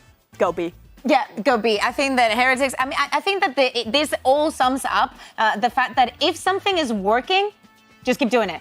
Sure. Time and time again. Do not hesitate and why. Do not give it a second thought. If it keeps working, they're still surprised by it. I think the second one is continuing from that first point. Yeah. Be confident. Be willing to take aim duels. Be willing to take these forward fights. I think a really disruptive style works super well against this EDG squad, especially on your defense. And also because the trading wasn't really there. So even if you challenge those duels, if you have the perseverance to, actually the restraint more so, to just go back, you will get that duel and everything will be fine. Sometimes though, you'll get one a little bit more free. EDG and the CN teams in general let this clock wind down, and we saw it be a massive problem in their game against Heretics, where they attack side mid-rounding, runs out of options, they don't get anything proactive in the mid-round, and then they're late hitting into a site when their opponent has full util. If you don't give them much in the mid-round and really carefully pick when you're getting active on the defense, you can save a lot of that util to full stall them out and win rounds off of time. Sometimes EDG will lose the rounds themselves. Sometimes you just have to wait.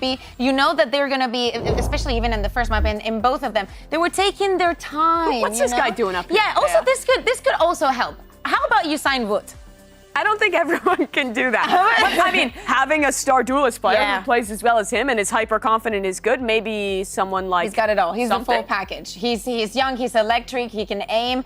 He gets the vibes up. Honestly, just get a Wood in your team. I'm glad you mentioned something, because it feels like that's the something that maybe EDG have to look out for. Yeah, something is definitely the Woot of this match. He is that star duelist, and nobody can take him down. Quite literally. Nobody can take him down. That's going to be tough, though. I think shutting down stars is difficult, especially against Paper X, is how confident they are. I mean, I would be surprised if we don't get an absolute banger today. I need to see a different 4 coming from EDG. Well, I can't wait to see this. We had one upset already. Maybe it's time for another one. Let's send it down to the stage and bring out Paper X and EDG.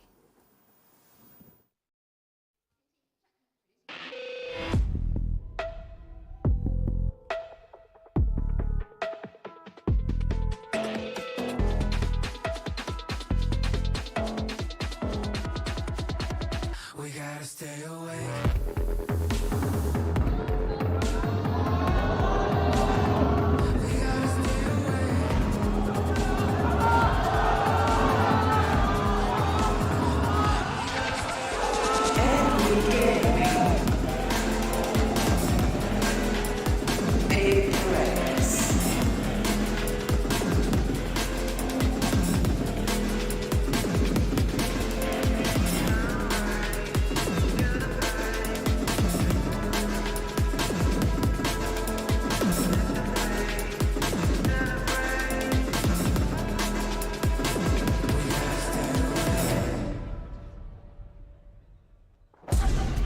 Every single time EDG have qualified for an international tournament, they have faced Paper Rex. And it wasn't until recently that they managed to actually take them down. So looking at the maps here, how big of a chance do you think EDG realistically have in this matchup? I think it's going to be difficult looking at the pool ahead of us. We're starting off on Vine, which Paper Rex did lose yesterday, but I think has historically been a really good map for them. I like what they bring out with this Harbor comp. I think it gives them a lot of different looks on how they can approach their attack side, which is where they'll be starting.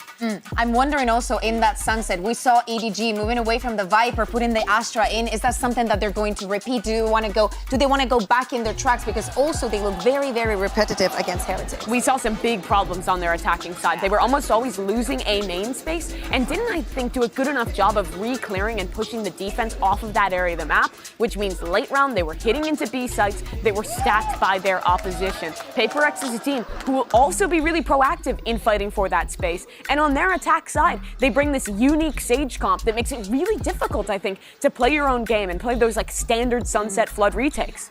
My biggest worry is, though, for EDG, over the last 6 maps they've played, they've lost every single one of them, and they have only managed to win in total 25 rounds. But it is luck, everything else is not on their side. Yeah, in the global stage is not looking good. Maybe in the region they're performing, way better, but when it comes to measuring themselves against the teams across the globe, think complicated. Maybe if he turns the monitor on, okay, I was, concerned for a second. I mean, maybe he doesn't need it. He's so good, he doesn't need it.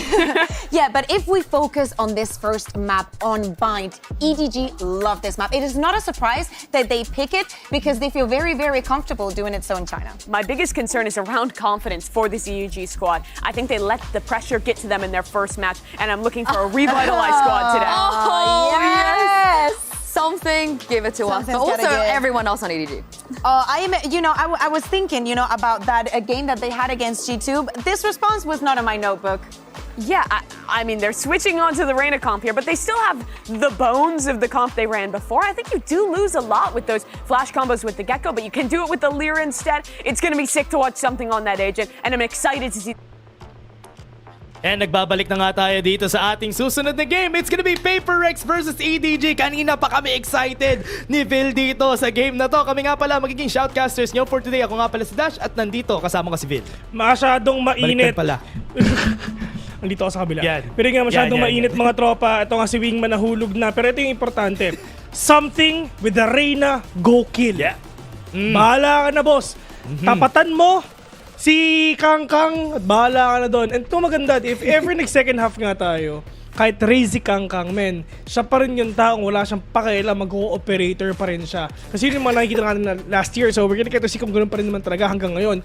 Pero, yun nga, may kita natin to, the finale ng araw na to, PS versus EDG, napakainit na to, ang pinakamalakas sa China versus ang pinakamalakas sa Pacific. Ito na, papasok na ata sila mga tol!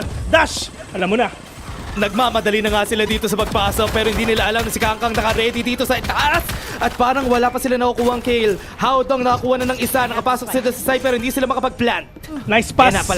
Nice pass dun sa Spike mga tol, pero ito na yung Lear mga tol. Talaga sinira pa dito yung Dizzy. Pero let's see if ever saan talaga sila pupunta. Naka-frenzy lang hawak ni Jing nga dito pero Diyos ko, nagkakasampalan na nga sila. Sagutan lang mga tol. Si Kangkang nakadalawa na. Pero puto ito, Fire Pursuit already. The fire lang na natitira. Pero ito sa showers pa siya. Pero may pain shell pa. Napakadaming echoes mga tropa. Kaya pa niya, pero yun na nga, hindi na Smoky with a jumping right click onto the classic with a kill. Yun na nga. Ito na si Kangkang, ginagawa niyang iPad yung monitor niya. Dikit na dikit rin pero nasa baba Wow! Ayos din. Ayos din. Parang drawing tablet no? Oo nga, nakikita ko yung mukha niya yun. Drawing tablet nga Si Kangkang, the pride of China mga tol. Yun yung literal na made in China kasi dun sila nang galing.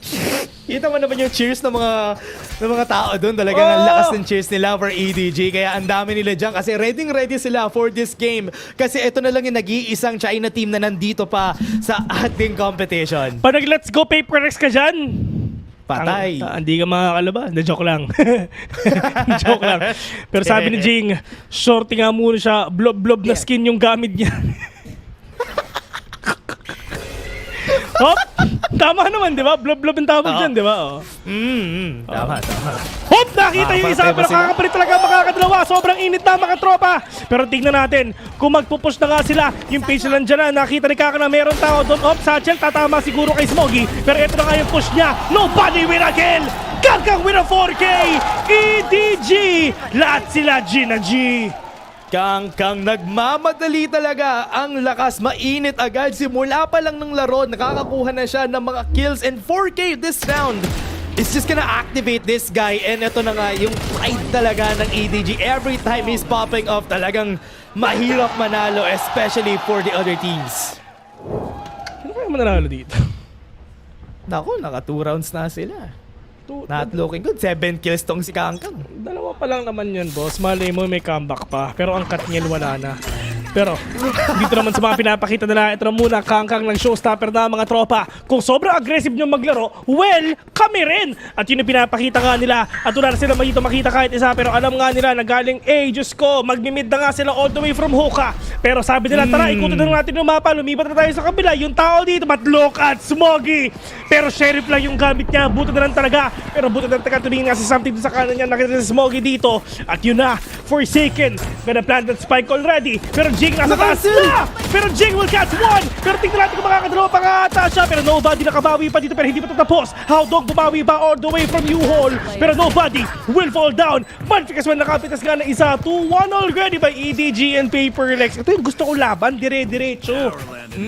Buti na lang talaga nakuha nila yung panalo doon kasi kung hindi, dahil doon sa na-cancel yung spike plant dahil sa satchel charge, kala ko baka maging rason pa yan kaya hindi sila nakapag-buy time during the early parts. Pero still, eto na yung hinahanap natin. Paperex sumasagot na dito sa game natin. Sobrang init agad nung laban natin. Nakatatlong rounds na tayo doon.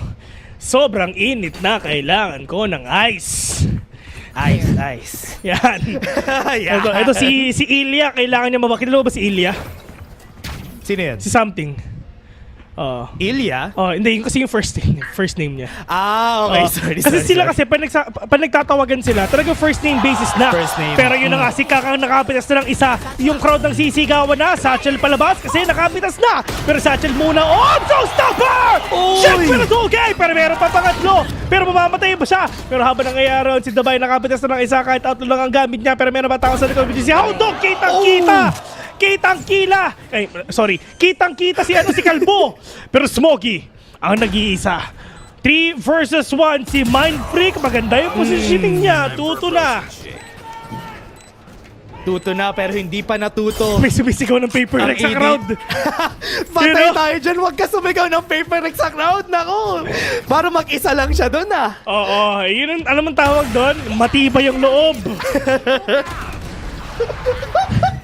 Nakakuha sila ng isang kill, no? Pero sa nakita naman natin dito for the side of Paperex, ang ganda rin talaga ng entry nila. Yes, nakakuha yung isa sila Kangkang, pero yung sagot ni Jing na dalawa agad. Kung yung showstopper ni Kangkang, dito mama, si Jing dalawa. Yun ang patay niya. Yun nga. And na-outlaw pa nga ng Paperex si Howdong nga. Dito kita-kita yung green niyang ulo. Pero dito naman ngayon, pagdating nga ng bilog, eto na yung Trailblazer, yung swing, not gonna catch anyone right now, pero pa dito, Diyos ko, may paranoia pa! With a swing already, si Mind Freak! Diyos ko, nobody, literal na tinirada niya yung 5.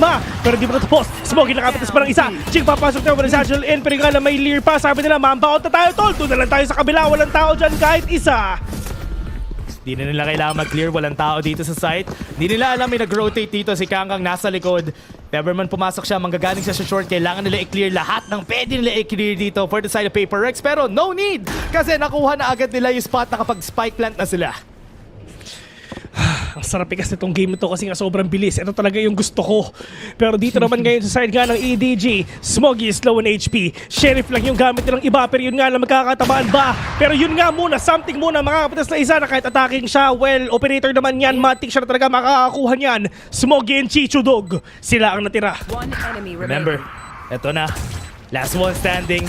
Naman silang guns during this time. Pero the last time na... Uy, wait, Chicho! Nakakuha ng isa! Never mind! That's gonna be Mind Freak finishing the kill. And Paperex from the 2-0 kanina. 3-2 na ngayon. And ito yung maganda.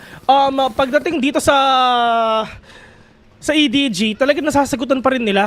Kahit pa paano yung yung Paperlex, pero it's just hindi nga nila na ipapanalo yung mga team fights na kailangan nilang gawin.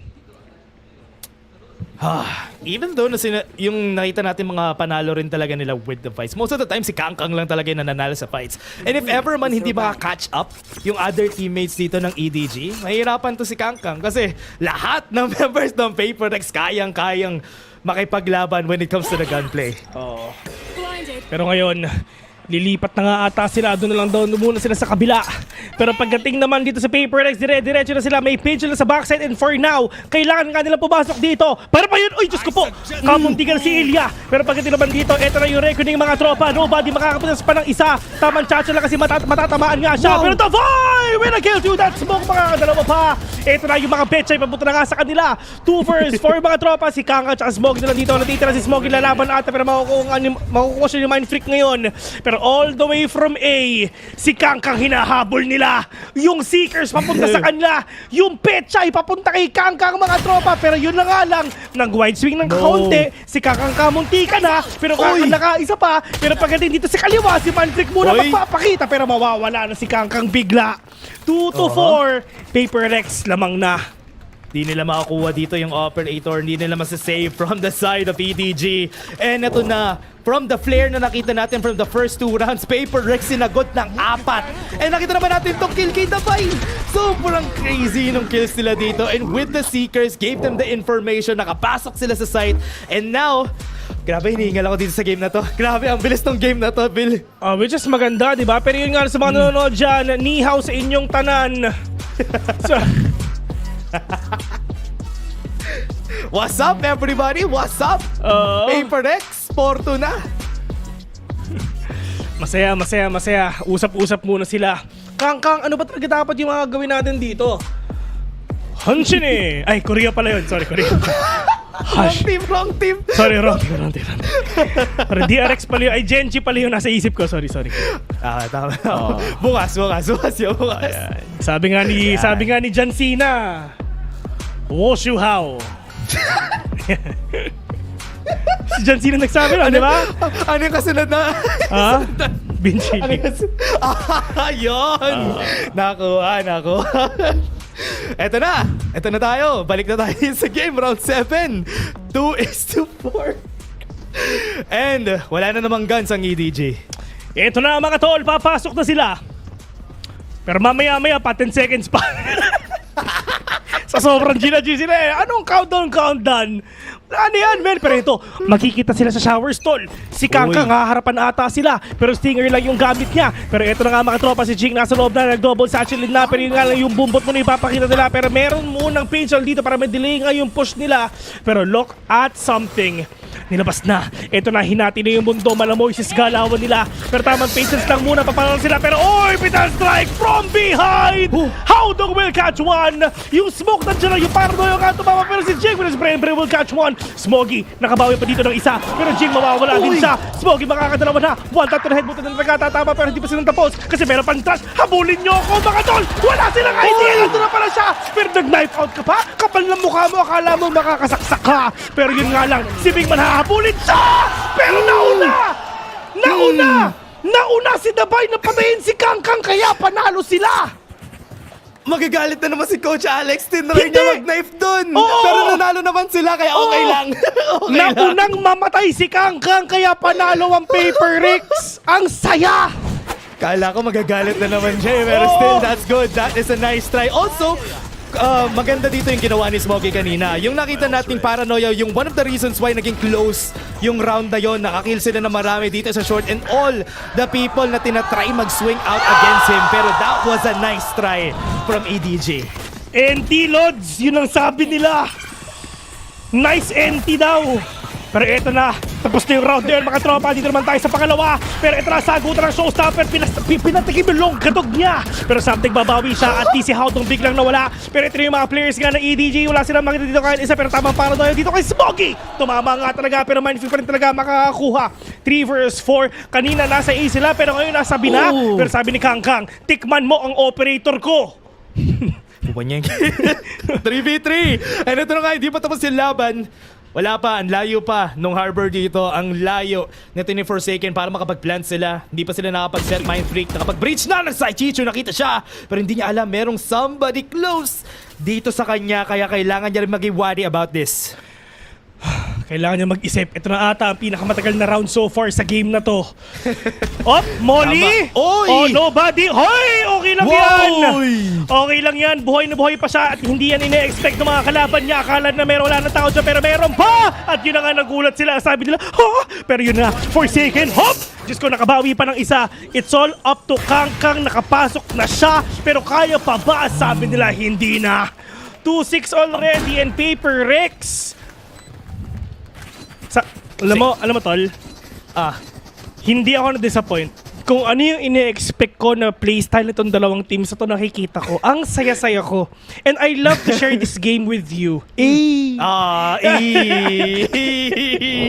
Na-touch naman ako doon. Ay, kinilig naman ako doon. Pero 6-2 Ang bilis! 6 rounds consecutive yung kinuha dito ng Paper Rex after that. And because of this, ayan, di galit si Coach Alex. Ang ganda daw na pinapakita ng Paper Rex. 2-6, tas galit ka? Ha? Gusto mo sampal ko sa'yo, Odin ko mamaya? Pero Smoggy, siya makakaisa. Pero yun nga, si Smoggy, kinikat siya ng 7 lives. Pero verticality nga muna, hindi siya matatamaan dito ng pain shells. But right now, hinati na ang mundo. Pero pagdating nga dito kay Smoggy, grabe naman yung smoke na yun, yung tubig na yun. Para mapigilan din yung information nila. But right now, Jing nasa Gedli. Smoggy, nagulat na lang siya na may tao na pala sa taas niya. 3v5, hindi sila ready dun sa peak na yun from a while ago. Pero B pa rin yung gusto nila i-push. If ever man ma-breach nila to, this would be good. Kailangan nila kuhanin itong hookah. Right now, si Nobody lang nandito. Pero what he doesn't know, may guiding light na naka-ready si Mindfreak. Ay, na-flash ng tropa niya! And that's the reason why wala silang trade doon. And that is EDG taking a round off of PRX. Ito na, nakakabawi na paunti-unti. Ito yung pinakakailangan nilang mangyari. Ito yung pinakakailangan nilang gawin para makabawi nga sila. Shoutouts nga pala sa nanonood sa Facebook, sa Twitch, sa mga YouTubero natin dyan. Shoutout. Sa mga YouTubero. Shoutouts nga pala sa inyo. Bakit? Hindi naman talaga tawag sa pag-YouTube, di ba? O YouTubero. Tama. YouTubeist. Pangit noon, men. YouTubero dapat. YouTubeist. Tama. YouTubero ang tawag sa kanila. Ito na. PRX, magsa-start na naman. Ito na, tapos na. Tapos na yung 30 seconds nating pag-aantay kasi laban na agad, game na. Pero pagdating nga dito sa B, lahat sila sama-sama dito. Nangunguna muna dito with Empress Online. Pagdating nga kay Something, yung operator kanina, wala na, vandalism na ngayon. Pero look at Nobody! Ang bilis-bilis nyo ha! Wala kayong idea na meron pa sa likod. Nakita si Dabay, pero tamang trigger happy na. Actually, hindi happy. Trigger discipline din talaga. Something will catch one already. Hindi nakaharapan nila yung tao nga si Awen kasi alam nila meron dalawang tao doon. Nobody, dire-diretso. Meron pa siyang flash already pero yun nga lang si Forsaken nag-aantay kasi baka mali mo may basta din talaga papunta sa kanila. Something kamunti ka na at Diyos ko, hindi pa nila napaplant yung spike. Anong oras na? Goes for the double pick, nasa kanila yung spike. That's why itong PRX nag-aabang pa rin. Kailangan nila i-clear two together. Something is gonna go try to peek out pero hindi pa rin Empress. Nakatakbo siya. Ang PRX may chance pa. Kayang-kaya pa nila. 2 vs 2 already. Pareha silang lamang mga tropa. Smoggy, tamang one tap to the head lang kailangan nilang gawin pero hindi sila nagkakitaan dito. Pero yung spike, meanwhile, nasa bina. Si Jing nag-iingay para bigyan ng space yung kakampi niya. Pero ang problema, si Ilya na lang dito ang mag-isa. May Empress pa siya pero ilang segundo na lang ba ang natitira? Okay pa, wala na. At least, meron pa siyang dalawang dismiss na pwedeng gamitin. Actually, isa na lang kasi dalawa na lang yung kalaban niya. Pero eto na. Tinakat niyo yung rotation dito. Something kailangan niyang mapitas yung isa. Okay, alam nila yung information. Kailangan niya agad mag-reposition for him na makakuha nga ng advantage dito. Pero anong oras na? Kailangan nila mapasok to. May dismiss pa siya. Pero devoured na to talaga ang kukunin niya. Wala na siyang buhay. Literal na 1 bullet na lang siya. Smoggy, nagbabantay. Kailangan lang nila dito is antayin nga yung pag-defuse. Pero hinold niya. Sasaksakin na lang ata niya. Pero tignan natin kung kaya pa. Hello! Wala siyang oras, tropa! Wala kang oras, Prime! Meron pa! Meron pa! Point 36! Lahat ng butas sa katawan ko sumarado na! And yung ADG, nakita naman natin yun. That was a nice try from PRX. It was a 1v2. And nakita naman natin, nung oras pa lang na yun, kala ko mananalo na talaga yung PRX. Pero with this, what a good swing. Hindi tumama. And that's why nakuha pa rin nila yung win. EDG turning things around after the 6th round mark for PaperX. And this is their time. Hindi pa sila tapos. Yung caster malapit na. Ay nako, masaya ako. Ini-expect natin yun yung nakikita natin. Shoutouts nga pala sa mga nanonood dyan sa Facebook. Andyan si Louie, yung mga nagpapa-shoutout, sila Michelle, tsaka si Neko. Pusa yun pero shoutout nga pala sa'yo. Pero 4-6 already ang EDG, bumabawi na si Alex. Kalmado pa siya kasi lamang sila. Hindi pa sila galit na galit mamaya. I mean, nag-drop sila ng ball, 2 lang. Pero kaya pa nila to i-8-4 on the side of PaperX. Meron lang misstep na nakita tayo kanina. Tinry nila mag-rush into site without looking back. Wala silang anything to protect the backline. And that's why ayun, nakuha talaga yung spike from them. Salamat nga pala sa timeout. Yung mga catchers makakapagpahinga. Ngayon na kami mag-uusap guys. Wala pa naman nangyayari. Kaya guys, after na tong 15 seconds na lang.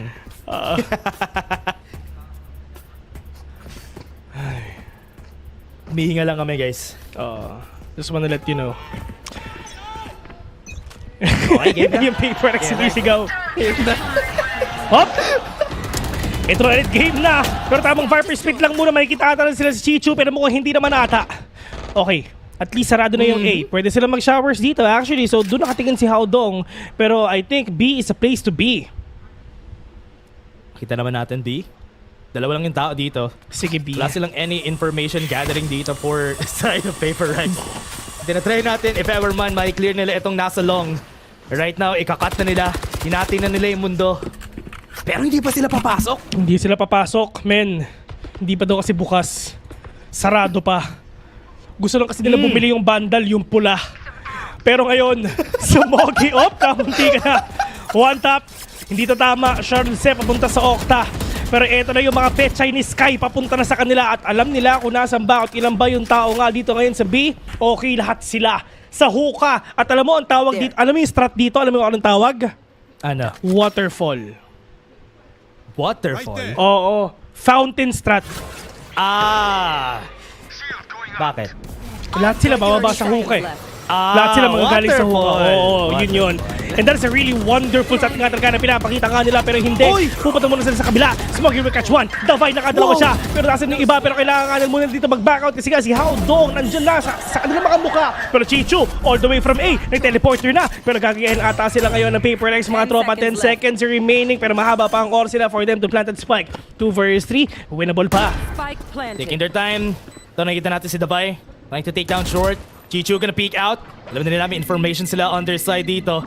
Nakikita na naman natin U-Haul. Pareho silang nandito. If ever man mag-trade dito si Chichu, kaya nila manalo sa fight na to. Tignan natin kung kaya nila. Hop! Diyos ko pa sinampal! Yun lang, nasampal ng wingman pa kanan na si Jing nawala. 5-6. Mukhang ata gusto nila maging 6-6. Uy. I-equal tayo dito sa bind This is not a good sign. Remember, during the last time na nagkita sila dito ng EDG, panalo sa bind ng EDG. Kaya kailangan mag-ingat itong PaperX. Tama. Uy! Shoutouts nga po pala kay Marivic, sabi ni Mr. Gigi Gatchalian. Ayan. Shoutouts nga pala sa inyo, Marivic Agustin.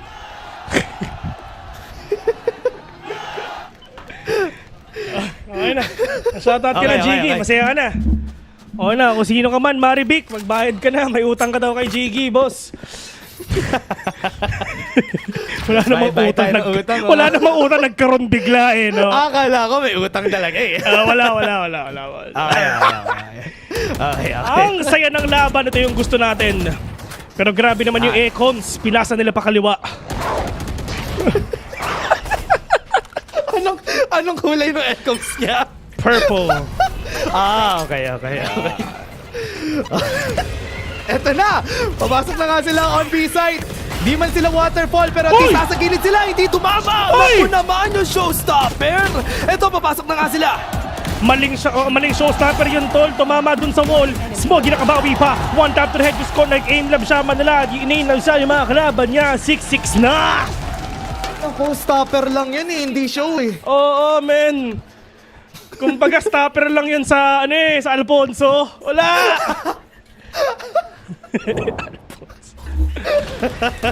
Okay, 6-6 tayo. Nag-end up rin tayo sa 6-6. Parang nagsimula lang tayo ulit. Parang simula ulit ng isang half to. Ayun, so nakita naman natin from their side, at least, ayan, si Coach Alex kasi, yun nga, sa nakita natin sa Paper Rex, yung nagwo-workout yung gunplay nila during the past 2 rounds. Yun lang din talaga, sobrang sayang yun. Pero pagdating nga dito, equalizer para sa kanila. Pagdating sa second half, I've got two familiar faces with me si right X-Grid, here tsaka next to yung the stage. nanay ni I have Jing. Auntie Pearl, who's Pakinggan Jing's natin mom, sila. and I have X-Grid, Forsaken's brother. And you saw him on stage not too long ago as well. How are you guys enjoying Shanghai? Very good. I like it here. Much better than Korea. Oh, wow. Well, I know that you love Shanghai. Forsaken, I know this is sorry. You look like your brother, by the way. I know this is a bit of a nostalgia trip for you. You haven't been here for 7 years, is that right? Yeah, it's been 7 years. Exactly 7 years I've come to Shanghai, so I'm enjoying my trip a lot after I finish my games. I'm just traveling a lot of good food and then meeting my old friend and something. It's really fun for me. Oh wow, that must evoke such memories, right? And Auntie Pearl, I see that you have your props here as well. Did you make this? You said you have an interesting story about this prop. Because this one was from last year, I brought it all along, and then the team has been very lucky. So yeah, it's here, it's back. Oh my gosh, so this has traveled pretty much all over the world with you. Yeah. Wow, that is a legacy prop indeed. And Forsaken, the score right now is pretty close. So what do you think of the rest of the map? I was hoping, of course, Pep Rex to win this game. Even I have a lot of friends in AGL, so but still I want Epic to win this tournament. So I hope, especially for Jason, I hope he can regain his confidence because I know he's been stressed a lot yesterday. He talked to me, but I just telling him like just don't care about it because he need to be reset and just play with his full confidence for today's match. That's right. Just relax. You heard it from your big brother. So let's see if Paper Rex can close this one out. Ayan mga tol, maraming salamat nga maraming salamat nga pala Mika, kay Tita Pearl, tsaka kay Kuya X-Crit. Kasi si Forsaken kasi Osnub eh. Siya yung gitna siya yung Osnub. Ay hindi, meron pala silang mas bata, may pinaka-Osnub pa pala. Alam mo ba yung Osnub? Bunso? Sa gitna pala siya. Ayun. Middle child si Kuya Forsaken. Kumbaga si Forsaken lagi naghuhugas ng pinggan kasi sa gitna siya. Sorry, hindi ko alam. Hindi ako makakarinig kasi wala naman akong kapatid. Hindi ko rin alam eh. Kasi wala rin akong pangkit ng kapatid kaya hindi ko alam eh. Bakit? Bakit? May kapatid ka ba? Panganay ako. May kapatid ako isa. Bunso. Uy! Ayan na, Kangkang, sinimulan na naman sa pistol ram. Ito na pala. Uy, nanay pala ni Jiggy yung maribik. Sorry po! Sorry po! Akala ko tropa nyo lang, nanay na pala. Shoutout nga po pala sa mga nanay dyan, sa mga ina nyo. Pero yun na nga, Tavay! And Jig! Inubos lahat nung nasa harapan nila. Chicho, hinahanap nila akin ka! 4K ang gustong makuha ni Jing doon and nakuha nga nila. Kinlear nila yung hookah, nandun sila lahat sa side ng EDG. Shoutout sa mga ina nyo. Dumaan lang. Agoy! Nang matindi mga tol! Yan. Basic daw, sabi ni something. Ang saya. Gusto ko to. Pero okay lang yung 2 games kasi nakakapagod eh. Pero okay. Nakahingal tong laro na to eh. Si Ang bilis nila pareho eh. Yun nga eh. Pero, wait lang. Kala ko nakamit ako. Hindi pa. Yun nga, Jing, pain siya lang. 10 lang makita ko, pain siya bigla. 10 lang. Yun na nga, pain siya. Yan! Hop! May makakuha. Isa.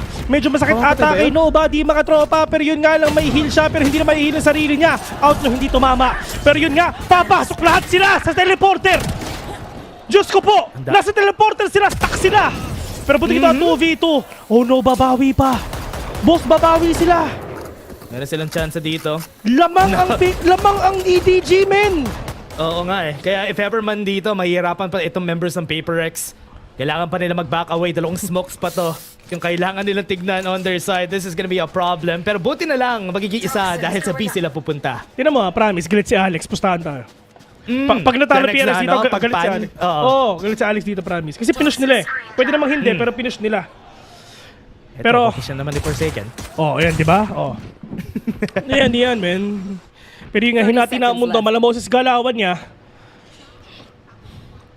Magbibi. Makikita na si Chicho dito na maliligo muna siya kasi dadaan muna dyan sa katubigan. Good smoke, pwede nila paglaruan yan. Papasok sa Forsaken dyan. Nagkakalipatan na. Oh no. Malipat na sila. Oh no. Pa sila. Outlaw lang yung magde-defend dito. So hindi ito maganda for their side. Si Chichu, makikita ba yung ulo niya? Hindi. Dumaan siya dito sa smoke. Nasa likod sila. Pero si Smokey, hindi tumama yung shot niya. Mind Freak is gonna be here. It's gonna be a 2v1. Chichu, nasa likod. Uy! Kita yung dulo ng barel! Kita yung dulo ng barel! Hindi nila alam! Ay! Ayun na nga! Yun lang! Diyos ko! Kita yung dulo ng barel! Kung baka nakanguso, direct pwede mo pa kami ipakita? Direct, pakita mo naman kami, mabilis lang Nakanguso kami pareho. Direct, pakita mo kami, mabilis lang. Direct, baka naman. Direct, seryoso ako, pakita mo kami. Ayaw ni Direct, sayang. Wala. Yun na lang. Ayaw ni Direct, boss. Sayang.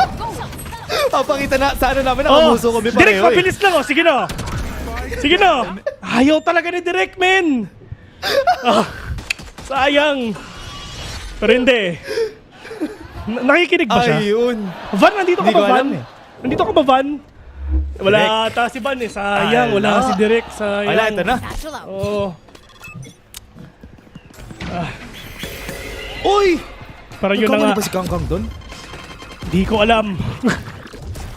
Mali siya, men. Papasok sana sila para makapag-rush agad sila. Pero itong si PRX, di sila ready for that. Naka-back away na sila after that. And wala pa rin nangyayaring movements. Pero ito, hinati na nga nila. Papasok na sila dun sa short.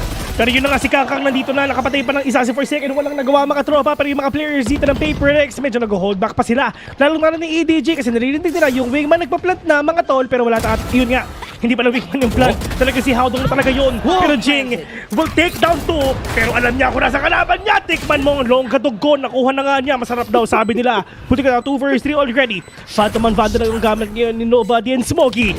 Pero backside lang yung 3. Out na lang yung gamit nila. Pero tignan natin kung talagang kayang-kaya pa kasi Nobody! Nahuli yung isa! Meron pang 2. Judge yung gamit ng isa pero tignan natin. Nobody and Mind Freak nagtapat. Sino mananalo sa kanila? Guardian vs Phantom to, Eugene. Pero Nobody pa rin talaga makakakuha. Tinikman nila yung 100% lakas nila.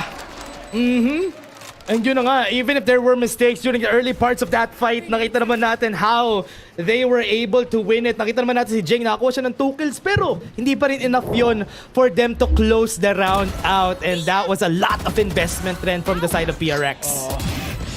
Kumakain daw pala si Direk. E12, boss! Okay lang, Direk. Next time, pag may nakanguso ulit.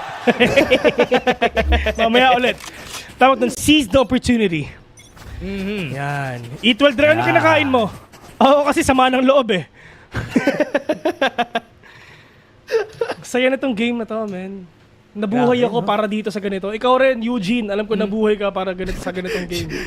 Tama. Sobrang enjoy talaga yung mga nakikita natin plays. Especially kung gaano kabilis sila maglaro on both sides. Pero ito, na-stop agad yung kanilang pagmamadali dito sa side ng EDG. Ito na mga tol, mapasok na ata sila pero Davai muna tinikman yung stinger nung kalaban niya. Pero tignan natin kung makakapatay pa siya kasi nga si Nobody dito makakaisa pa. Hindi lang isa kundi 2 pa. Yung Seekers, isa na lang. Yung Wayman, nagpa-plant na. Pero something tamang boga flame na talaga yung gamit niya. Pero wala tao dyan. Hindi rin na makakancel yan. Kasi ayaw niyang iparamdam na nasa hookah lang siya pero walang tao dyan. Ayun lang. Merong Seekers na laman rin kung nasan siya. Something. Na-try niya dito pero meron silang smoke so pwede silang safely makakuha ng position dito pero with something not having the best gun. Tinry niya pang weak out pero wala pa din. PRX, let's take a look at how they do this and hindi pa rin nila makuha yung kill. Forsaken! Tumama ng boga sa ulo. Makakuha pa ata siya pero hindi. EDG pa rin yung makakakuha ng win. Nasaan yung ID nyo? Yun yung tanong ni Forsaken. Pero si Idol, chill lang sila eh. Tama. Ito na, si Mind Freak nagsasalita na, nagsasabi-sabi na. Di kasi kayo nagsascan ng ID. Natamaan tuloy kayo sa ulo. Ay bang! Ito mag-flex lang tayo, boss Nung pumunta kami sa Indonesia, si Mind Freak, marami nagpapapicture sa kanya. Baliw yung mga Tagalog casters, lalong-lalo na si Bill Sabi ko kay kay Mind Freak, pwede magpa-picture. Tinagalog ko, boss. Tapos, si Mind Freak talaga ang nag-picture sa amin. Panis. Legit, may picture kami nun. Si Mind Freak yung kumukuha ng litrato namin. Panis, boss. Ayos! Matikas yung mukha nung Phil Matikas yung mukha nun Si Mind Freak na naman taga-picture namin, by the way. Pero ito muna yung trash mga tol. Saan mapupunta to? Meron sila madidetain ata. Kasama pa yung showstopper! Si Jing mawawala. May pinchel pa mga tol. Pero tamang smoke na din talaga. Makakakita sila ng marami. Pero Davai with a 1-to-1 trade lang for themselves. 2 versus 3. Something na 2K. Kahit charge lang yung gamit niya. Pero Kangkang, delikado ka. Delikado ka. 3 kalaban mo. Yung peche mapunta sa inyo. Wala ka pang bala. At yun na nga. Something with a 4K. 9-8 na yung score natin ngayon. Something nag-pop up during that round, was able to clear out yung mga kailangan nila i-clear out on their side. And ito nga, nakikita naman natin, even that elbow play was supposed to be great for EDG, pero PRX always finds a way to retake the side. Check PC kay Ilya mga tol. Nakatuki siya through that wall. Ilyan yung nakill niya? 4, no? 4. Tignan mo, sabi ni Kangkang. What the? Something. Medyo delikado nga to. Pwede siya mag-dismiss. Hindi na. Pagdating sa hookah, 2 tao dyan. Kumbaga, body system muna sila madala. Tinatago nila yung mga baril nga nila para hindi makunong kalaban nila kasi nga naka-sheriff classic martial lang sila. Try nila dumaan. Meron pa silang smoke on their side. Wala pa rin. Hindi pa rin sila makapag-decide on where they want to go. Chichu tries to breach yung site. Pero makakuha ba sila ng anything dito sa U-Hall? Nakita si Chichu, Mind Freak could actually swing here. Swing nga ba siya? Hindi pa! Eto na, nakapag-swing na si Mind Freak. Nakakuha ng 2. Yun na nga, yung nagsasalita kanina, yung sabi-sabi kanina. Galit na, nakabawi na. 8-10 na mga tropa. Si Arthur Neri, at least nakabawi na. Bibitaw ng mahiwagan ako. Itaas ang kamay. Itaas. Ay, nako. Kapagod. Namiss ko ikas ang EDG sa totoo lang. It's been a while, man. Last time na nakas ko to. Tapos Champions PRX pa, no? ata. Champions ata or Tokyo. Basta, yun na yun, man. So paano nila papauwiin yung EDG pag natalo dito? Magbabas sila pa. sila lang yung magbabas pa uwi. Oo. Ayun. Eto na. Mali mo okay dito, dilakad lang. Pwede, baka malapit lang pala sila dito. Mali mo may habol sila. Pinas kasi maraming Tig-isa ganun. sila, tig-isa. Pinas kasi maraming ganun. Pero mag-grab na lang tayo kasi yun talaga pinakamatindi. Pero Tama. pagdating naman dito mga tol, si Nobody nakapag-Viper spit na. Ay si Chichu pala. Pero yun na nga, Jing from up top. He's gonna fall down to the hands of Nobody. Mind nakabawi pa. Ito na, from up top, from the heavens above. Orbital strike, not gonna catch anyone. No damage as well. Yeah, orbital strike, save pa sila something. Might be able to clear this Moggy. Makikita pa niya, makakuha ba niya yung kill? Yes, he will. Napag-devour pa siya. So it's still a 2v3 pero may Viper spit pa inside. 3 versus 2 already. How can they make this happen? Nobody with a 1-to-1 trade. Something the only man remaining. Nagdedicate siya hanggang maging piso yung buhay niya. Okay. Handicap daw. Up. Okay. Mahabol siya. Yun lang. 9-10 EDG, babawi pa. Ito hindi totoo yung saging lang may puso. Kasi meron din sila. Oy. 9-10. Kayang-kaya pa. Ito ng EDG. Yes, meron sila mga in-invest during this round pero stop nila yung momentum dito ng PRX. Talagang ang bilis ng laban natin. Hindi natin alam. Yan. Ngayon galit siya si Coach Alex. Galit na si Papa.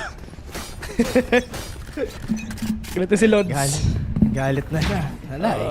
Kamainis, mahalang patis. Pagod ako. Eto na. Nagsisimula na yung round. Grabe kasi ang bilis ngayon. Buti naman binagalan nila. Yun nga eh, maraming salamat guys kasi napapagod ako si Villain Dash. Thank you sa consideration, EDG at PRX. Sige, slow down nyo muna yan. Pero inatali nila pero hindi, papasok sila. Ito na yung double satchel mga tropa pero Smoggy dito mga kapitas nga na isa for second nakabawi pa pero Hondo babawi din siya na isa pero nga na nobody will catch one already. 4 versus 2 at mukhang magta-10-10 ata tayo dito. Dinabas na yung Trailblazer. Let's see if ever meron bang makikita pero feeling ko wala naman ata. Pero ngayon, yung mga players nga natin ngayon sa EDG, they're on a hunt already. Yeah, 2v4, something, gonna peek out. Di pa rin nila makukuha yung kill, hindi nila maklear yung kailangan nila i-clear. Lahat sila magpipeak pero si Something wala pa rin. Walang nagpapakita from the side of EDG. Namatay na si Davai and nag-iisa na lang. Si Something with a 45 HP. Dalawang top na lang to or isa sa ulo. And this is EDG making it equal. Itatay nila to pero si Something hindi pa nag-give up. Pero si Smoggy gets the kill. 10-10. And 6-6 to 10-10 men. Lamang na, nawala pa. Ay, nako. Yarex. Wala. Ito, sa nakita naman natin dito sa start pa lang ng round na to, nakakuha agad sila ng 3. Once na nag-entry sila from the side of EDG. And that just gave off the side para sa kanila. Time out muna tayo dito pagdating nga sa Paper Rex. And kailangan nga nila mapag-usapan to kung paano nila pag-iisipan to. Pero ngayon, for the side of Paper Rex, well, sobrang aggressive din talaga rin kasi ng EDG sa totoo lang eh. And the fact na ang EDG talagang sinasabayan talaga yung Paper Rex. Kasi pag hindi, mawawalan sila ng space. Yep. That's the type of playstyle na meron talaga yung Paper Rex. Kaya sila nagra-rush into the side para lang talaga makakuha sila ng space. Pero with the firepower na pinapakita ng EDG ngayon, ito yung hinahanap natin sa kanila nung nagsimula sila, nung first matches nila. Pero hindi natin nakita yun eh. Hindi rin nag-pop off si Kangkang nung last time na nakita natin sila. Pero right now, nakita natin sila pareho. Talagang sabay sila nag-pop up off on both sides. Oo. Totoo. Ang sarap magpahinga mga tropa, lalong-lalo na kung time out. Pero tapos na yon. Caution here. Tama na yung pahinga. Game na ulit. Sheesh. Ay nako. 10-10. Tigda 2 rounds ang kinukuha nila after natin lumipat dito sa half na to.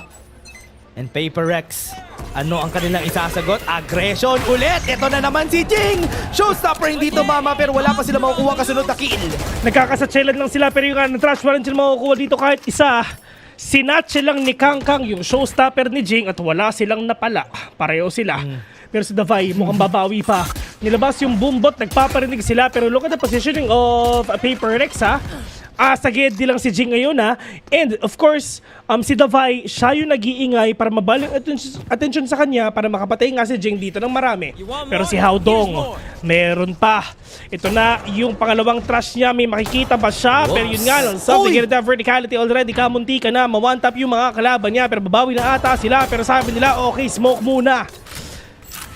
Take time. Talaga naghihintay sila ng time before they actually commit onto the site. In EDG, nag-iisip sila si Nobody, wala na siyang HP. They're waiting for their next flash dito in order for them to just go in. Inisip nila, baka mangyari ito. Isa lang yung nag-TP, so baka dito sila mag-commit. And this is a commitment they're waiting for. Disney not gonna catch anyone right now pero something kailangan nga na makapitas dito kasi sayang naman talaga yung Empress niya. Pero one tap na talaga kung tatama pero yan si Alien talaga mamamatay ngayon. Wingman will be denied. Jing with a stinger! Pero buto na talaga sobrang low dito ni Nobody. Pero Davai babawi pa. 3 vs 2 already. Lamang ngayon ng Paper Rex. Oras mo kung nawawala-wala na nga. Jing nakabawi pa ng isa. Smoggy po puso pa. Nakita na yung mga kalaban niya. Alam niya kung nasaan pero papatay na lang niya pero hindi na kaya mangyari yun. 10-11 already, wow. Paper Rex lamang na. Yan na nga ang hinahanap ng Paper Rex. After that, they needed to take a win on their side and that they did this time around. Nung na-stall nila yung round, yung napabagal nila yung members dito ng EDG, that is what they needed. Nahirapan mag-decide yung EDG, nagkaroon ng konting hesitation sa pagpasok sa B-side and that's exactly what they wanted. Maganda. Mainit, boss. And in order for you to win, Kailangan din talaga yung mga double ini dito, which is yun yung talaga ina-abuse ni Nobody tsaka ni Haodong. Totoo. Kaya, ito rin yung yung composition most of the time rin ng PRX. Surprise lang ako na nag-raid na talaga sila dito with something kasi most of the time they go with a Gecko din on their side. Yeah, Pero with this, let's see how they expect this. Oh no, ang sakit nito, boss. Umalis ka na dyan, Forsaken.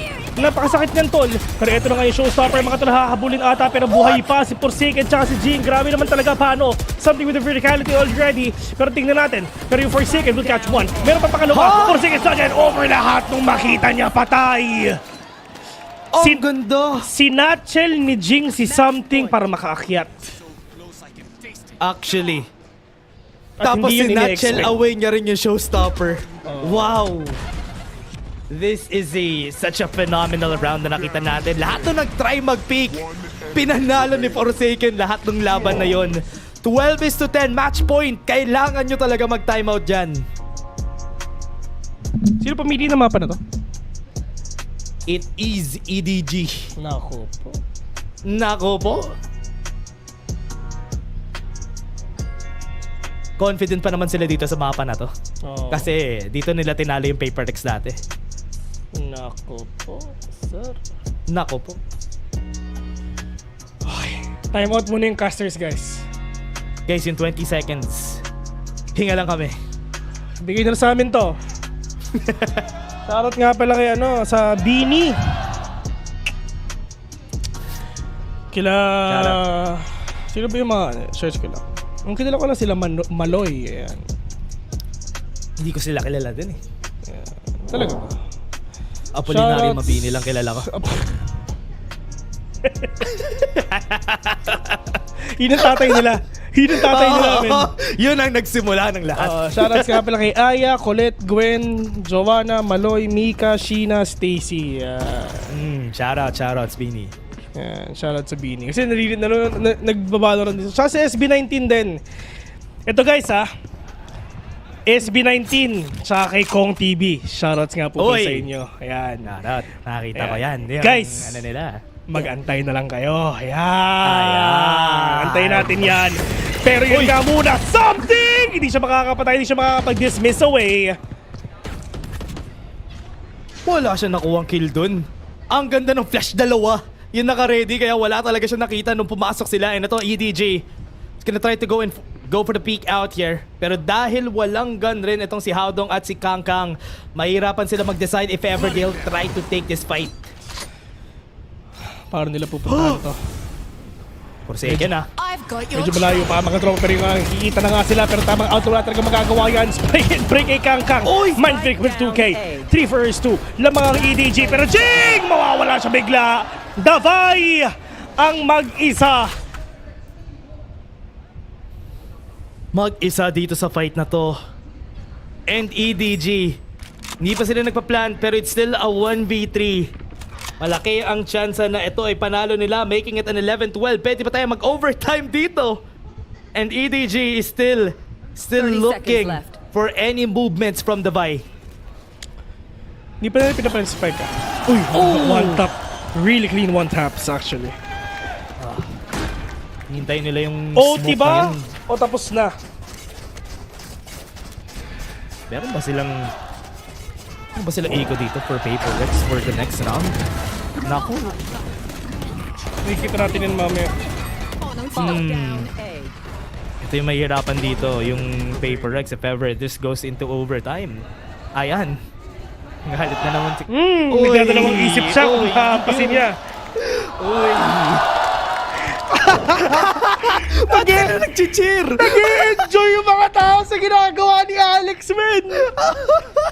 Nag-cheer sila pag natitilt si Coach. Hoy! High-low! Oh no! Ang ganda nun. Delikado to! Pero Forsaken papasok na ata pero wala silang idea. Forsaken! Oh no, nasa likod na. Pero nasa loob na nga si Smoggy, mga tropa. Pero orbital strike muna! For them to get a delay, Mind Freak will catch one. And that is huge! Forsaken with another one. Pero meron pa dito recording mga Toding Seekers. So patuloy talaga sa kanila. Madalaman nila kung nasa ba yung mga kalaban nila. Pero Jing nakapatay din ng isa. Pero nobody nakabawi pa. Pero yun nga lang tapos na! Ang laban natin ngayon mga tropa. Paper Rex ang nanalo sa game number 1 nila. Ang linis nung last round na yon for Paper Rex. Lahat ng fight na tinake nila, the isolation na nakita natin doon, naiwan pa si Smoggy dahil sa orbital strike, kaya na -1 agad sila during the start of that. And wow, heartbreaker yon for EDG, pero ang ganda nung game na yon. Sobrang ganda. And sino ang uuwi? EDG ba or Paper Rex? Kami nga pala yung nag-iingay kanila, guys. Shoutout nga pala sa inyo. Pero yun nga, di ba? Shoutout nga pala kay Neon dito sa box na to. Oy, shoutout Neon, shoutout. Shoutout kay Wingman kanina, nagplant. Ayun, nasa gilid mo. Ayan. Dahil sa'yo nanalo yung mga tropa natin. Ay, natalo pala. Pero yun na nga, di ba? I mean, sa side ngayon ng EDG sa to lang, they need to win the second round no matter what. Pero Dash, before we go to break, what are your final thoughts? Yeah, final thoughts ko lang, sana lang ganun rin ka-intense yung susunod na laban natin. Pero guys, ayun na nga, kami ang naging caster nyo. May game 2 pa tayo, Dash and VIL, and we're gonna be right back.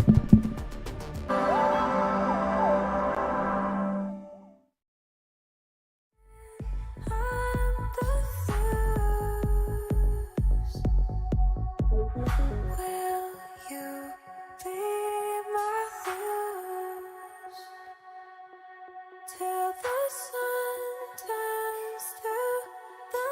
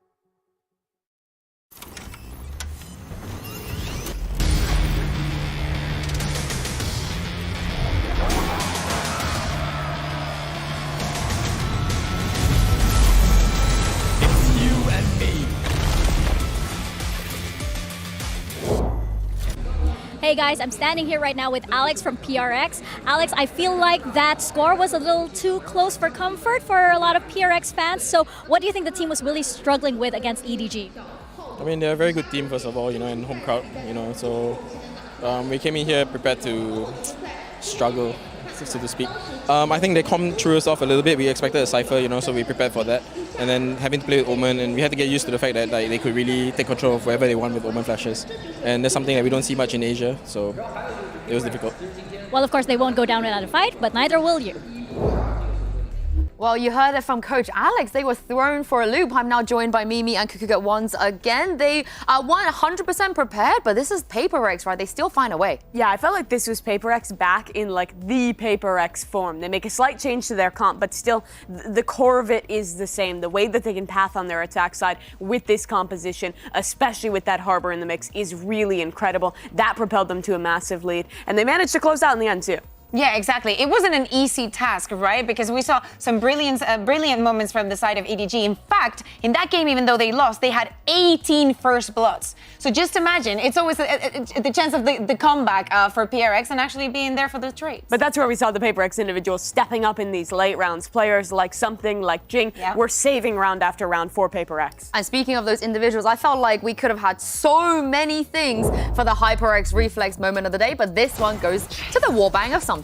I mean, it's just so impressive because I bet with one bullet, he gets 2 kills in that one angle that everybody spams, but most likely will not get anything. And Something, of course, gets something. The third kill, that's horrible, but the third kill was also ridiculous. Another blatant spam coming out from this guy. I mean, Something is just such a talented player. And any other team picking Reyna, I'd be against it. But the way that he plays this agent is just really good. It gives him the agency to go for really confident plays. And I think they still set up a lot of nice combos between the Sky and the Reyna flashes, kind of making up for the lack of the Gecko. And not only that, especially when we see them from the defense being aggressive, the way that he was dismissing and being so disruptive onto EDG gave them a lot of edge. We have to shout out Smoggy though, because I felt like if Smoggy didn't have the performance he had, maybe this map wouldn't have been as close. Yeah, exactly. We see him topping there in EDG, but even Alex said it. They were not prepared for this. The way that they were executing, the way that the flashes and the paranoias were coming in, the way that he was strongholding on B, repositioning time after time, the impact that he was having is one of the key reasons why one, we even got to a 6-6 half, and 2, we saw, this result in the end. That was the most impressive part to me about this Omen for Smoggy, the way he was playing on B. I think he did a great job of picking his timings on when to find that initial fight and then send in the paranoia, teleport into the second angle, and kind of have so many different looks. It's really disruptive. It's kind of similar to like last year when teams saw Sova on Fracture for the first time. When you see an agent you're not really used to and you see like weird utility on a different map, there's always that adjustment period there. So I thought this was actually a really good comp change from EDG, but it's a shame they couldn't close out in the end. This is the thing, how good of a change is this? But before we talk about that, let's hear what Coach After had to say ahead of map 2. I'm here right now with After of EDG. After, I'm curious, especially with such a high-pressure situation like this, a high-pressure match, what do you tell your team in order to hype them up? 在如此高压的淘汰赛情况之下，你是跟选手们会说些什么来给他们鼓劲儿打气的呢？我觉得 FPS 游戏其实就是要纯粹嘛，然后我觉得就是感受台上的激情，然后玩得开心，我觉得这是最重要的。对。FPX game, pure game. You just need to enjoy the whole things, enjoy the stage. That is all. Well, we hope that the players will be enjoying this one. So, jayo EDG. I mean, it was enjoyable for us to watch that map. It was really fun. But the thing is it enough for Sunset? Because it feels like when we get to Sunset, the score disparity might get a bit larger. I'm pretty worried about EDG going into this Sunset. They looked so rough in that last showing. And I think this has clearly been Paper X's strongest map throughout their run in Pacific. Yeah, I think I agree with that.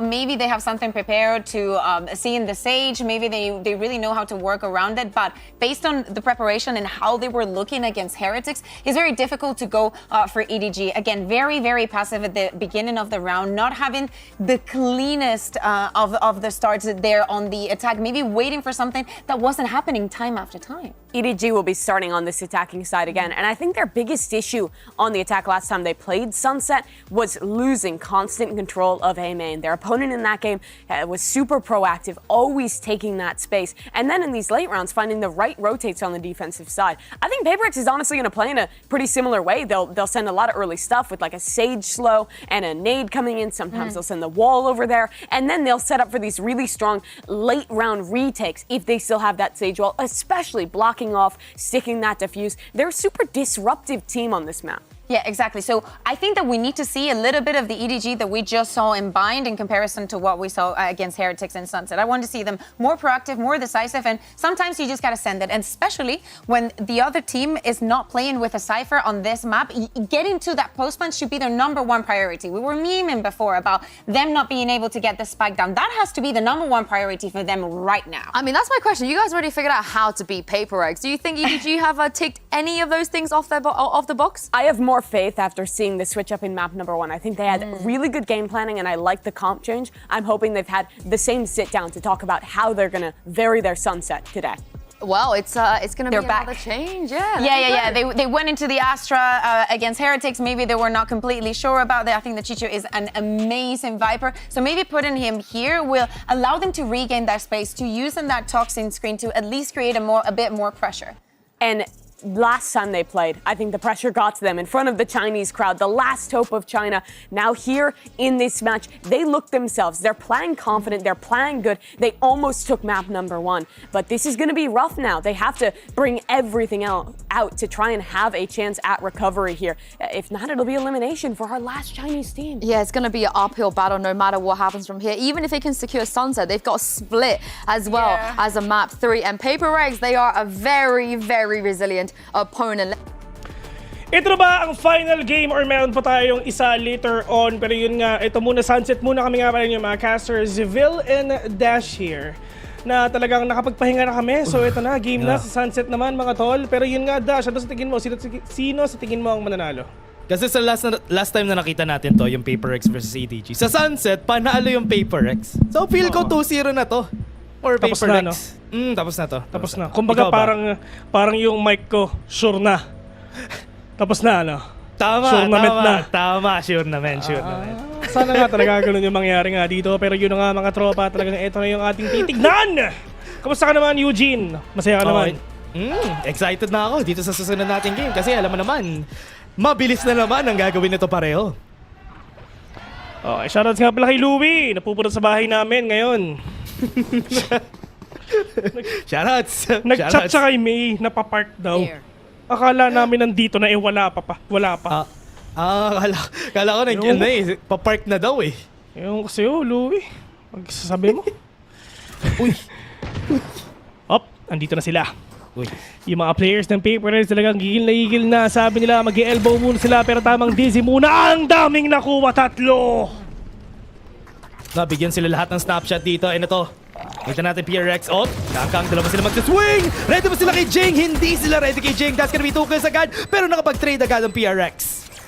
Pero pagdating nga dito, 3 versus 2 already. Lamang pa rin dito ang PaperX. So the clock is ticking already. Kailangan nila ma-retake to. Pero ang tanong kung paano. Howdong and Smoggy na lang dito ang natitira mga tol. Pero kaya pa ba nila? Lahat sila nag-aantay na. Tumingin sa likod. Walang tao dyan. Kahit isa, lahat sila manggagaling dito sa short. Dizzy will catch one. Paranoia. Walang nakita dito kahit isa. Pero yung nga lang, ito na yung wingman. Madidinay nga nila. Pero yung muna, kailangan muna patingin nga yung mga kalaban nga nila. 2 versus 2 already. Something super low on HP. Right click, not gonna catch anyone. Mind flick to only my remaining. May smoke pa siya. Ipupush niya. Pero nasan ba yung hulihan? 4 bullets remaining na timingan! Saktong-sakto yung timing nun sa pagbalik niya ng gun. Kaya lang sila natalo. Pero could have been a great sign. Sana for PRX to be winning that round. Pero EDG managed to turn it back just by clearing up alley. And para safe yung spot nila doon. And hindi sila ma-wall ng members dito ng PRX. Sayang yon, tropang Dash. Sayang yon, men. Pero at least at the end of the day, talaga nabawi pa rin nila to. Ang EDG, yun nga, ito yung kailangan nila, boss. I mean, to the fact na ito yung mapa na talagang malakas nga sila. Tingnan natin kung babawian nga nila. Well, ito naman yung mapa pinili nga ng PaperX. So let's see if ever kaya nila. Pero kakang dire-diretso na. Pero tingnan natin, nakapunta nga ng 2. Pero meron pa pangatlo, yung 4 hindi na ata. Something nakadalawa na dito. Davai ang mag-isa with the Sheriff. One tap to the head, mali mo, makayanan niya. Jumbo hotdog na, kakayanan niya. Ito pa kaya. May tripwire pa. Isa likod, alam na nila. May sign na sila kung nasaan yung last member. EDG, lahat sila titingin dito. Tatry nila mag-peek out. Pero si Haudong, nakaready ba siya? Yes, nakaready siya. And EDG takes out at 2-0. Ito ha. Shoutouts nga pala sa mga natamaan ng rotational na brownout, mga boss. Kaya magandala, kinakabahan rin ako kasi nasa Marikina ako. Yung mga QC, yung mga ibang lugar sa QC, wala nang kuryente. Si Taylor, wala silang kuryente sa bahay nila, man. Tay tayo dyan. Oo, tay tayo dyan. Buti na lang hindi siya nagkakas. Batay tayo, katabi ko lang yung QC. Nako, natatakot na ako. Baka kasunod na kami. Rotational pa naman. Oo, babalagbagin Heb Abi yan, man. Tandaan na siya yung God. Op. Tama. Kangkang. Kangkang. Nagkakita na nga sila pero Forsaken na lang dyan. Dito sila nag-aantay na. Forsaken Jing. Ganun kill. Chichu. On the right corner. Dun lang sa may tiles pero mambout na. Bulldog. Dito tama. Kill na lang siya. Jing nakakabawi pa ng isa dito sa may gitna. Grabe naman. Yung labanan sa mid. Lahat sila nasa mid. Nagulat ako lahat. Nag-pick pa rin sila lahat. Dinatry pa rin nila i-contest yung PRX kahit kanina nakakuha na sila ng 3 kill dun sa mid. And that's why ito EDG still trying. Kasi baka hindi naman talaga sila pumik ulit. Pero hindi sila sure. Nandito pa rin. Nag-aabang pa sila sa mid. Masyado kayong makulit. Alam naman natin pag ginugusto, binibigyan. So bibigyan nila yan. Something nagpakita. One up to the head. It'll connect. Pero wallbang it is. Jing from behind. Chichu. Oh no, kabahan ka kasi nga si Jing nandiyan. Pero 3K, 2-1 na. Paper next is the first round gun. Nanalo sila. Yeah, nakuha na naman nila yung round. And this is gonna be it. Bonus yon. Order side. And this is gonna be it. A chance para sa members dito ng EDG to fight it out. Ito, lahat sila may baril na. So this time around, kailangan na nila i-start yung momentum nila. If ever gusto pa nilang manalo against Paper X. Masaya. Masaya boss ang mga tao sa ano? Sa tawag dito. Masaya, basta masaya lahat sila. Pero pagdating nga dito, ito na yung fountain, tumatama na nga para sa kanila. Pero something muna makakabawi nga ng isa, pero kailangan nila mag-bomb out kasi napakadaming tao sa harapan nila.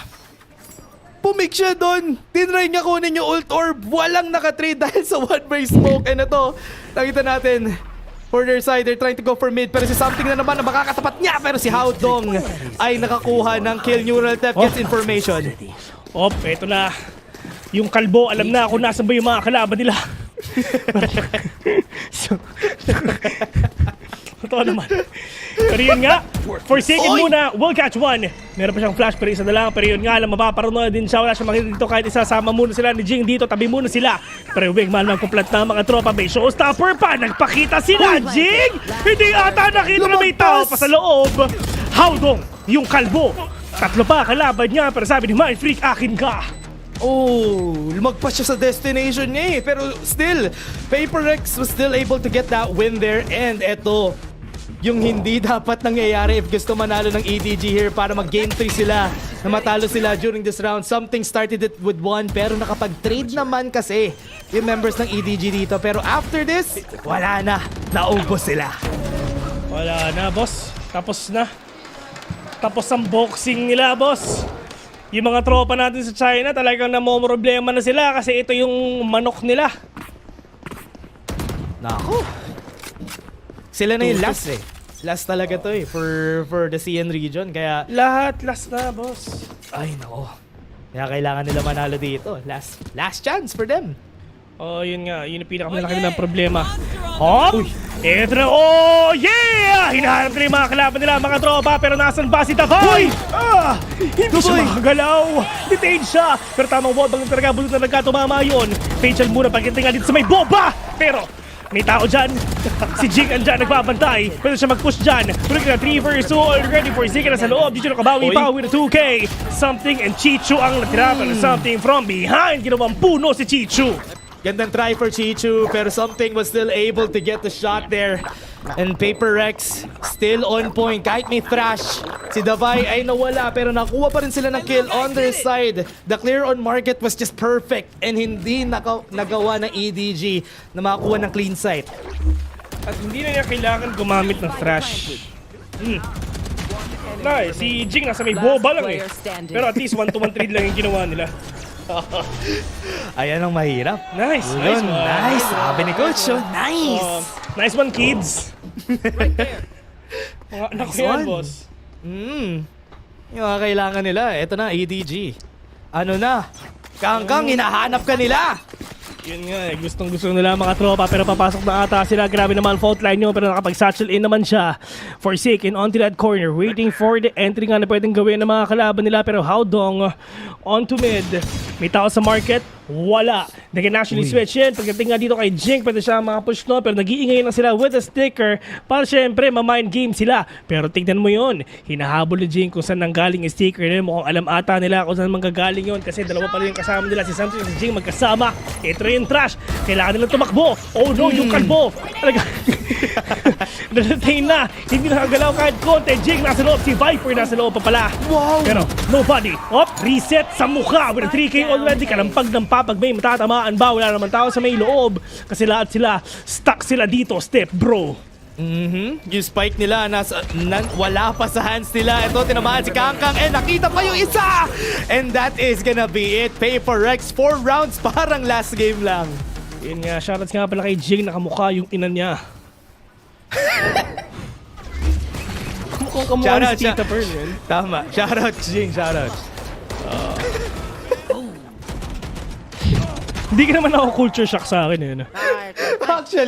Actually, medyo culture shock na ako. Kaya natatawa ko pero masaya, enjoy ako. Yun lang yung importante. Kasi first time natin magkasama eh. No? That's true. Kaya nagulat ako kanina eh. Pero masaya. Enjoy pala yung ganito. Enjoy boss. Enjoy pala yung ganito. Ito yung, kumbaga ito yung casting out of your comfort zone.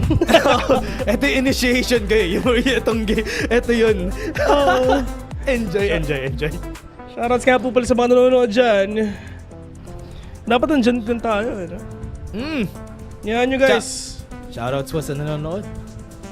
Si Ray pala, dumaan din kanina, pati si Tay. Shoutouts. Si Taylor pumasok sa Discord eh. Nasa kapihan daw siya eh kasi wala daw kuryente sa kanila. Wait din sa kapihan, may kuryente. Homsin. Oy! Pala. Si Ilya tsaka si Jason. Jason. Kasi ganun kasi yung boses ni Jing eh, di ba? Jason, come here, Jason. Jason, I got you, Jason. Yung imagine ganun yung boses niya, no? Tapos halimaw siya maglaro. Halimaw siya maglaro. Kasi ganun yung mga Smurf, halimaw magbalo. Yung mga ganun, di ba? Halimaw. Si Sarah Geronimo, halimaw din yun eh. Halimaw kumanta.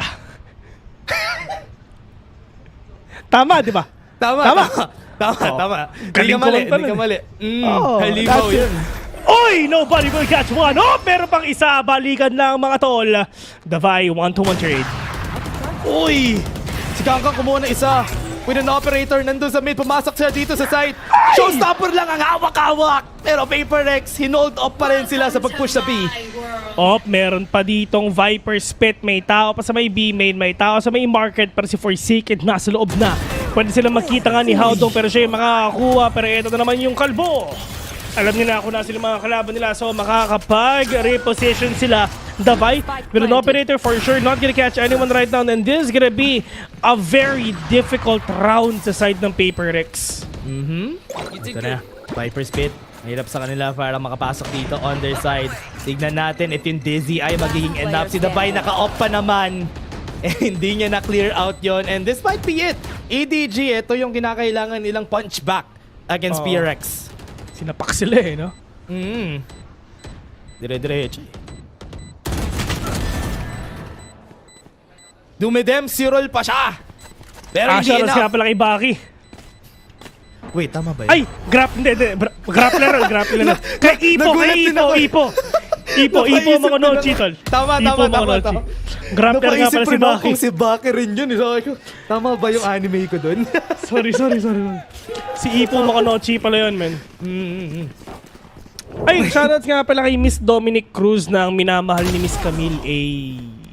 Hey! Nice kill. Kaya ako nasabi yung Dempsey roll, may nakita ako kanina. Nagde-Dempsey roll Motor, sa kalsada. motor. Tama ka! Yun! Pareho tayo nakita. Dimi-dipsi lang sa motor eh, no? Oo, nagulat ako. Nakasingit siya doon. Panis. Panis. Iba talaga. Sabi na nung sinabi mo yung Dempsey roll, alam ko na yun yung nasa isip mo eh. Tama. Uy! Yun na nga, yung dalawang gecko nagkita. At si Something ang nakakuha, mas pogi daw kasi siya. Kang all the way from B main, Davai, waiting patiently. Pero ang problema, ay, tatlo sila dito, boss! Diyos ko po, triple threat to! Ayun na nga! Pero meron pa kaliwat kanan mga tropa at lahat na nakatingin sa kanila, isa-isa! Yung tatlo, si Forsaken, si Davai, at si G, nakapatay sila. What a perfect angle and positioning for the side of Paper Rex. Ang ganda na nakita natin dito for Paper Rex. Yung triple threat na ginawa nila doon, wala talaga makakapasok on their side during that time. And dahil isa-isa rin sila pumasok from their end sa EDG, na isa-isa rin talaga sila ng Paper Rex. Eto, nagsimula ng lahat. Something nakakuha ng kill. You know? At ang ganda nga, di ba? Kasi kitang-kita natin yung triple threat nga nila pinapakita. Tapos lahat sila, yung tatlo doon, nakapatay sila, tigi-isa. Tigi-isa, oh. Ang ganda na setup dito ng Paper Rex. And ito na, EDG. Nandito pa rin yung same wall na meron. Yung naglaban sila sa Paper Rex, natalo sila sa Sunset, and hindi pa rin nila masagot so far. Wala pa rin silang parang big adjustments against Paper Rex. Oo. Up. Ito na mga tol, yung mga players ngayon ng Papers talagang babawi na kahit lamang sila. Hinga muna kami guys, wala pa nangyayari. Yan! Yung EDG nagsiset up pa eh. Yan! Si Dash natututo na! Yes! Let's go! Ayun, kumuha! Wait, they show stopper pa! Ay, naku, Jing. Pero grabe naman si Something nakadalawa pa. Pero yung mga players dito ng EDG, bumabawi sila. Si Davai, meron siya pambuhay ng patay. Pero ang EDG, pareho silang low dito. Si Chichu at si Smoggy, paano na to? Davai at Forsaken, wall lang ang pinangahawakan dito ni Davai. And pag pumake siya, makikita niya yung nasa taas na si Smoggy. And si Forsaken, kasama niya pa. Si Chichu nandito, meron silang pang rest. And this is gonna be it. Yan na nga, na-rest nila si Something.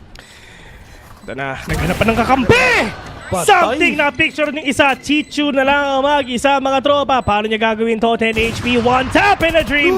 Kamunti ka na, pero Davai with a bait and switch, and they're gonna win that round with a 6-3. Still around for them. Ito naman natin, Paper Rex still keeping their composure in this game. And yan na nga. Eto na. Piniping nila kanina. Yun nangyari. And with that, may misstep na nakita tayo from their side, pero nanalo pa rin sila kasi nakakuha ng dalawa si Something dito. Ayun, no? Ayun, si Jing. Tulog.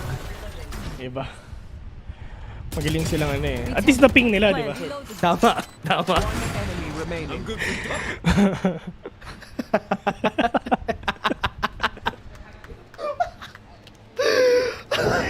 Ang hassle mo kasama, Dash, promise. Ang hassle mo, man. Alam mo, buti na lang hindi tayo magkasama sa LAN setup. Sa studio setup. Bakit naman? Ang gulo siguro natin, promise. Pinapawisan na ako sa... Kang, ito na.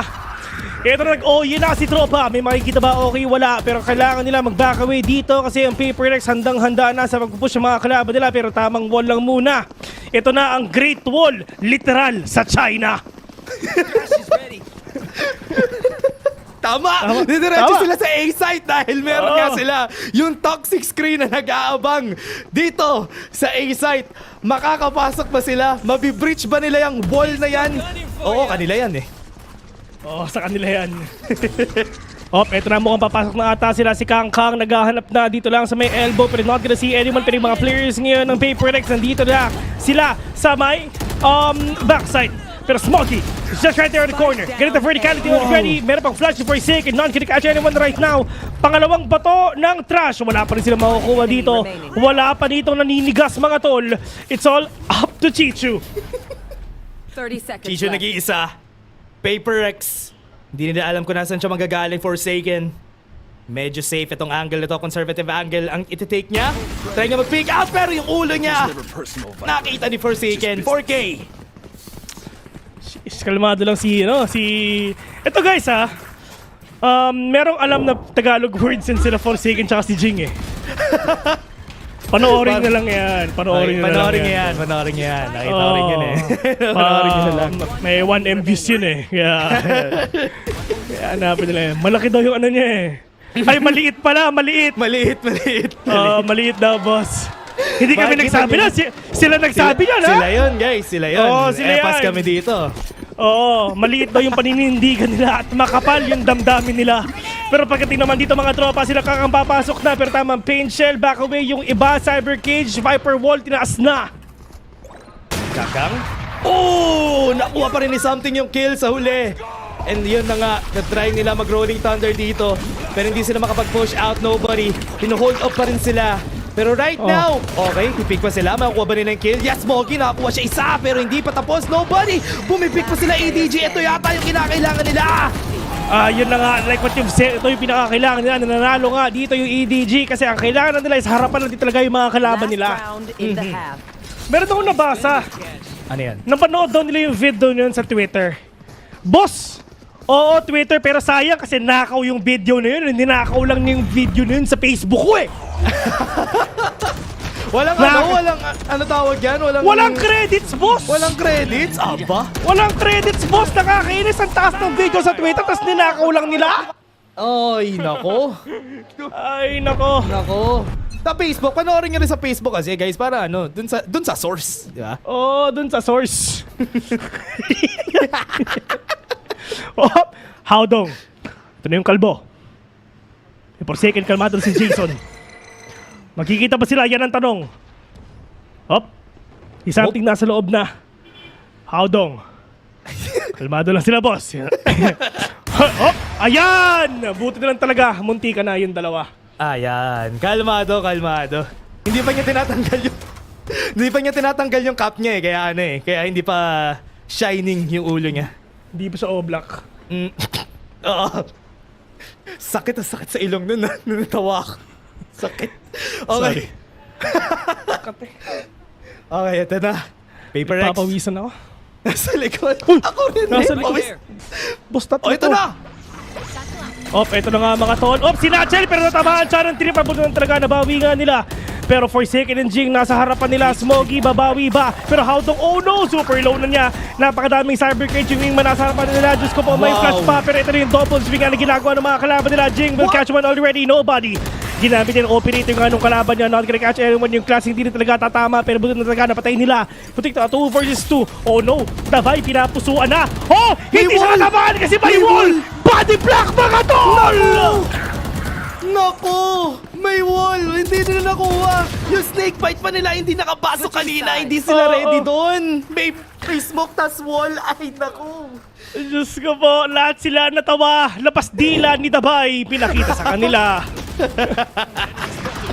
Gusto makita sa replay yun. Yung reaction ni Dabay after niya makuha yung defuse doon. Ang ganda kasi, tingnan natin tinatry nila pa sa akin. Reload muna! Dabay cam. Davay cam. Wala ba si something nakatingin? Hindi naman siya yung Hindi naman siya yung nag-defuse nun eh. Bida. Pero yun, 8-4 na lamang Paper X. Shisha ball. Pawis ako. Paper X, 8-4. Lamang na lamang sila dito sa game na to. Lamang rin sila sa series na to kasi 1-0 na sila.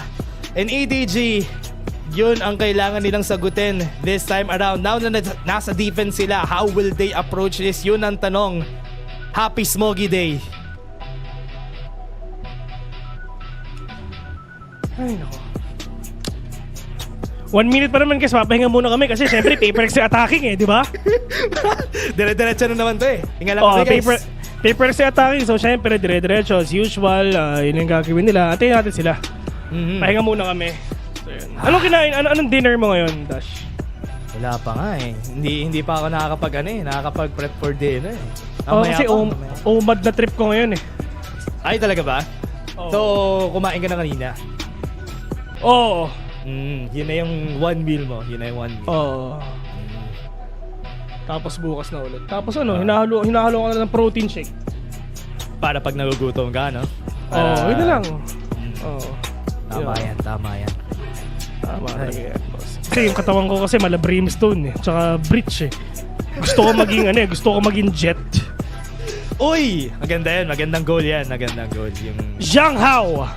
Smoggy. Yan. Now, there's only one thing I can do. Sana hindi ko nabasa. Ayan, there's the one. Now, there's only one I can do. Fight until the end, like I promised to. Wow! Asan yun? Ayun. Di ba sumisigaw sila? Sumigaw rin yung fan ng Paper Rex. Mag-isa siya, tumayo siya eh. Laki yung bakit. Nice. Ito na! Pinsan lang muna mga tropa, pero Diyos ko, si Kangkang natamaan siya ng fault line. Pero buhay pa siya. Pag-slow down tayo dito, Paper Rex. Kita naman natin, diretso sila sa elbow, pero lahat ng members ng EDG nandito na nag-aabang. Dire-diretso na nga sila mga tropa. Jing, natamaan na ata siya, pero for second muna makakaisa. Pero yung mga players dito ng Paper Rex, okay, back away muna sila. Napakadaming tao dito, literal na 4v5 to. Kompleto pa ang Paper Rex ngayon. Lahat sila nakatingin kay Howdong. Pag lumabas ka, patay ka. 3 versus 4 already. May wall pa. Ito talaga yung Great Wall na nasa China. Pero Chichu, babawi pa. Lahat ng tinignan niya, munti ka na hindi nga makapatay ng isa. Tatlo na yung nakita niya, isa lang yung napatay doon, pero Chicho babawi ata. Eto na, triple kill for themselves. Mindfreak with a 2K. Kangkang the only man remaining with a 2v1. Diyos ko, may heal pa si Davay. And ito na nga, si Wingman nagpa-plant na Kangkang. 40 HP. Mahirap rin para manalo sa kanya on this end. So kailangan niyang gawin, i-clear pa niya tong main. Ang hirap ng gagawin ni Kangkang dito. Pag to nagawa niya, panalo siya. Tama. Davay! Right click onto the classic. Grabe naman talaga si Ilya. 9-4 already. Paper Rex. 3 na lang. Ay, 4 na lang pala. Tapos na yung Lamarn. 9-4. Nanalo pa sila sa pistol round. This is not looking good for EDG. Now that nasa defense sila, especially in the first round na yun, force sila mag-rotate ng sobrang bilis dahil sa information kasi what they know from Paper Rex. Pag nakakita sila ng opportunity, papasok sila. Kinabahan si Coach, Right there. Shoutouts nga pala kay Louie na malapit na sa bahay namin ngayon. Shoutouts, direct. Magpa-park daw kasi siya dito eh. Grabe naman! Diyos ko po, natamaan yung butiki! Uy! Wait, wala. Di nila nakita dito sa Kangkang. Push sila. Oy! Si Something nakakuha ng kill. That is a 5-man strong team. And ito, makikita naman natin Forsaken nasa likod. Nakita niya pa yung isa. Nagpa-plant na nga sila. Pero ito yung mga players ngayon ng EDG, tignan kung makakabawi pa ba. T versus 3 already. Yung mga players ngayon ng Paper nagigil na. Pero tignan natin kung talaga makakabawi pa. Kasi nga si Chichu nasa loob na. One tap tumama. Pero Forsaken nasa harapan niya with 3K already. Smoggy na lang ang mag-isa. At ang hirap na to, boss. Kasi, wala eh. Nakashare kasi siya. Ayun. Kaya mahirap. Kaya kasi, 2v1 eh.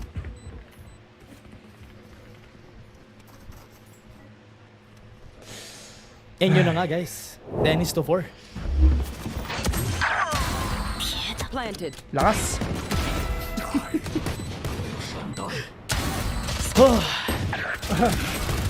Tignan nyo muna yung replay guys. Singa lang kami.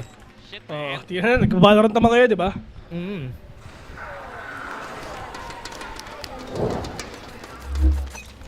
Ayan, game na uli kami. Ito na. Outlaw. Itong si Something.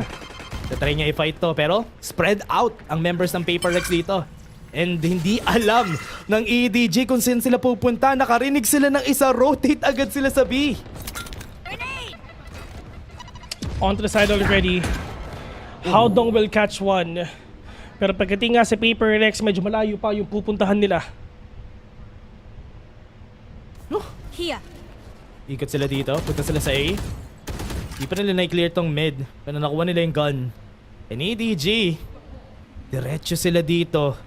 Oh no, this is not gonna be good. Mind Freak gets the kill. Making it a 4v4. Medyo naging slow yung approach ng Paper Rex, no? Kasi play for picks ngayon nasa isip nila. Pero sila yung napipitas-pitas. Pero yun nga, spike is drop. Meron pang tao sa tiles. Nag-aantay lang sila at nakukuha nila. And for sure, naririnig to ng mga kalaban nila. Pero yung flash nandiyan na, matatamaan nga ata si Howdong dito pero medyo malayo pa siya. Layo niya sobra. And yun na nga, no? Na-condition na kasi nila kanina from game 1 na ganito sila kabilis maglaro. Pero Smoggy, alam niya. Any rotation for second, ready pa siya dito. Howdong still gets the kill. Last one. Etong si Mind Freak. That is a swing. Mind Freak will catch one. 1 versus 3 already. Oh, yun lang. Revealed siya doon. 10-5. EDG, mali mo, makapag-comeback pa. 10-5. 8-4 yung score round before this half happened. And they won their third round dito sa half na to. Tara, time na ng Paper Rex. May guns na sila and ready na sila dito sa fight na to. 30 seconds left. Solid kills na talaga pinapakita nga nila dito, no? Pero pagdating dito nga sa Paper, it's really up to them kung paano nga sila makakabawi. And the fact naman na they have a lot of utilities na pwede pa namang iba to dito. Medyo half-buy lang sila, ika nga. Ngayon, babaguhin nila yung approach nila. Sige tol, hindi gumagana yung play for picks. Push na lang natin. Etong ginagawa natin na to na nagpupush tayo. Gumagana to kanina eh. Eto na lang. Eto na si Jing. Papasok na siya. Kumuha ng kill advantage kahit wala sila masyadong guns on their side. May upgrades na sila. They're gonna push in no matter what, and that is the thing that they're doing right now. They have the showstopper nga dito pagdating nga kay Jing, pero tamang oya lang muna. Ito na yung thrash. May makikita ba? Okay, wala. Pero hoy! Walang namamatay dito kahit isa. Kangkang nakabawi pa. Kangkang all the way from market. Meron pa siyang boombot ngayon para makita yung mga kalaban niya, pero denied yung wingman. So alam nila na someone is actually playing close. Jing with a stinger! Will end the life of their enemies. Kangkang the only remaining may showstopper siya. Di niya alam, may nagaling din sa boba, nasa likod niya. Kangkang ready pa siya dito sa dalawa, makikita niya. Oh no, hindi nakita! Nakita niya ba yung paa? Hindi nga nakita! Hindi, Mind Freak! Ay, naku! Diyos ko po, Rudy. Kalmado lang sila. Kala ko nakita niya yung paa. Hindi na nakita. Ang bilis sa sensitivity na, hindi na nakita yung paa. Ito pa, isa pa to eh. Itong si Jing nakakuha ng 2 kill na naka-stinger eh. Oh no. Oh, kalma, galit. Kalma, coach. Panalo kayo, boss. Panalo kayo. Shoutout nga pala kay Louie na nasa likod ko. Ayan, mamaya magpapakita si Direk dyan, mga tol. Pero, ayun na nga. Si Louie dumating na. Yaon. At yun sa Facebook, naghahanap siya ng bebe. Louie Sebastiano Dendido, yan. At yun sa Facebook, naghahanap siya ng bebe. May bebe na daw siya, sabi ni Van. Ay, okay. May bebe na pala si Direk. Pero makikita natin si Direk ata mamaya dyan, no? Nasa likod. Hindi. Okay. Hindi na siguro. Ewan ko, depende kung papakita si Louie. Pero yun na nga mga tol, sobrang init yung laban nila dito sa timeout. Ito, mamaya kami magsasalita. Papahinga muna kami.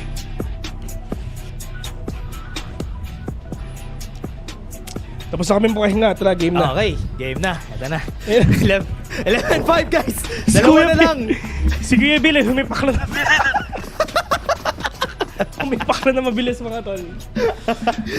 Ayan na. Eto na. Wala silang guns. Yun nga. Yan na. Naririnig na natin yung cheers. Ito na yung mosh pit. Narinig na nga nila. Pero ito mga players na ito mukhang papasok na rin ata. Nilabas na ni Kakang lahat nga na meron siya. Yung showstopper, yung pinchel, yung boombot. Lahat na talagang ginamit niya. Pero may napalaba. Okay, wala kang bawas sa mga kalaban niya. So paano yung magagawa to? Pero a minute 25 seconds already. Mukhang magbibi ata sila.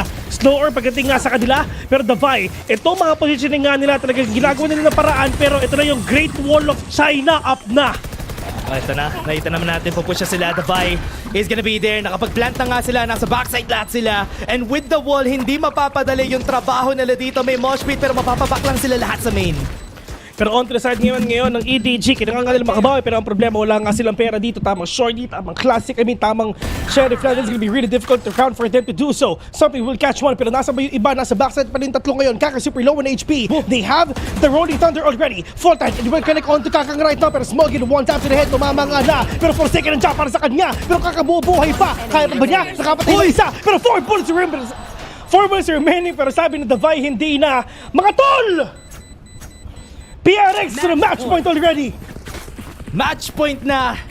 And ang dami nilang in-invest during that round for the side of EDG. Buti na lang, meron pa silang neural tap on Howdong. Last chance na nila ito. Last of many pala from EDG if ever manalo pa sila. Pero 12-5. One more win, one more mistake, and PRX will eliminate EDG out of this tournament. Usual lah, sabar-sabar everybody. Hindi ko nasabi niya mga tol, hindi ko talaga alam. Pero sana nga pala kay Louie na binibidyohan ako. Pero eto na, mukhang papasok na ata sila. Andiyan na yung boss, andiyan na lahat. Yung paint sa lahat nila, binabato na. Grabe naman yung paper, let's just go, nagbabato sila! Ang dami nilang binato doon. Ang daming utilities yung naubos from the side of Paper Rex. Pero with this, was sila, EDG trying to slow it down, trying to get good angles on their side. Pero si Kangkang, oy, sakto ata ito rotation, si Mind Freak makikita ata. Ang gandang flick. Grabe naman yon. Akala ko Pinoy lang ang malakas mag-flick, pati China pala. Right there.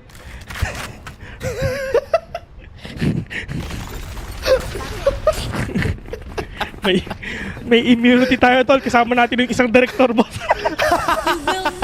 Safe. Safe, mapapasok ata sila. Pero ito na, kalampag ng papag, niyugyug sila, kalipat kanan, wala silang nagawa. Kangkang, nasa likod, nasa may backside siya, pero tamang from the shadows, hindi talaga para mahanap nga nila yung magandang pwersa para maka-rotate sila. Kangkang, dire-diretso, na-picture ng isa, si Forseke na wala, nilabas yung picture na, pero wala silang ID na meron pa tao sila kung sinova yun. Kung ito, 4 vs 3 already, Marip Kenji na titira. In terms of utilities, okay, wala na. Pero sa side naman ngayon kay Hado, alam na niya kung nasa yung mga kalaban niya, yung kalbo, tinanggal na yung sombrero niya. Wala silang time. This is gonna be 14 seconds. Walang time para mag-rotate. And this is gonna be it. They're just gonna be saving their guns for the next round. We still have a lot of money. Masyadong malaki pa yung eco nila dito. So everybody would have guns on the next round. So Paper Rex, binigyan pa ng isang tsansa itong EDG, which is 12-6. Isa pa. Tapos na. Uy, si Maloy daw nasa crowd. Sabihin na yun, di ba, si Maloy? Sheesh. Fan ka ba ng Bini? Ako? Hindi Talaga si Apollo Ariel lang talaga, no? Sasabihin ko talaga, yun ulit Yun lang talaga. Ikaw ba, fan ka ba ng Bini? Sucks lang, well, dalawa lang naman alam kong kanta nila, so might as well, diba? Pareho naman tayo. Yung dalawa lang na yun. Yun lang. Pero tignan natin. Jing is getting the orb. One more orb for that showstopper for them to close out this series. Sa panalo nga sila on the 2-0 scoreline. Pero inaantay na talaga natin pumasok to. Pero yung pinch nandyan na, just trying to break everything nga na pwede nilang mapigilan dito sa side nga ng EDG. But Jing, waiting patiently. Papahirap pa dito yung tripwire. Dahil nandito yung setups ng Cypher, hindi makapasok agad dito si Jing. And that's why they're trying to find a way to clear it out. Right now, wala pa silang any way to do it. Masyadong maraming members pa on the side of EDG na nasa B-side. If ever mag-push sila dito, tinatry nila mag-set up, naka-ready na kay Smoggy, naka-ready sa ulo niya, naka-ready dito yung aftershock, pero ito, magsa-start na sila!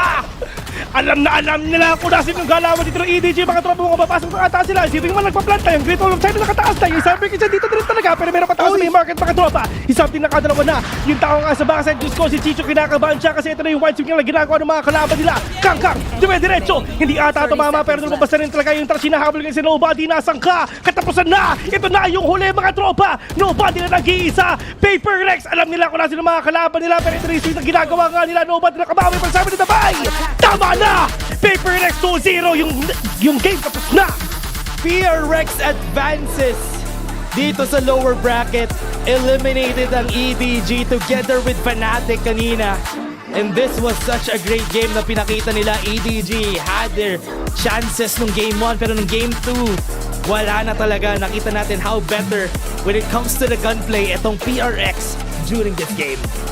Ibang klase mga tol. Congratulations nga pala sa Paper Rex for winning, and of course GG, well played for Edward Gaming for representing your own country dito sa Masters Shanghai.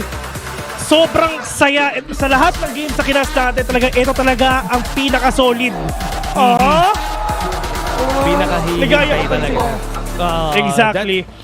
Louie, ligrito Louie. Louie, pakita kita. Ito nga pala, Louie. Ito nga pala si Louie, isang director nga ng BCT. Ayan o. Yan, What's si up, Louie. Derek? What's up? Ayan. Yan nga pala si Louie, mga tol. Pero yun nga, mga tol. Dash, meron ka bang gusto sabihin bago natin i-end yung show?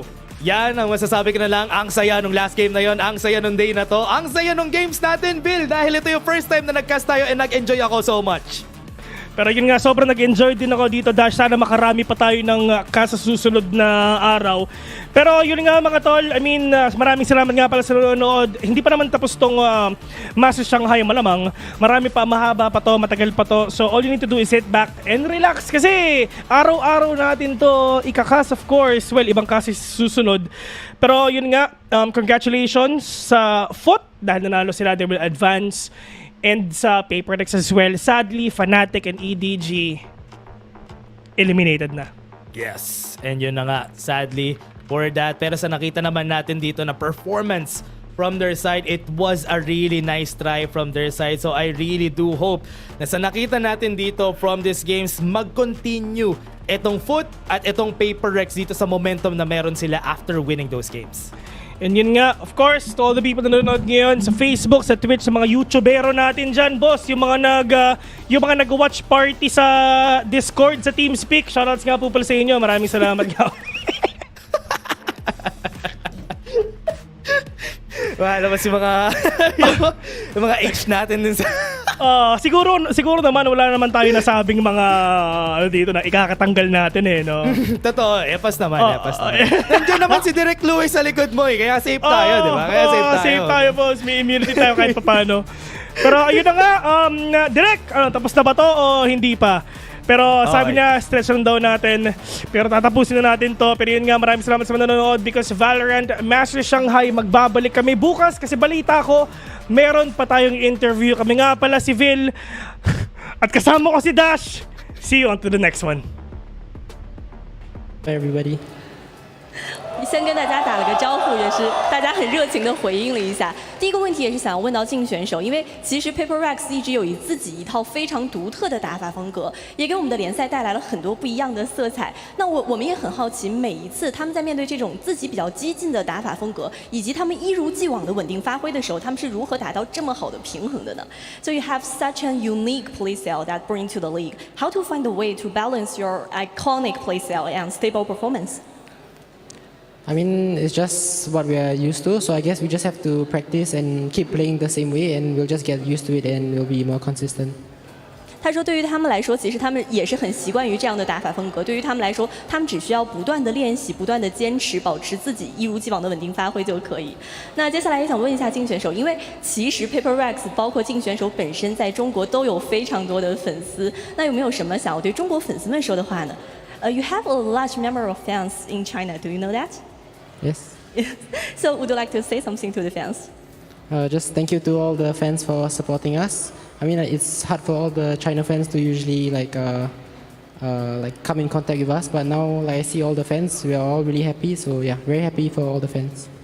他说非常感谢大家对他们一如既往的支持，平常可能在其他比赛里也很少有机会可以看到这么多的中国粉丝，但是今天见到了，他也觉得非常的开心，也感谢大家对他们的支持。那同时今天也是一个6·1儿童节嘛，然后想让竞选手祝一下大家6·1儿童节快乐，可以吗？大家想听吗？ So today is Children's Day in China. Do you know that? No. So would you like to say Happy Children's Day in Chinese maybe to the audience? Sure, I can but teach you. Yeah, you can teach me. 儿童节快乐。儿童节快乐。 Yeah, that's great. Thank Thank you so much. Thank you. And that's all for the interview. Thank you for joining. Thank you. 那我们的赛后采访到这里就结束了，先拜拜。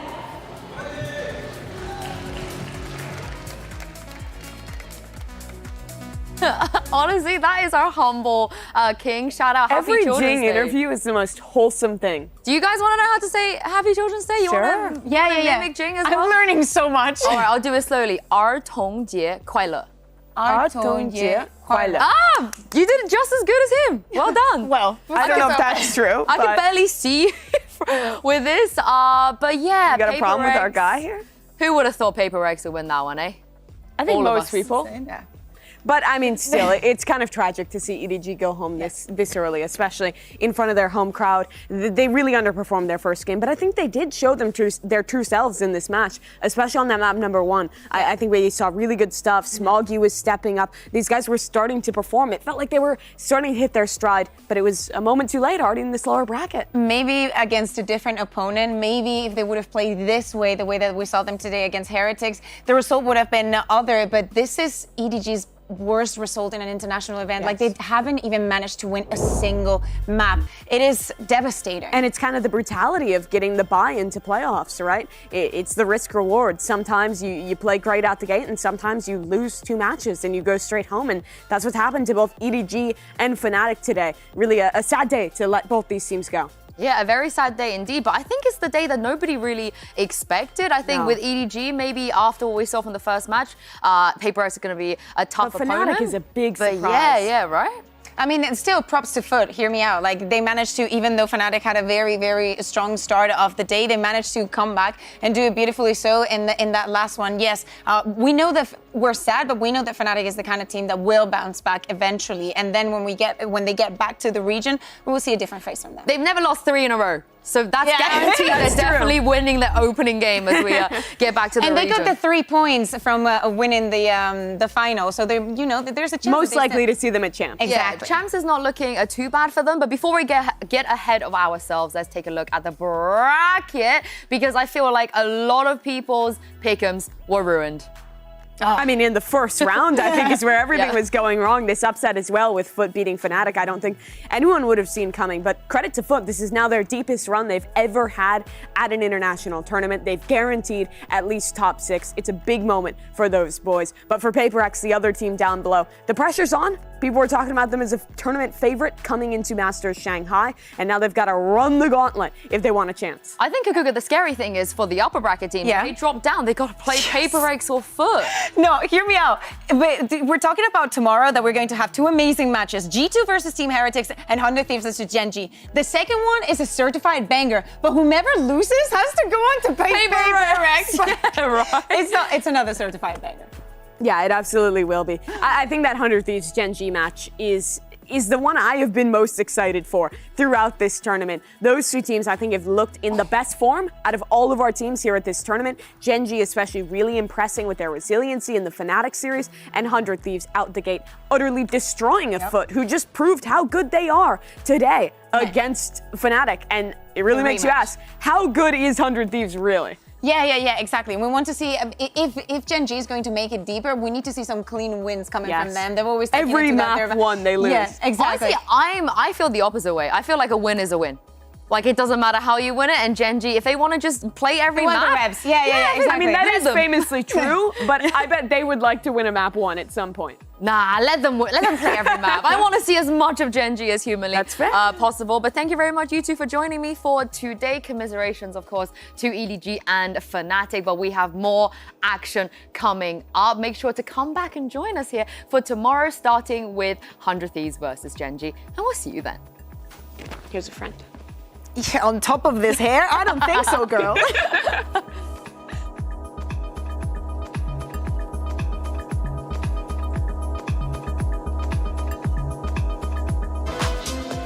This is the position that no team wanted to be in the lower bracket already here at playoffs. But both of these opponents are very, very familiar with each other, and a matchup we have seen many times before.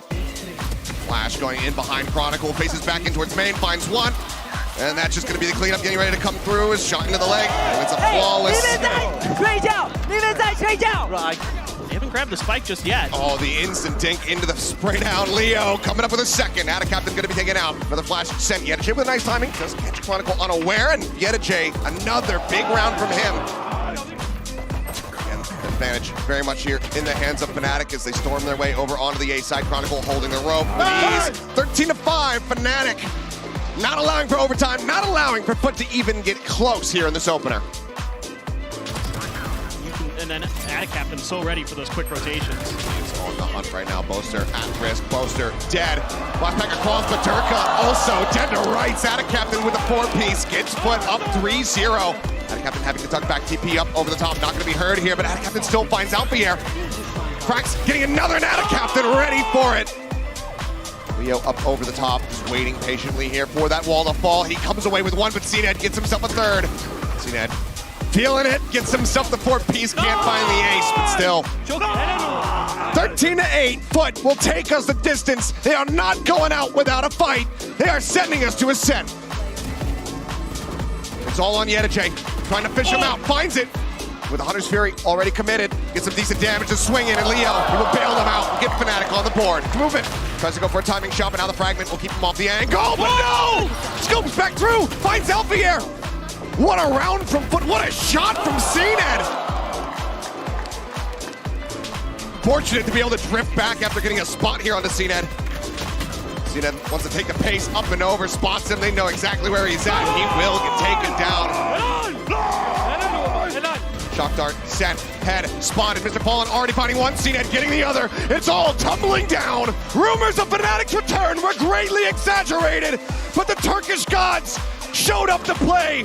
13-3, it is absolute devastation as they cannibalize their own region and send the #1 seed team home.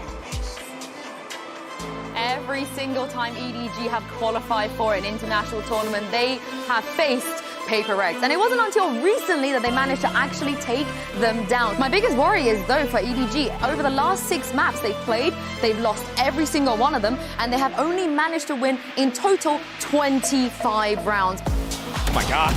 Well, the duels are going the way of EDG this time. Oh, he wants more. As the flash paves the way, the kills come through. Kong with 4, and EDG with their second. Device left alone. Not a ton of HP. Both of them fall, but the Red Bull clutch comes through for Paper Rex. What? Somehow, something gets 2. Kong on the snap, but something with the 3rd. Leaving the star on his own to settle the shots. The clip runs dry. Something with 4 and Paper Rex with 9. And you're not ready for something on top Chuck after Jing has fallen off. And apparently you're not ready for Forsaken either, as he gets 3. At the foot of Paper Rex, they cannot stand. Map 1 goes the way of Pacific's #1 seed. A fast pace hit here. And a fast entry from Kong. Oh, they're turning the other way. It looked like they were going to go elbow. Give him the wall, give him the utility, but they strike the other way. And they've got him surrounded once more. Really good utilities. I don't think that, Paranoid connected, but it doesn't matter. What was that? Weaponry on the other side is just not enough as Jing continues to push the pace. Little green goo at his feet. Kong will fall. What a fault line. Smuggy's in a really nice spot, though. Oh my goodness, what a shot. Chichu and Haodong have to win this one on their own. Haodong was so weak, and now he's dead. There it is. And in the face of a full buy from EDG, this close to closing it out. Avoiding the utility, still getting a shot under nobody. He connects onto the second. That very well may be the dagger. Grand finals in LA, lower finals in Madrid, in front of a Chinese crowd. The Heartbreak Kids will not be denied. Not in Shanghai, not yet.